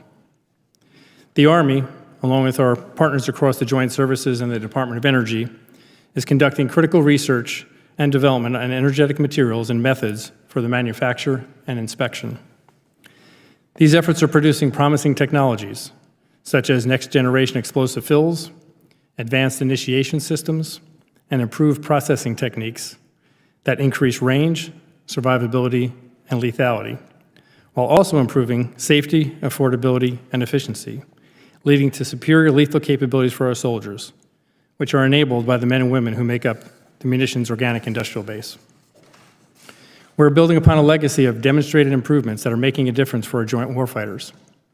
Army-developed energetics like the IMX series of explosives saved lives in Iraq and Afghanistan by replacing sensitive energetics with safer, more effective alternatives. In contrast, the war in Ukraine has shown the devastating consequences of relying on unstable fills, a vulnerability our adversaries can't afford and we won't accept. Looking ahead, we're supporting the Secretary of the Army and the Chief of Staff's vision for transformation in contact and concept-driven transformation. By optimizing ingredients like CL20 and applying emerging technologies from AI and robotics to additive manufacturing to unlock energetic-driven weapon system performance that was previously unattainable. These innovations aren't just enhancing our technical edge, they're making the production of our munitions safer for our workers, more affordable for the taxpayer, more agile in response to demand, and more resilient to supply chain and environmental disruptions. Mr. Chairman and distinguished members of the subcommittee, energetics are an important strategic asset. With your continued support, we're ready to lead the Army and the Joint Force into the next era of energetics innovation, ensuring our soldiers are unmatched on the battlefield now and in the future. Thank you, and I look forward to your questions. Thank you, Mr. Grassano. Now we'll go to Major General Reim. Chairman Whitman, Representative Courtney, distinguished members of the subcommittee, thank you for the opportunity to appear before you today. I serve as the Joint Program Executive Officer for Armaments and Ammunition and the Commanding General of Picatinny Arsenal in the great state of New Jersey. For more than a century, Picatinny Arsenal has stood as a symbol of technological innovation and strategic significance. Today, our team of military and civilian professionals remain laser-focused on developing technologies and capabilities that maintain our nation's superiority and overmatch against any potential adversary. Our mission at Picatinny Arsenal is to develop and field safe, reliable, and lethal armaments and ammunition at both speed and scale, and to give our joint warfighters and international partners the capabilities they need to deter aggression worldwide and, if called upon, the decisive tools to fight and win our nation's wars. The Army is very appreciative of the authorities and resources provided by Congress to assist our efforts in rebuilding the arsenal of democracy and in strengthening our defense industrial base for the challenges that lie ahead. The U.S. defense industrial base has not seen this level of investment in new or expanded facilities for generations. In the last 2 fiscal years, thanks to the support and confidence of the U.S. Congress and the Department of Defense, the Army has invested $4.9 billion to build new production lines and add new capacity and resiliency to our supply chains across the country. In parallel, we are expanding and modernizing existing facilities to increase speed, flexibility, and capacity. The goal is to implement 21st century production capabilities that can generate the ammunition stockpiles necessary to sustain our national defense during a surge time environment. As an example, in 2022, we were producing just 14,000 rounds of 155 artillery projectiles per month. Today, those same facilities have more than doubled their production. We expect to see further capacity increases to 100,000 per month with the new facility investments that are nearing completion. These new facilities and production lines are also equipped to produce the munitions that incorporate innovations at the round level. So, for example, extended range artillery that can reach deeper into enemy territory with greater precision. 155 cannon cargo artillery that can deliver operations enabling payloads in contested environments. Proximity fuse technologies for weapon systems that counter the use of drones by our adversaries, and the family of 6.8 millimeter ammunition that enhances the lethality of the next-gen squad weapon systems. We have also taken steps to secure our supply chains. We like to say from the ground to the round, identifying and mitigating the risks that may threaten our ability to produce munitions at scale. For example, we've leveraged more than $370 million in Defense Production Act Title III funded projects to establish or expand domestic sources for critical munitions components, like antimony sulfide, which is essential to conventional munition production. It is also important to note that the requisite increases in the size and diversity of our stockpiles would not be possible without the skilled expertise of the great Americans, the scientists, the engineers, and the technicians who work in our arsenals and the munition facilities around the country. Their expertise and passion fuel our progress and ensure the United States Army and the Joint Force remain the most lethal and technologically advanced force in the world. As we work together to prepare for what the future may bring, we are sending a clear message to any would-be adversary that the United States, along with its allies, stands ready to deter any aggression. Mr. Chairman and distinguished members of the subcommittee, we appreciate your continued and steadfast support to our soldiers, our civilians, and our families. I look forward to your questions. Major General Reim, thank you. We'll now go to Brigadier General Duncan. Use the microphone. Good afternoon, Chairman Whitman, Representative Courtney, distinguished members of the Tactical and the Land Forces Subcommittee. Thank you for inviting me to testify here today to discuss the Army's Organic Industrial Base and Joint Munitions Command. The Army's OIB is crucial to military readiness and national security. It consists of government-owned and operated facilities that produce, maintain, and repair essential military equipment, from weapon systems to vehicles and ammunition. The OIB ensures DoD can meet their joint force demands in war and peace. I recently took command of Joint Munitions Command at Rock Island Arsenal, which is an important part of the U.S. Army's logistics and sustainment operation. Joint Munitions Command provides the joint force with ready, reliable, and lethal munitions at the speed of war, sustaining global readiness. JMC and its 18 OIB installations across the nation support the production, storage, distribution, and demilitarization of munitions. JMC and its government-owned and operated installations recently demonstrated their value when faced with short time frames and high-volume demands in support of presidential drawdowns. These sites demonstrated extraordinary endurance, adaptability, and logistic strength. Their ability to surge operations and push past previous outload records reflected an infrastructure that is designed to deliver in critical situations. Even as they provided sustained support for regional conflict, they upheld critical inventory levels necessary for ongoing training, proving that these facilities remain the foundation of the joint force readiness and strategic flexibility. Thank you for your continued support, and I look forward to today's discussion. Brigadier General Duncan, thank you so much. I want to thank our witnesses, and we'll begin with some questions here. I want to point to the language in the NDAA in FY24 that established the direction to the department to form a Joint Energetics Transition Office. And the reason being is because there was lack of central authority and strategy for what we were doing to modernize our weapon systems based on not just emerging technology within energetics, but just based on existing technology that could better our weapon systems with more range and lethality. Reports were due to Congress at the 1-year mark and 2-year mark, and to this point, we received very limited communications back from Congress. Another part of that FY24 NDAA was a requirement to look at, again, those modern chemistry elements of our weapon systems, that is compounds like CL-20, which stands for China Lake, which we developed. We developed here, and our adversaries use that as their metric, and we use a metric that goes back to chemistry on weapons back to the 1940s. We mandated a pilot program to integrate CL-20 into selected weapon systems to do some testing to figure out, what opportunities are there? How can we address the issue with range and lethality? We are getting outsticked by our opponents, as the word goes, and that means their weapon systems go farther and they're more deadly than ours. To me, when we've developed the technology there for us to do that and our adversaries are using that as their metric, that's kind of a wake-up call for us. So, we haven't seen anything of substance going on with doing that work on CL-20.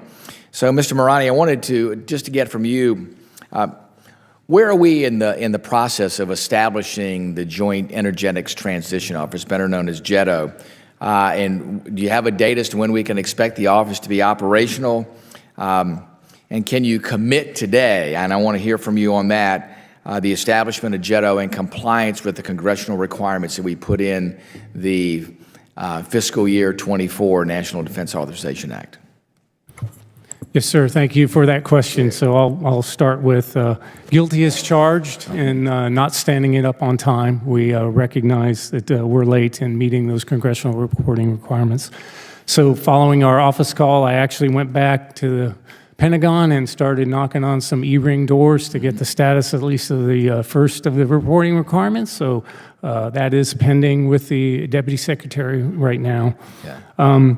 So I also want to commit to standing it up in accordance with the law. And I want to also thank you for the language and the direction. Quite frankly, this kind of language and top-level direction helps, as I mentioned in my opening comments, break down some of the silos across the department, helps us with the collaboration with our partners. As I mentioned, work is ongoing right now. You mentioned CL-20, showing some great promise there. Yeah. That's a pretty hot burn that is going to get us some range. Mm-hmm. We have our Joint Production Acceleration Cell, who is working munitions right now.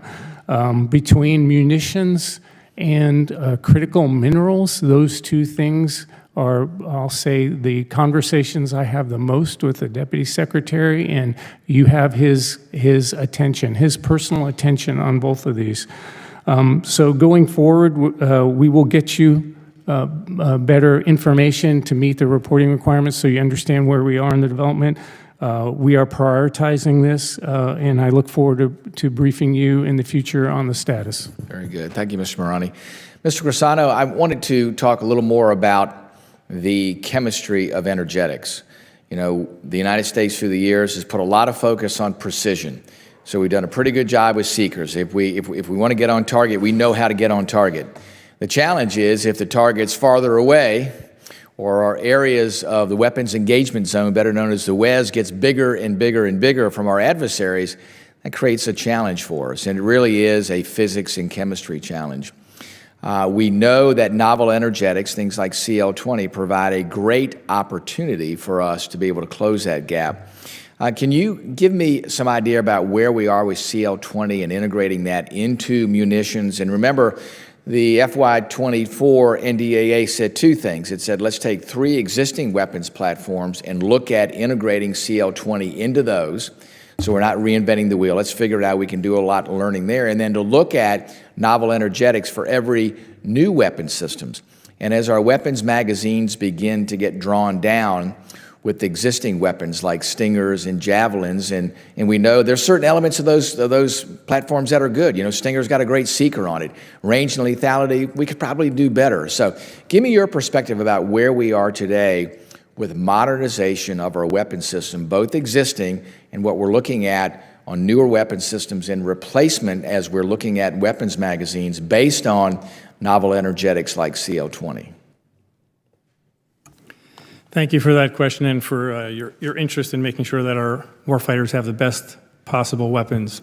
And we share that interest. And we work diligently every day to make sure that we put the most advanced capabilities into our soldiers' hands.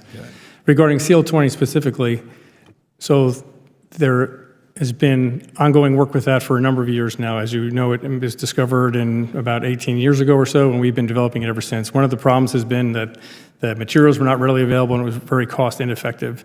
So since then, we've made some recent improvements and we were able to create formulations to be able to produce it at a much more economical rate. And we're looking at now scaling up production here, which will make it more available for researchers as well as for weapon systems developers to put it into their end systems.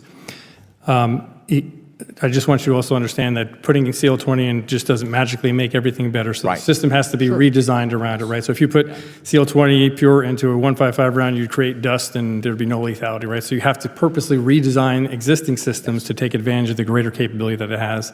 And the biggest benefit there in the most cases is that you can get the same performance with a smaller warhead, which then allows you to get further range, right? So those are the huge benefits that we have. The Army's looking at incorporating into a number of different systems we have right now.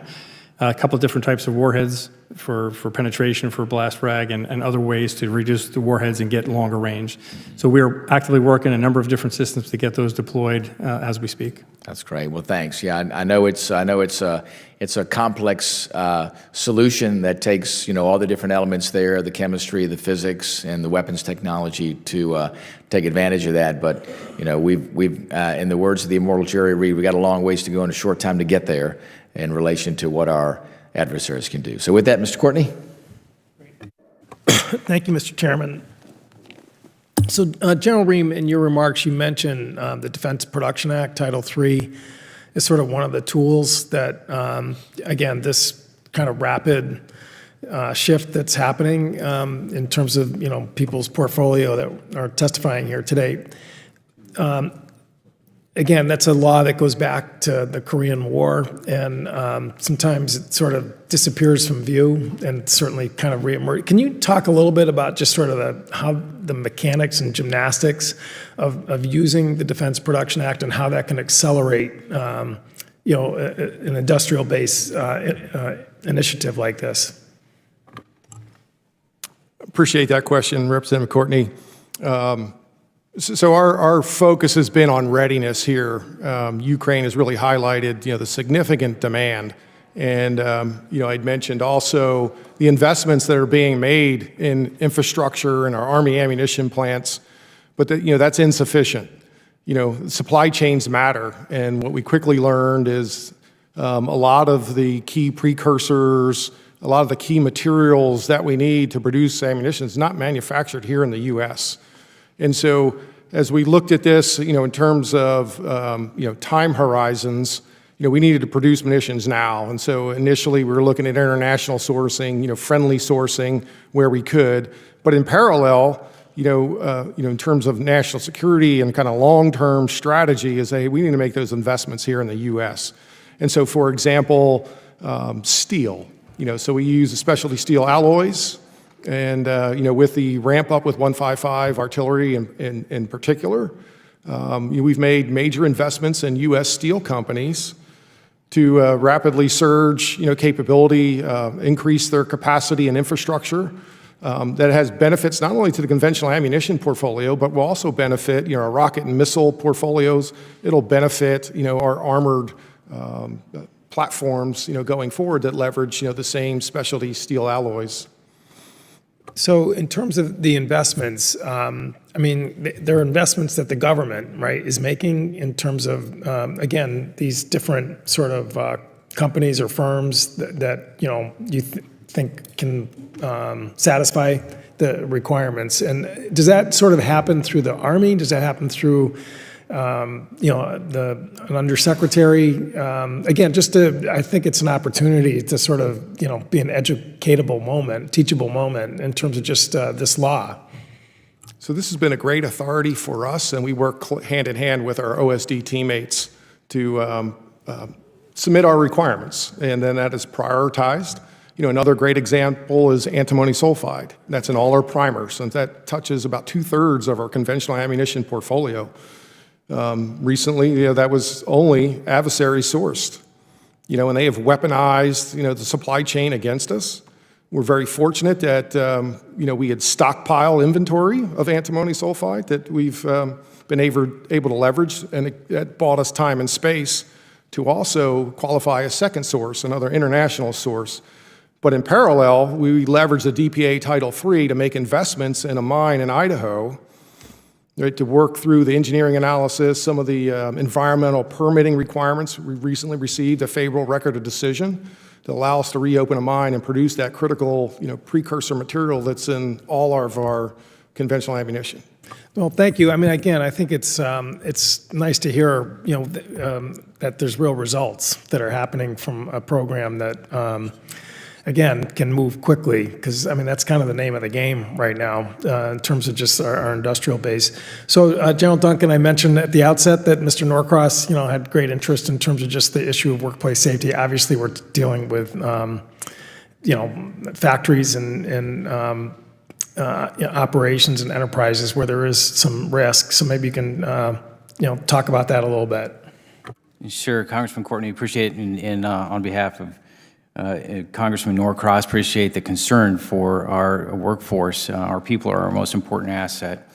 And as you said, it's plants and facilities and processes and things, but when you add that the fact that we're producing explosives and munitions, it's even more inherently dangerous. And so safety is worked into everything we do, not just in my job as the day-to-day overseer of daily operations, ensuring people have the right protective equipment and are following the procedures, but even to the design of the buildings and the facilities that we have, so that we use tried and true methods that we've used for decades to make sure that the risk to humans is mitigated in our processes that we have. No matter how much you prepare, accidents do occur, but when those occur, we want to make sure we do everything possible to mitigate risk to our workforce and the lives of the people, all the way even to where these facilities are located within a geographic area, to make sure that also the public is protected as well. Thanks for that question. Thank you. Yield back. Thank you, Mr. Courtney. We'll now go to Mr. Jimenez. Thank you, Mr. Chairman. The topic of energetics, and we became somewhat interested in it on this topic probably a couple of years ago on Select China Committee. We talked about this. So, what is the base energetic that the United States uses? What compound? The bulk of our explosives energetics are RDX and HMX based. And when were they developed? Oh, very long time ago. What is the base energetics that China uses? Currently, they're using more and more of CL-20 as their base energetic. So they've gone through the testing, they've gone through the things that we are starting to do, and they've determined that that's the energetic that they're using. And so our warfighter now may be at a disadvantage. Their missiles may go farther, their rounds may go farther, their rounds may be more lethal than ours. And this thing, the CL-20, was developed in the United States, and we're now just starting to look at it. One thing that really kind of irks me is that Congress mandated, actually, the creation of the Joint Energetics Transition Office 2 years ago. Is there a reason why the Defense Department ignored us for 2 years? Mr. Morani? I guess you're new, right? You're new in the job? Are you with the administration? Have you been here for a while, or are you new? So I'm acting in the capacity of the Assistant Secretary of Defense for sustainment.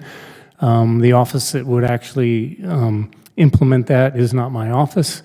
But again, in my comments I made, we have not been idle. We've had a joint production acceleration cell that has been engaged at looking deep into munition supply chains, identifying those subcomponents where we have constraints. We, as you heard with our DPA Title III investments also managed through our industrial base policy team. We've invested I hate to cut you off, but we mandated that you put a joint energetics transition office. Did you establish one? We have not established that Okay, yet. we did that 2 years ago. Yes, sir, you did. Okay, so why hasn't it been done? Yeah, I can't speak to why the office who was assigned to do that hasn't. I know we were late in establishing it. We had a transition, which is exacerbating the ability to be late, but we have elements that are going to be incorporated into what that office looks like going forward. We will establish it, and I took the action in committing to making sure that we are going to establish it in accordance with the law. But we've not been was there resistance to establishing this office? Not to my knowledge that there was any resistance. So it's something that we mandated 2 years ago. There's no resistance to it, supposedly, right? And it's taken 2 years it hasn't been established yet. So it's more than 2 years to establish it. Do you think that maybe we should be a little upset up here? I understand you're upset and frustrated. As a sustainer, I am upset and frustrated as well. But back to my point about not being idle, we've invested $1.9 billion in 155 industrial expansion. We're investing in PAC-3, MSC, to increase capacity from 550 rounds a year to 650 with the projection to go even higher.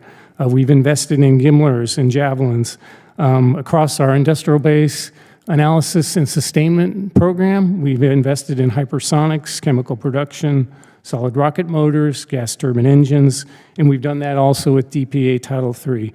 While we haven't fully established this office, we have not been idle in making sure that munitions are a priority for this administration and ensuring that we can increase the health of the shelf of our Mr. Morani, munitions I only have 5 inventories. minutes, so I understand, okay? The Russians, the Chinese have active, working hypersonic missiles. Do we? Yes, we do. We do, okay.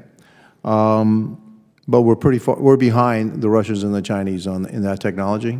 Are we behind, or are we equal, or are we ahead? Because I'm hearing that they're ahead of us with hypersonics. Well, in an open forum like this, I cannot comment on the fair enough. technical. Then don't comment, okay? My final thing is on steel, the special steel that we required. Who were we buying it from before? So we had a single point of failure here in the U.S., but as I stated in my opening remarks, we were only producing at 14,000 rounds per month. As we scale to 100,000, there was insufficient capacity there to meet that demand, and so we were able to leverage those DPA Title III funds to add a new blooming furnace there, expand infrastructure.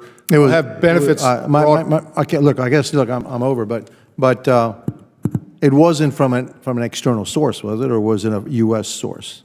So that was a single source here within the U.S. Okay. Thank you very much, and I'll yield back. Thank you, Mr. Menez. And then I go to Mr. Sorensen. Thank you, Chairman Whitman. Good afternoon, and welcome to all of our witnesses. I'm excited to have you all here. Especially proud to have a neighbor of mine testifying for our subcommittee. You don't have to be from the Quad Cities to be a Quad citizen. So welcome, Brigadier General Duncan, and thank you for commanding Joint Munitions Command at the Rock Island Arsenal, what we in the Quad Cities call the Rock. I'm really excited that you'll be able to speak on behalf of our own neighbors who are working to support our munitions industrial base every day. And while I'm glad to see the administration place an emphasis on munitions, I do have concerns about the Army Transformation Initiative and what the integration of Army Sustainment Command and Joint Munitions Command really looks like. The bottom line, we cannot jeopardize our readiness, and we cannot afford to lose the people who best know how to scale our munitions. So to Mr. Morani, you've worked in sustainment for a long time, and we're hearing as much as 57% of JMC's workforce at Rock Island could be slashed. With the loss of that expertise, do you think that Army Sustainment Command has the ability to drive new investments in the munitions industrial base? Well, sir, I too am concerned about some of the drawdown of our workforce. I know there is, across the services, a hard look at where they can take these cuts. I, like you, as a sustainer, think that that's one of our core competencies in the department. It's not only a core capability, it's a core responsibility.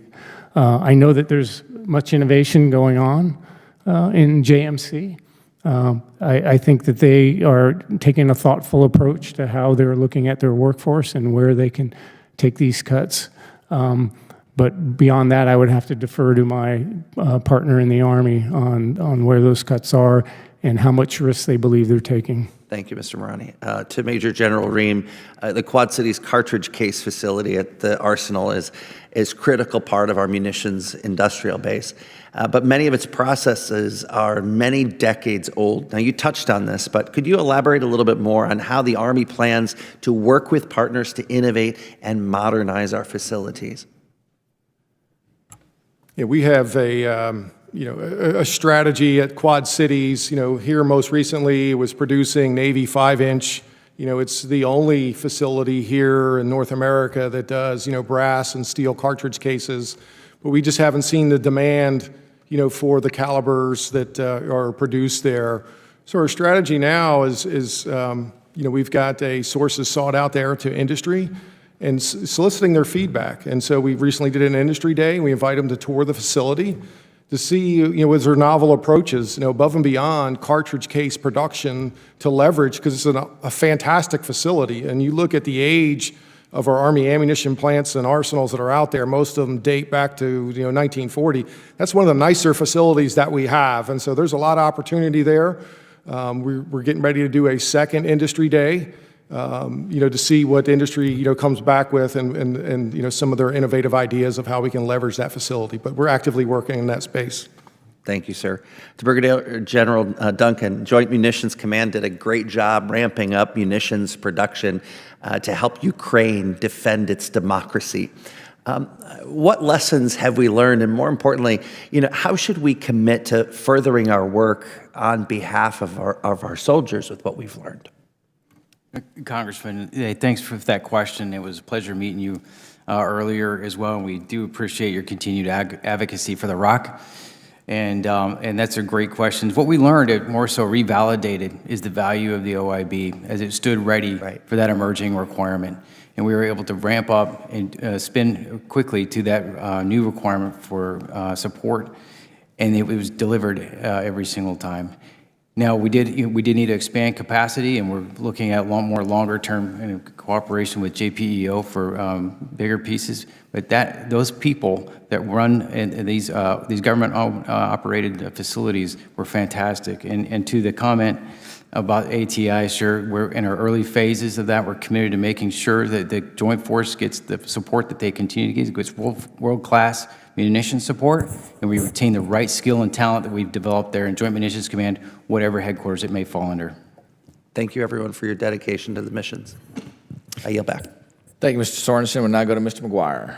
Thank you, Mr. Chairman. Thank you for our witnesses. And again, I always want to thank our military men and women.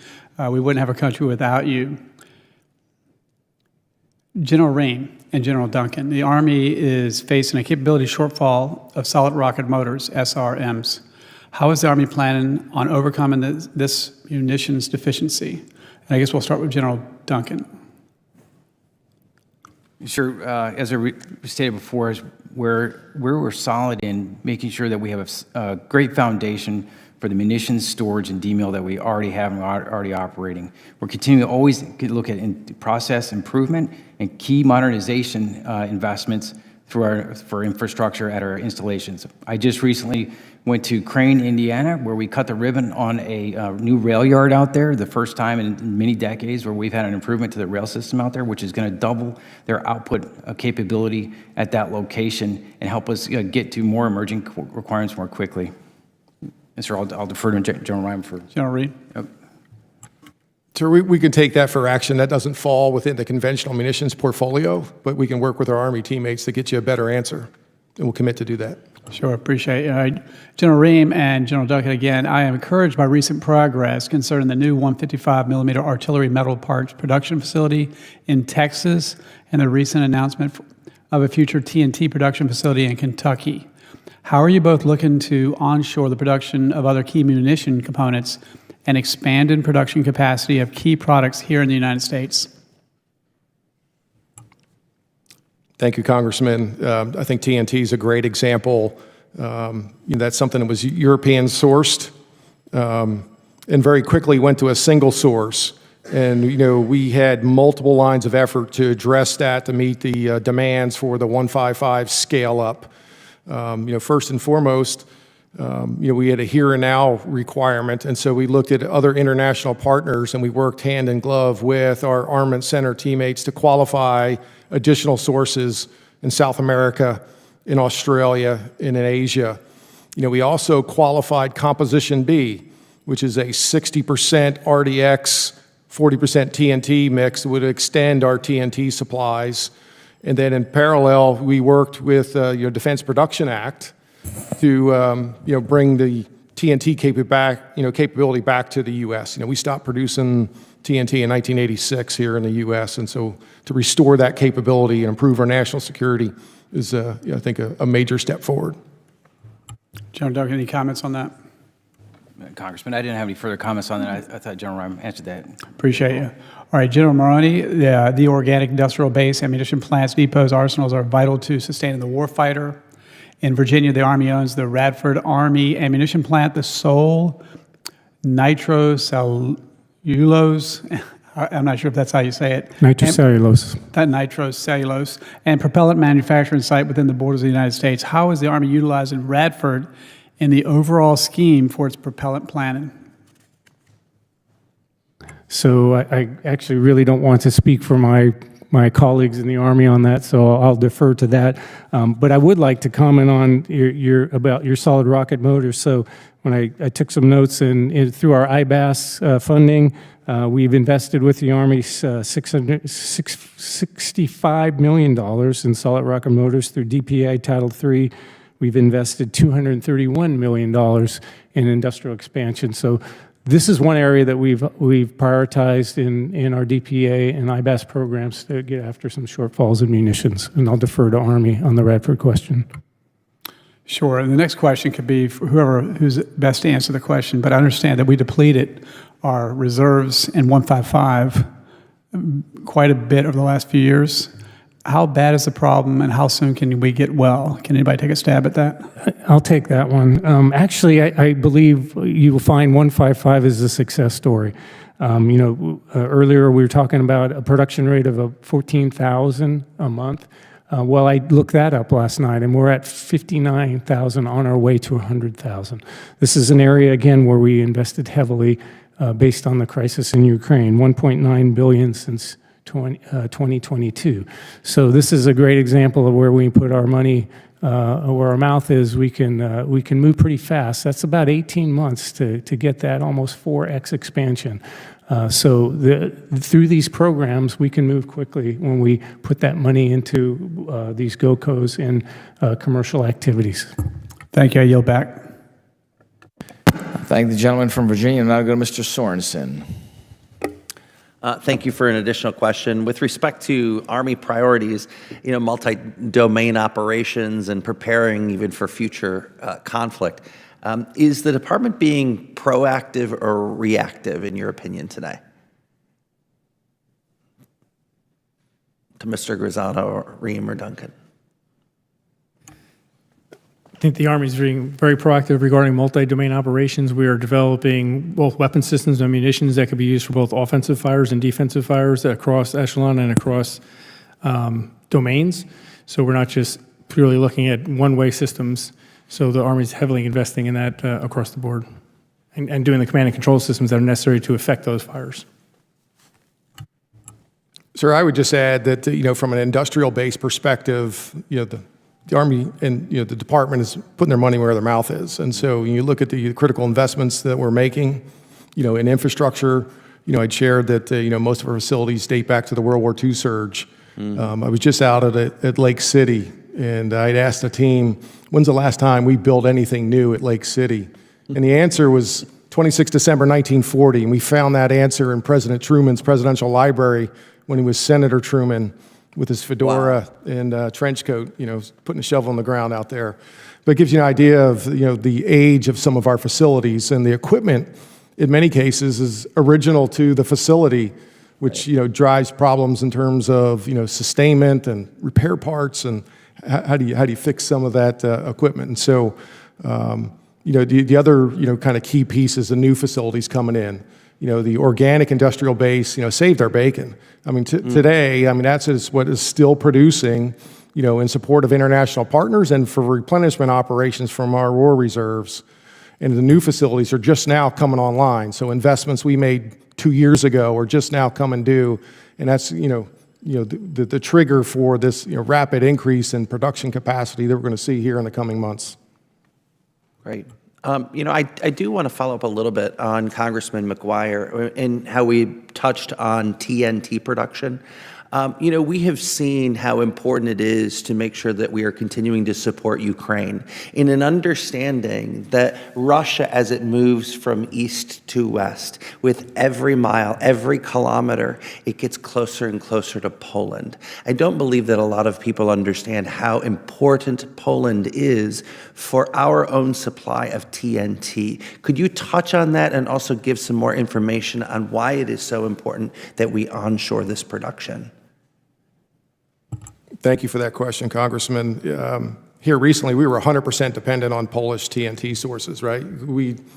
Prior to the war, we were sourcing from Ukraine. That facility no longer exists. And so, I'd mentioned, the great work we've done in conjunction with the Armaments Center to qualify additional TNT sources from South America, from Australia, from Asia, that are helping to defray, the work we're doing with Composition B to qualify in our munitions so that we can extend the use and use, RDX explosive that we produce in Holston, one of our key Army ammunition plants, to extend our TNT supplies. And that buys us some time and space, for the here and now, for the readiness piece, to support, some of the further developments as we look at our modernization line of effort of how do we, incorporate and integrate, some of these more advanced, CL-20 as an example, in our munitions of the future. Thank you all very much. I yield back. Thank you, Mr. Sorensen. I want to thank our witnesses for joining us today. Thanks so much for your testimony. We look forward to continuing the effort to modernize our energetics program, make sure we build weapons magazine depth, and make sure that we are up to the task of where our adversaries are, understanding that the world becomes a more dangerous place, and the best way to deter is to make sure we know that we can respond back and that our adversaries know that we can respond back. So thanks again, and the committee, our subcommittee, is adjourned.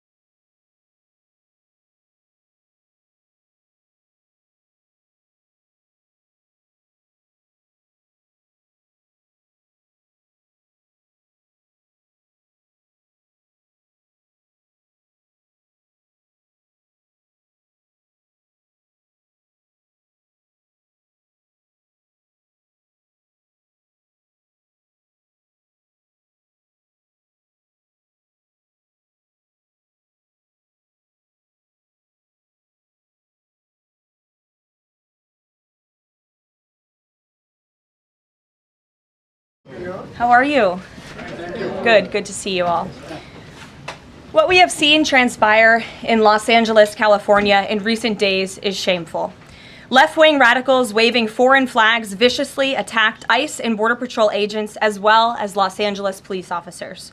These criminals injured police, threw rocks at police cars and officers, burned vehicles, shut down freeways, and lobbed Molotov cocktails, all because the Trump administration was removing violent criminal illegal aliens from the city.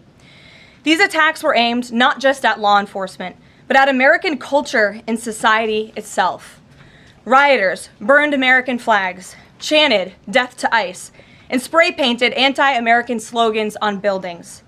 But President Trump will never allow mob rule to prevail in America. The most basic duty of government is to preserve law and order, and this administration embraces that sacred responsibility. Democrats like Governor Gavin Newsom and Mayor Karen Bass shamefully failed to meet their sworn obligations to their citizens.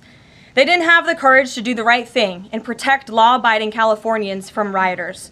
That's why President Trump deployed the National Guard and mobilized Marines to end the chaos and restore law and order. The mob violence is being stomped out.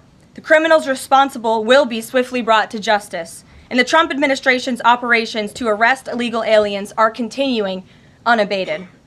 When the initial immigration enforcement actions took place on June 6th, Mayor Bass took to social media to say she was deeply angered by what has taken place. Mayor Bass then embarked on one of the most outrageous campaign of lies this country has ever seen from an elected official, blaming President Trump and brave law enforcement officers for the violence. She accused heroic American immigration and customs enforcement officers targeting illegal alien murderers, rapists, and pedophiles of, quote, sowing terror in communities and disrupting basic principles of safety in our city. Around the same time, Governor Newsom claimed that immigration enforcement actions were causing chaos. That's how radical Democrats have become. Their opposition to President Trump has forced them to side with illegal alien criminals in their communities and violent rioters and looters over law enforcement officers who are just doing their jobs. Mayor Bass and Governor Newsom fanned the flames and demonized our brave ICE officers. Instead of defending their city and their state, Karen Bass and Gavin Newsom claimed that in order for the riots and the violence to stop, ICE needed to leave and immigration raids must end. In other words, the position of the Democrat Party is that the federal government is not allowed to enforce our laws and to arrest and deport illegal alien criminals. They're attempting to use a violent mob as a weapon against their own constituents to prevent the enforcement of immigration law. This is deeply un-American and morally reprehensible.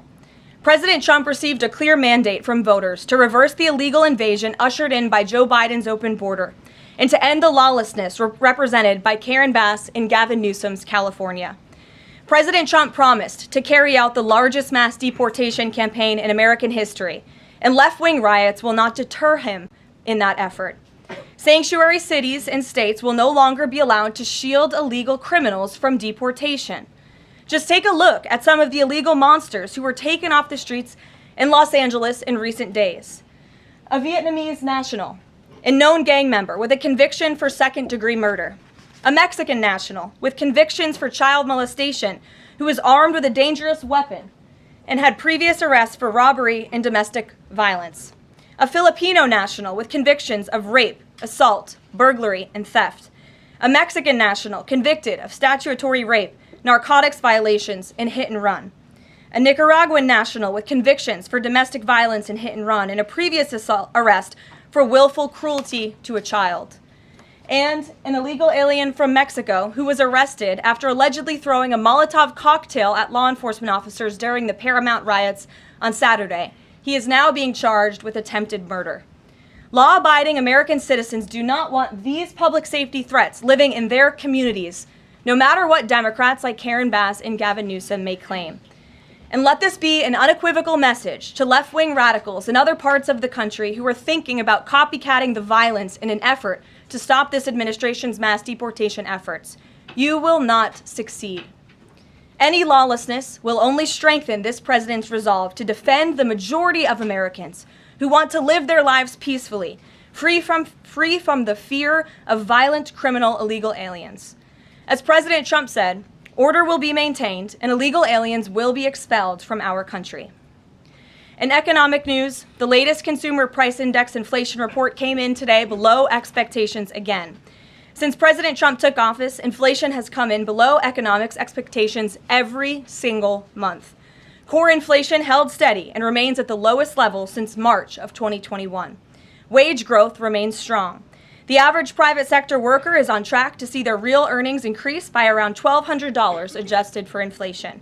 And prices continue to fall for everyday Americans. Energy prices fell from April to May. Gasoline has fallen each month since President Trump took office, down 12% over the past year.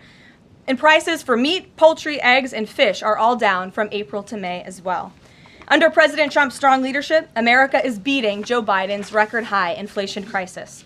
And once the One Big Beautiful Bill passes, our economy will boom like never before. This bill is the largest tax cut for middle-class Americans in history. The One Big Beautiful Bill gives a 15% tax cut to working Americans and families. We'll see increased take-home pay of $10,000 per year. The One Big Beautiful Bill expands the child tax credit to $2,500 for more than 40 million American families with children. And the One Big Beautiful Bill cuts taxes for overtime workers, saving them nearly $2,000 per year, and ends taxes on tips, saving tipped workers nearly $2,000 per year as well. All of these provisions are broadly popular with an overwhelming support from the American people. We need Republicans in Congress to finish the job and send the One Big Beautiful Bill back to President Trump's desk for his signature as soon as possible. With that, we'll get to questions. I'm sure you have many of them today. Here in our new media seat is Elizabeth Mitchell, the White House correspondent for the Daily Signal, who's not afforded a seat in this room, but today she is. Thank you, Elizabeth. Thank you so much, Caroline. I have two questions, if that's okay. First, a few Republicans on Capitol Hill are suggesting that President Trump scale back deportations, even as ICE is reportedly gearing up for raids in 5 more Democrat-led areas. Would anything dissuade President Trump, and would he consider sending in Marines if anti-ICE violence occurs in these cities? Well, I think I may have just answered both of your questions with my opening monologue. The Trump administration is going to continue the mass deportation effort that the president promised the American public. Many of you were at those rallies in cities and communities across the country when the president spoke about his commitment to removing violent illegal criminals and anyone who has broken our nation's immigration laws from American communities. And God bless our ICE and Border Patrol who are working hard on that effort. This administration is going to continue that. And it's part of the reason we do need the One Big Beautiful Bill to pass as well, may I add, because the bill provides funding to hire more ICE agents and Border Patrol agents, more personnel on the ground to conduct this important public safety work.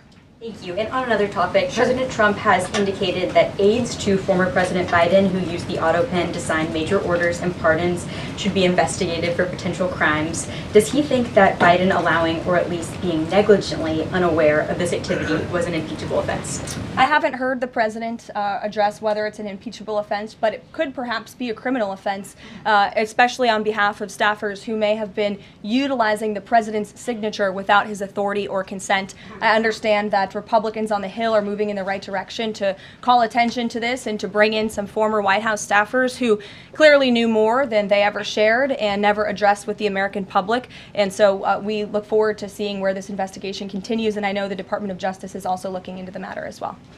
Alex, good to see you today. Good to see you, Caroline. Thank you. You mentioned foreign flags being blown during these protests. There are protest activities being organized for this weekend. Part of it are Democrats saying they want to reclaim the American flag. It's also being titled No King's Day. Does the president see himself as a king, and does the White House expect to see American flags being flown during these protests this weekend? The president views himself as the president of the United States of America. This is a constitutional republic, and we want to see all of our citizens be proud of the country in which they are given the privilege and the blessing to live. And I think that those images of foreign flags being waved with, by illegal criminals and by violent rioters in the face of cars blowing up and of flames in the city. I have photos of that here to show you.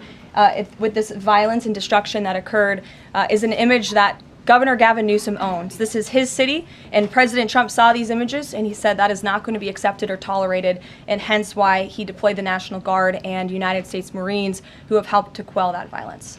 If I can ask another. Sure.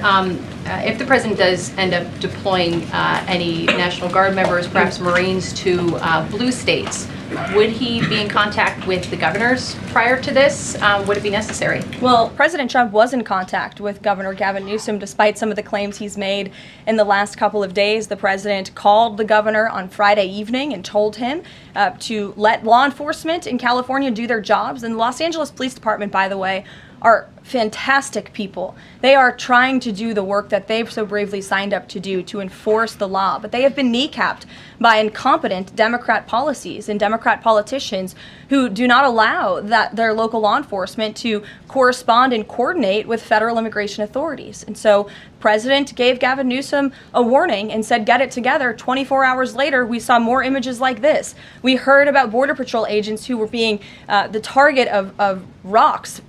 These illegal criminals were throwing rocks at our Border Patrol and ICE agents, and so the president made the decision to federalize California's National Guard. Stephanie. Thank you.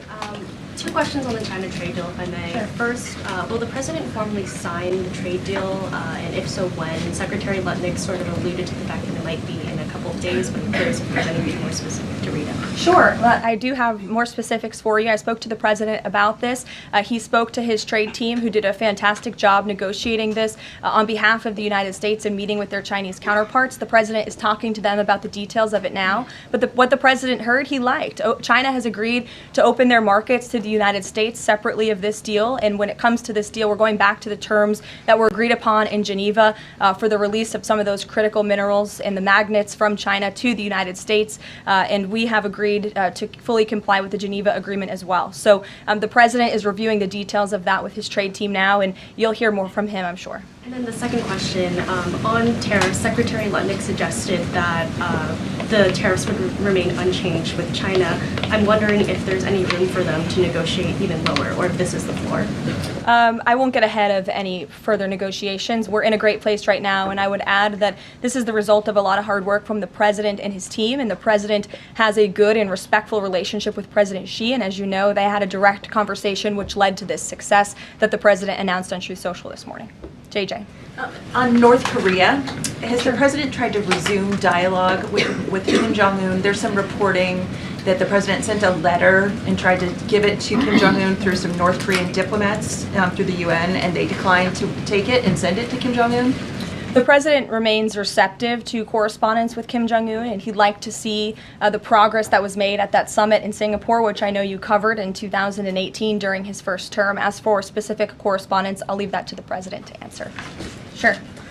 Good afternoon. Yeah, thanks. Back to the trade deal negotiations with China.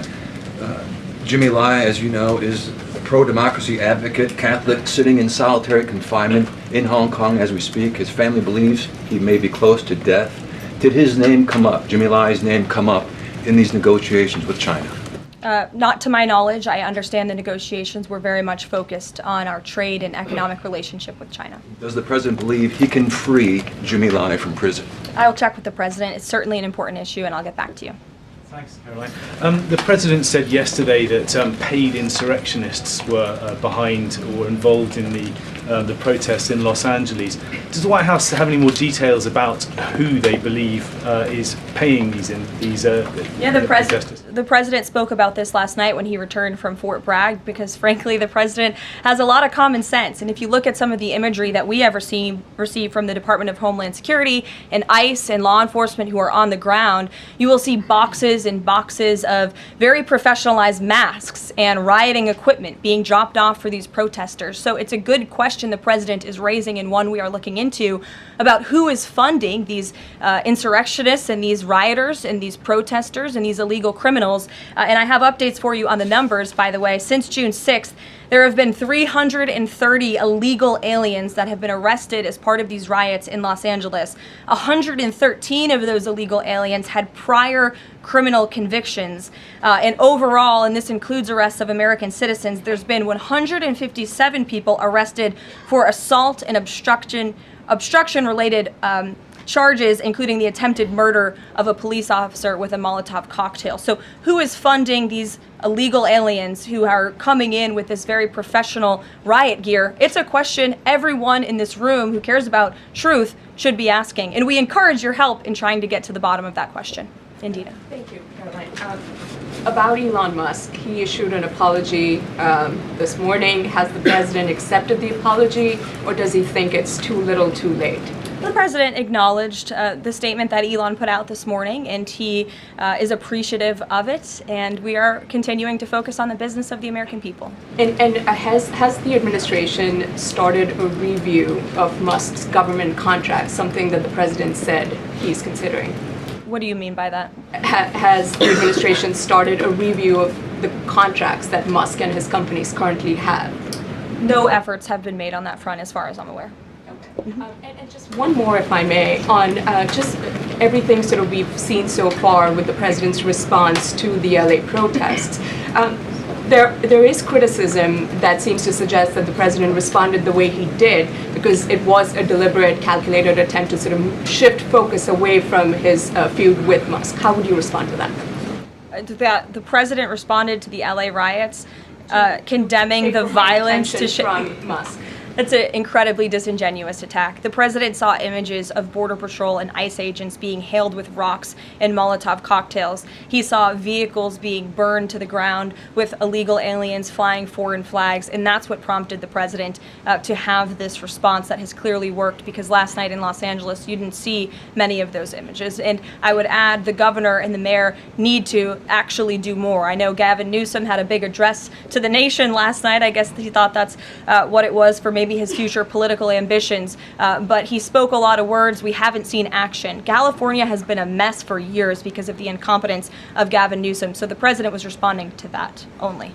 Caitlin. Caroline, 2 questions for you. Sure. Over the weekend, Secretary Noem sent a memo to the Pentagon asking Secretary Hegseth to have and direct the military that's on the ground in LA to arrest and detain what she said were lawbreakers.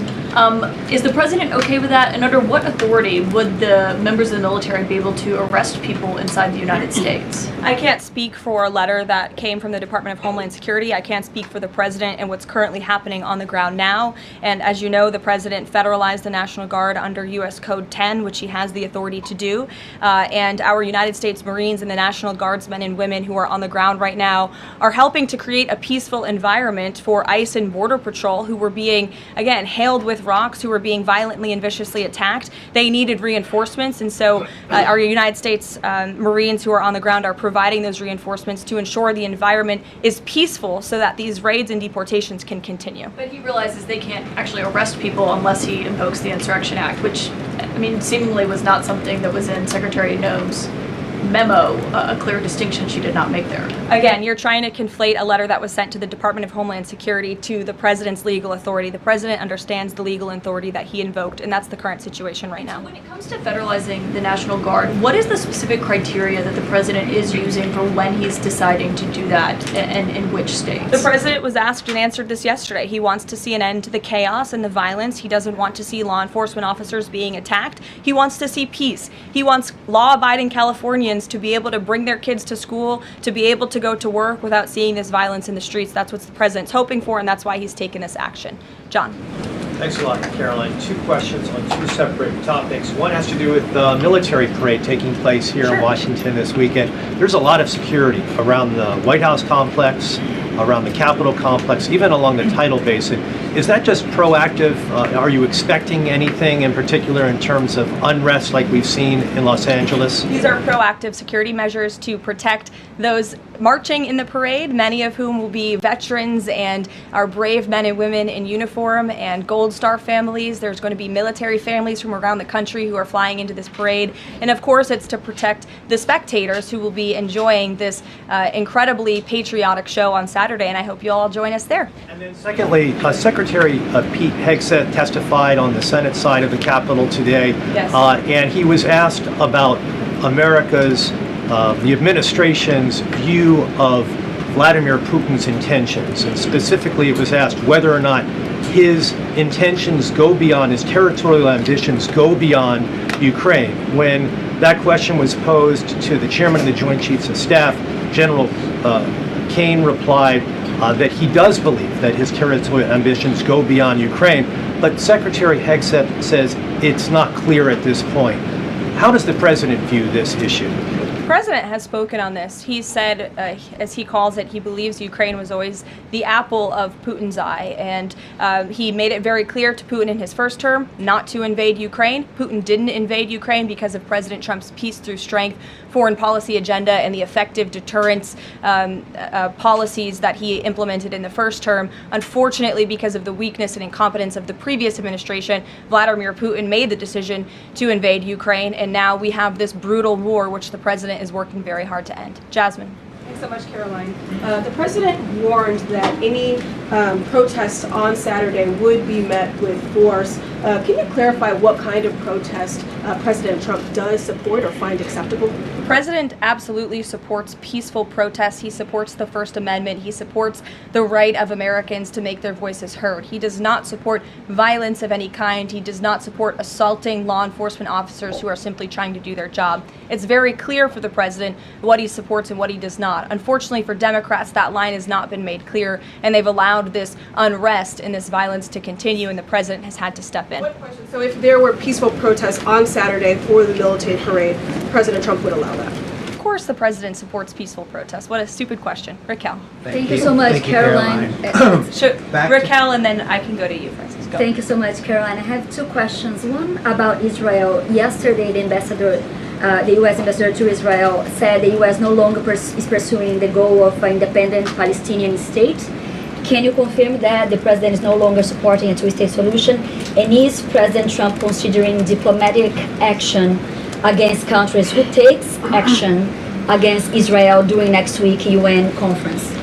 Right now, the president views the situation in Israel and Gaza as deeply unfortunate and needing to end. And the president is realistic about the current state of affairs in this region of the world. And that's why the president has said the number one focus and priority of the administration is to release all of the hostages from Gaza and to end this conflict as soon as possible. The administration is still pushing very hard for the release of all the hostages.